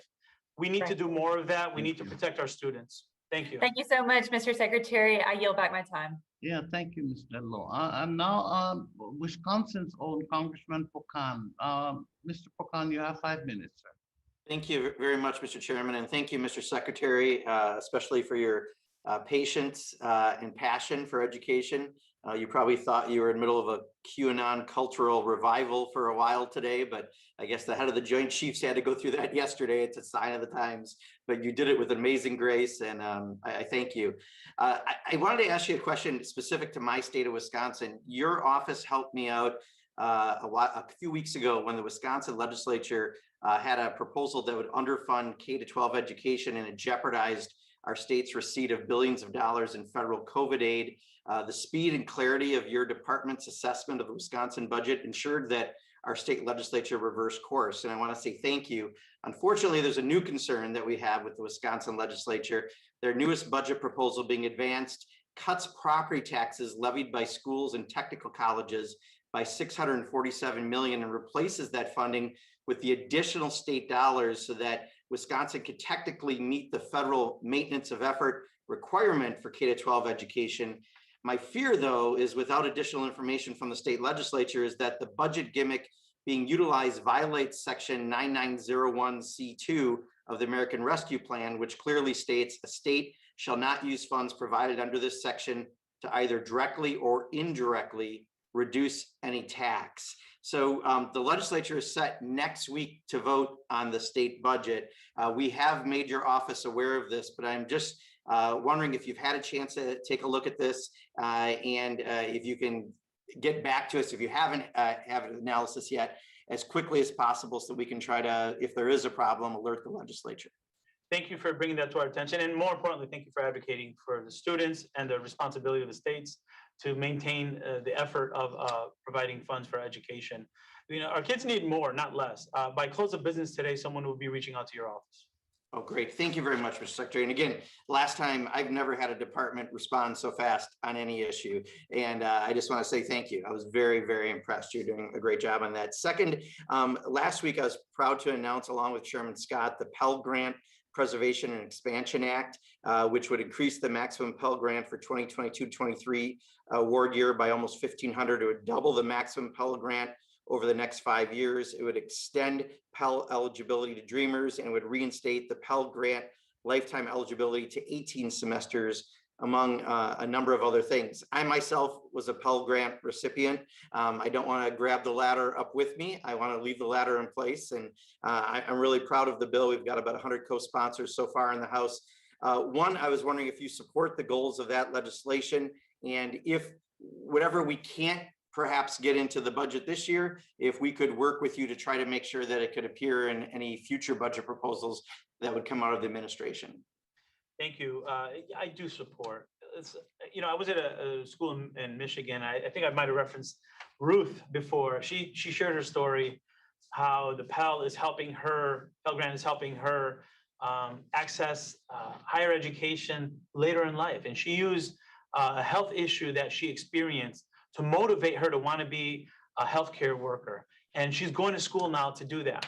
And Pell helped. We know in 1979 when it started, it paid for 77% of in-state college tuition. Now that number is 29%. So it hasn't kept up. So anything that we could do to get access to more people to go to college, I'm certainly in favor of. I appreciate the efforts that you're doing there. And know you have a partner in the Department of Education to make sure college is accessible to more people. Thank you, Mr. Secretary. I look forward to working with you on that. One final question.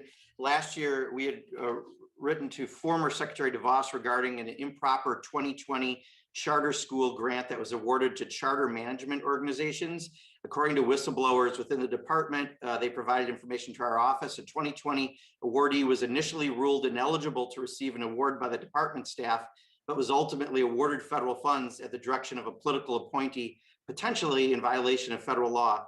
We never heard back from the Department of Education in the last administration, but I would hope that you might be able to take a look at that and get the requested communications and documents that we requested last year to my office. That would be very much appreciated. I can't promise you by close of business today, but I Don't can worry assure about you, but I can assure you we're on it. We'll be reaching out. You're setting an amazing bar. I appreciate it, Mr. Secretary. And I will yield back, Mr. Chairman, because every chairman loves that. Yeah, thank you. Thank you, Mr. Pocan. And yes, Secretary Cardona is certainly a breath of fresh air, amazing. And now the other gentleman from Wisconsin, Mr. Fitzgerald, sir, 5 minutes, please. Yeah, very good.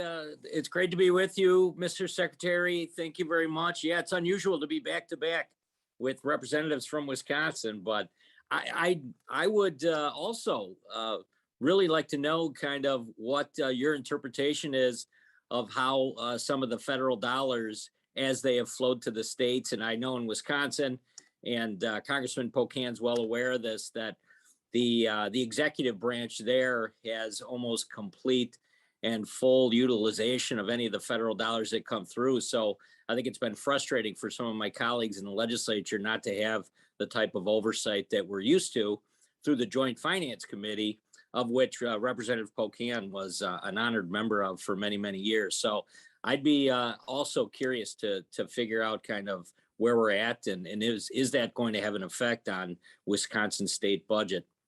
If I could just jump to a couple other things. The one is there's an issue, and obviously you're aware of this, but student privacy continues to kind of emerge as an issue that I'm hearing about back in the district. And it's not even from the perspective of just individual student information or files, but kind of overreaching in Wisconsin, the Department of Public Instruction, their access to some of this information, and then how that information is gathered. And I'm just wondering what your thoughts are on that. Because it seems, like I said, it seems to be emerging as a big issue, not just in my state, but I think nationwide. Thank you for that. I'll share with you, and thank you first of all, for your ask about more information on the previous topic. Our team will reach out and share more as we have more information. Thank you. But you know, when the pandemic hit, one of the first things we did when we went over to remote was you know, provide access to programs, right, online for students who are now at home. Previously, you know, we were trying to get laptops in the hands of kids as quickly as possible. There was a process where you would take those laptops and make sure that we put all the firewalls in, which we had to do, but also the privacy statements and all these contracts that we would have with third parties who are providing content now digitally was something that took a little while, where now we're bringing thousands and thousands of computers in with programming. So the student privacy question came up. And how do we make sure that we're giving students access without compromising their safety or their privacy? And we had to work very carefully on that. And it did take a lot of time and energy at the state level to make sure that we're protecting students while also giving them access. So I appreciate that sentiment.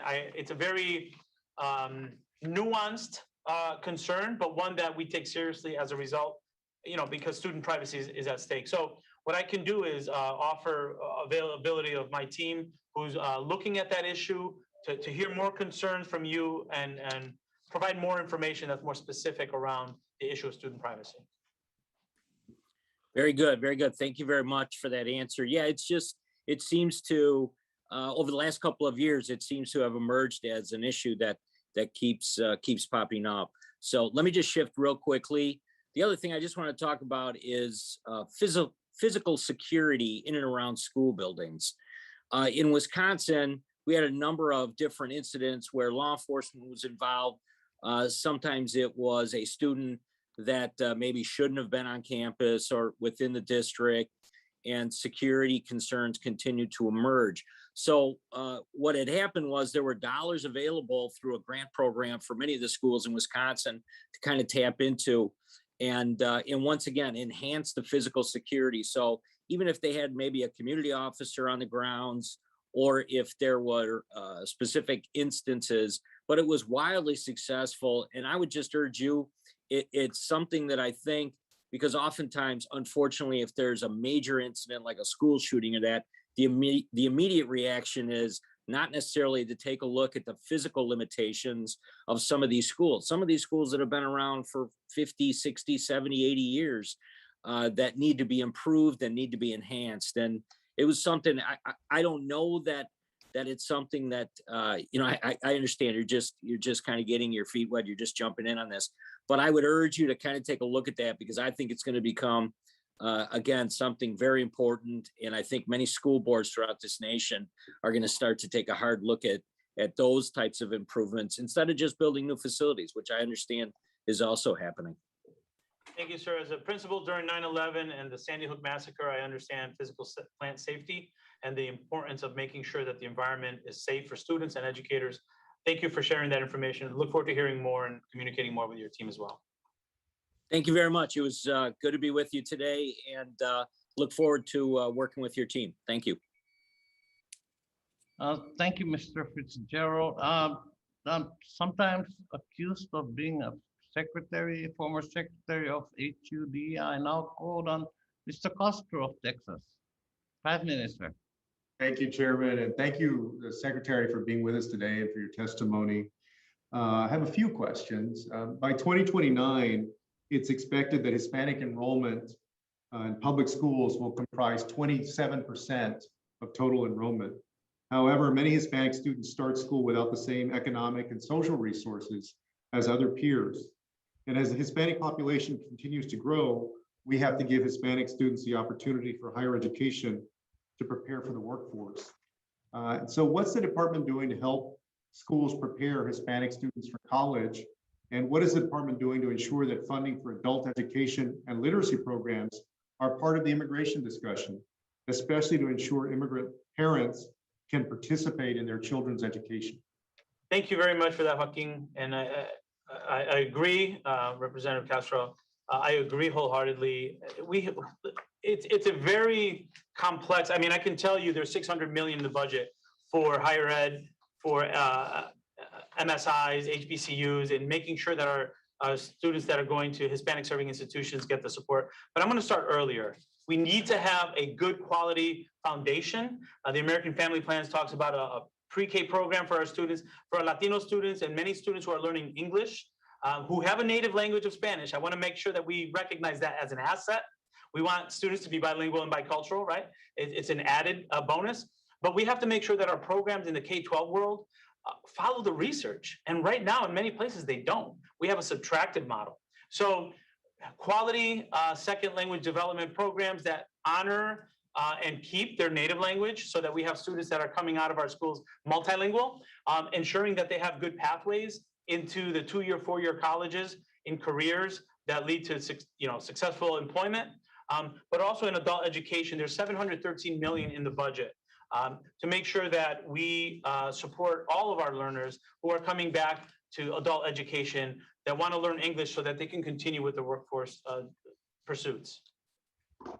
Oh, sure. And then I want to follow up with this point when we talk about schools. And I know that there's been a bit of a debate raging about critical race theory and what's taught at our schools and so forth. And I was in another hearing, otherwise I probably would have heard some of that critique earlier, perhaps from some of the other members of the committee. And I know that the federal government doesn't control curriculum. The states and the individual school districts and school boards do that. But I want to ask you a question in a second about what resources you can lend to school districts and teachers to teach diverse populations and the contributions of those diverse populations in American history. And I want to give you a little bit of context to this. I was chair of the Congressional Hispanic Caucus last term, and we had a working meeting with a group that included some CEOs of textbook publishing companies. And I asked one of the CEOs of one of these big companies whether he could name 3 Latinos or Latinas who had made a significant contribution or had a significant impact in American history. And he thought about it for a few seconds, and he finally said, no, I can't. And he wasn't trying to be dismissive or rude about my question. This very educated, ambitious man who was head of a huge company that produces textbooks for schools could not name 3 people that are part of a population that's almost 20% of the country now, who had an important impact on American history. And so I speak for generations of Latinos, and I think others in this country who grew up essentially being written out of American history and state histories also. And so you've still got a lot of young people who are growing up without learning that there was anybody valuable from their community who contributed to the success and the development of the United States of America. And I think that we've got to be mindful of that. And I hope that the federal government, the U.S. Department of Education, can help supplement the efforts of school districts and states in achieving the teaching of the importance of different peoples to the success of this country. Absolutely. Thank you, sir. I love the way you articulated it. You made the point very clear that when our students don't see themselves in their text, they can't achieve, or they find it more difficult to achieve different positions or different roles because they don't see people that look like them there. Everyone benefits of seeing how our beautiful country was shaped and with input from different people. And that's what makes this country so special. And I think it's become politicized, as you know, it's become politicized. And in fact, I've heard more about critical race theory during this hearing than what we're doing for the people of our country, our students, who are now going to have an opportunity to go to community college, addressing some of the issues with higher education, pre-K. Like, I heard more about that because that's what's going to get the headline. We know we don't have a role there, but we do acknowledge good education. I've been an educator my whole life. When students see themselves, they're more likely to engage. They're more likely to learn about other cultures. And that's what brings us together as Americans. Thank you for your service. I yield back. Thank you, Mr. Sam. The gentleman's time is expired. And hopefully, probably the last member today. We move from Texas to New York. The gentleman, Mr. Espaillat. Thank you, Mr. Chairman. Thank you, Mr. Chairman. Before I begin, I would like to highlight local support for the American Rescue Plan from the Superintendent of Schools in the Archdiocese of New York, Michael Deegan, and I quote him, "It would allow us to provide remediation to children who have experienced learning gaps because of remote learning, as well as enrichment programs above and beyond the academic learning that we'll be providing to the children. Mr. Chairman, I would ask that the full article and quote be entered into the record. Without objection, so ordered. Thank you, Mr. Chairman, Secretary, for being with us today. First, let me begin by supporting the Secretary's recommendations to increase by $200 million the TRIO programs. They're very important to my district and the entire country. I think it's a wise investment for our future college students. Regarding English language learners, I know that English language learners, because I have significant numbers of them in one school district, District 6, there's over 6,000 of them, making up over 30% of the student population in that district. They really suffered during the pandemic with remote learning, perhaps more than any other average student. And as such, I think that they now need additional help. In addition to that, I think that very often they're in classrooms where they may not even have a certified bilingual teacher before them. And I think is a critical challenge to get those teachers before them, perhaps by providing additional benefits or extra pay. I think being a certified bilingual teacher is just equivalent to having a master's program in math, for example, or science. And so it's important that these young children, some of which were born in other countries and others who are first generation Americans, but they still speak their native language at home, be provided that opportunity. In addition to that, Mr. Secretary, I think that also they are held to a very difficult standard. They often have to take these very difficult English language arts exam a year before they got here, a year after they got here. And the science and the data shows that it takes about 6 to 7 years to really master a language. I know that very well because I was one of those students. And I didn't get a bilingual education. And I was there sitting in the back of the classroom for 2 years, not knowing what was being said. And when I finally graduated and went to college, I took a look at some of my college freshman papers that my mother has saved away. And I read them. And I was still struggling. I wasn't altogether there. I wasn't able to speak my Shakespearean English as I do now, perhaps, Mr. Chairman. So these students really need help. And I'm wondering, Mr. Secretary, what do you have planned for them? Are you going to keep this process where they have to take these very rigid English language arts exam a year after they got here, when even US-born students, non-ELLs, are having a difficult time with them? And what will you do to improve the ratio of certified bilingual teachers in the classroom? Thank you very much, Congressman, for bringing up those really important issues. As you mentioned, it's a growing population.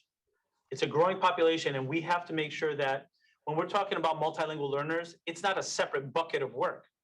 All teachers are EL teachers, and we have to make sure that our schools are prepared to meet the needs of our multilingual learners in a way that acknowledges and accepts and encourages being multilingual, right? In many other countries, we have students that speak 2 or 3 languages.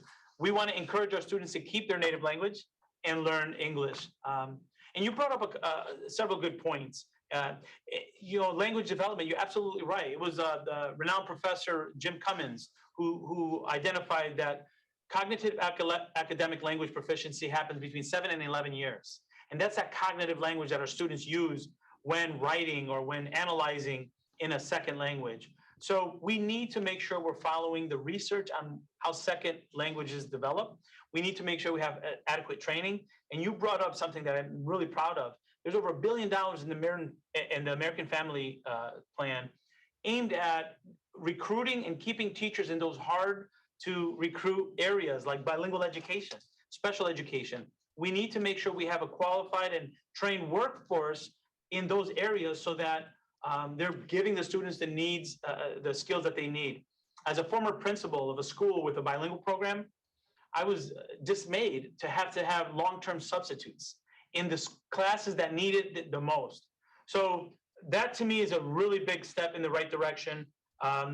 We also know that, in terms of assessments, while local and state rules around assessments drive it, we have to make sure that we're doing sensible assessments and not over assessing students or attributing lack of content knowledge to a student who's just learning the language. That was an issue that I experienced as well. So I'm with you on that. I look forward to working with you more on it. Thank you. Thank you, Mr. Chairman. Now you're back. Thank you, Mr. Espaillat, and thank you, Secretary. You, my goodness, it's been actually it's almost about 3 hours, right? 4 hours. I think we're through the member questions, and let me see. Now pursuant to committee practice, materials for submission for the hearing record must be submitted to the committee clerk within 14 days following the last day of the hearing or by close of business on July 8th, preferably in Microsoft Word format. Only a member of the committee or the secretary may submit materials for inclusion in the hearing record, and the materials must address the subject matter of this hearing. Please submit materials to the clerk electronically by mailing submissions to ed.labor.hearings@mail.house.gov. Again, I want to thank the Secretary for his participation today, and of course for his engaging with the members and their questions.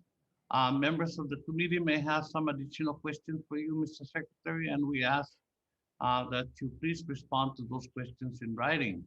The hearing record will be kept open for 14 days in order to receive those responses. I remind my colleagues that pursuant to committee practice, witness questions for the hearing record must be submitted to the majority committee staff or committee clerk within 7 days. The questions submitted must address the subject matter of the hearing. I now would like to recognize the distinguished ranking member for a closing statement. Mr. Owens. Thank you, Mr. Chair, once again for yielding. Mr. Secretary, thank you again for joining us. It's been a long. Could you turn on your camera, please? Thank you. Sorry about that. No problem. Okay, Mr. Secretary, again, thank you for joining us. I know it's been a long day for you, and I appreciate your patience. You have a very, very impressive background, and I again love your love for your industry, and wish you all the best and success in your role. I want to add to Representative Castro's comments. Teaching our great history, what we've done together is the magic and the real what brings us all together as a nation. So I hope that not only for the Hispanic, but the Asians, Black, our history together, and those that came before us is just a great, great part of making sure we're proud of who we are. You said many things today, members on our side of the aisle will agree with. As Ranking Member Fox said earlier, we especially appreciate the support you expressed for the career and technical education. As you know, there are some things many Republican members feel passionate about, and we're eager to work with you on that. Arguably, the most important challenge our nation faces is ensuring that every student has a pathway to a good job and a meaningful career. Of course, there are other things you said that I do not agree with. You said several times that education is underfunded and that that has been normalized. Ms. Secretary, I appreciate that everyone wants more, but it's important to ground those debates in facts. The Institution of Education Science just put out a report last month comparing education spending in the United States to other developed countries. Based on 2017 data, the United States spent $1,400 per student in elementary and secondary education. That places us fourth among 37 member nations in the Organization of Economic Cooperation and Development, and was 37% higher than the OECD average. At a postgraduate level, we spent $3,500 per student, which is second among the OECD countries and more than double that average. As a country, we spent a lot of money in education. The problem isn't how much, the problem is how. Your predecessor has been criticized a few times during this meeting, but former Secretary DeVos put students and families at the center of every decision she made. I hope that the department under your leadership does not revert to putting the system above students. At the K through 12 level, that would mean continued Secretary DeVos's efforts to expand educational freedom so that every family has the same level of choice you and I have. At the post-secondary level, it means not simply pumping more money into a system awash in cash that will only allow schools to continue rising costs in the price so many low-income families put out of the American dream. It means resisting calls to subsidize the student loan costs of higher income individuals on the backs of lower income taxpayers. I also want to revisit a couple of issues that received a lot of attention throughout the hearing. First, there's been a lot of conversations about critical race theory. Mr. Secretary, I want the full truth of our country's history taught to our students. I want all of our students to see themselves in history. That's critically important. You and I agree on that. But how that is accomplished couldn't be more important. You propose to use the Department of Education funds to endorse the teaching of radical far-left ideology that defines people exclusively based on the color of their skin. I urge you to reject that approach and pursue the policies that bring people together rather than create more division. I also want to talk about higher education accountability. Members on the other side of the aisle are concerned that you will advance policies that unfairly target one sector of higher education while ignoring the shortcomings of the other sector. Mr. Secretary, the national college graduation rate is around 60%. That isn't going to be fixed by obsessing over one type of education, one type of institution. I urge you to pursue policies that will hold all institutions accountable equally. I also want to reiterate a point that Ranking Member Fox made earlier regarding the public service loan forgiveness. Your agency's own data shows the main reason for the forgiveness rate under the program is borrowers not yet reaching their 120 qualifying payments. It is not because of previous administration's negligence or mismanagement, and not being straightforward about this does a disservice to our students. On behalf of Ranking Member Fox, I also want to submit to the record a letter from Kaiser University that sets straight some of the comments made by my Democratic colleagues about the institution. Finally, Mr. Secretary, I urge you to take the threat of the foreign influence on our post-secondary schools seriously. You have an obligation to enforce the laws to protect students, institutions, and our nation's security. Once again, I want to thank you for your efforts, for your love for the institution, and look forward to working with you, and I yield back. Thank you, sir.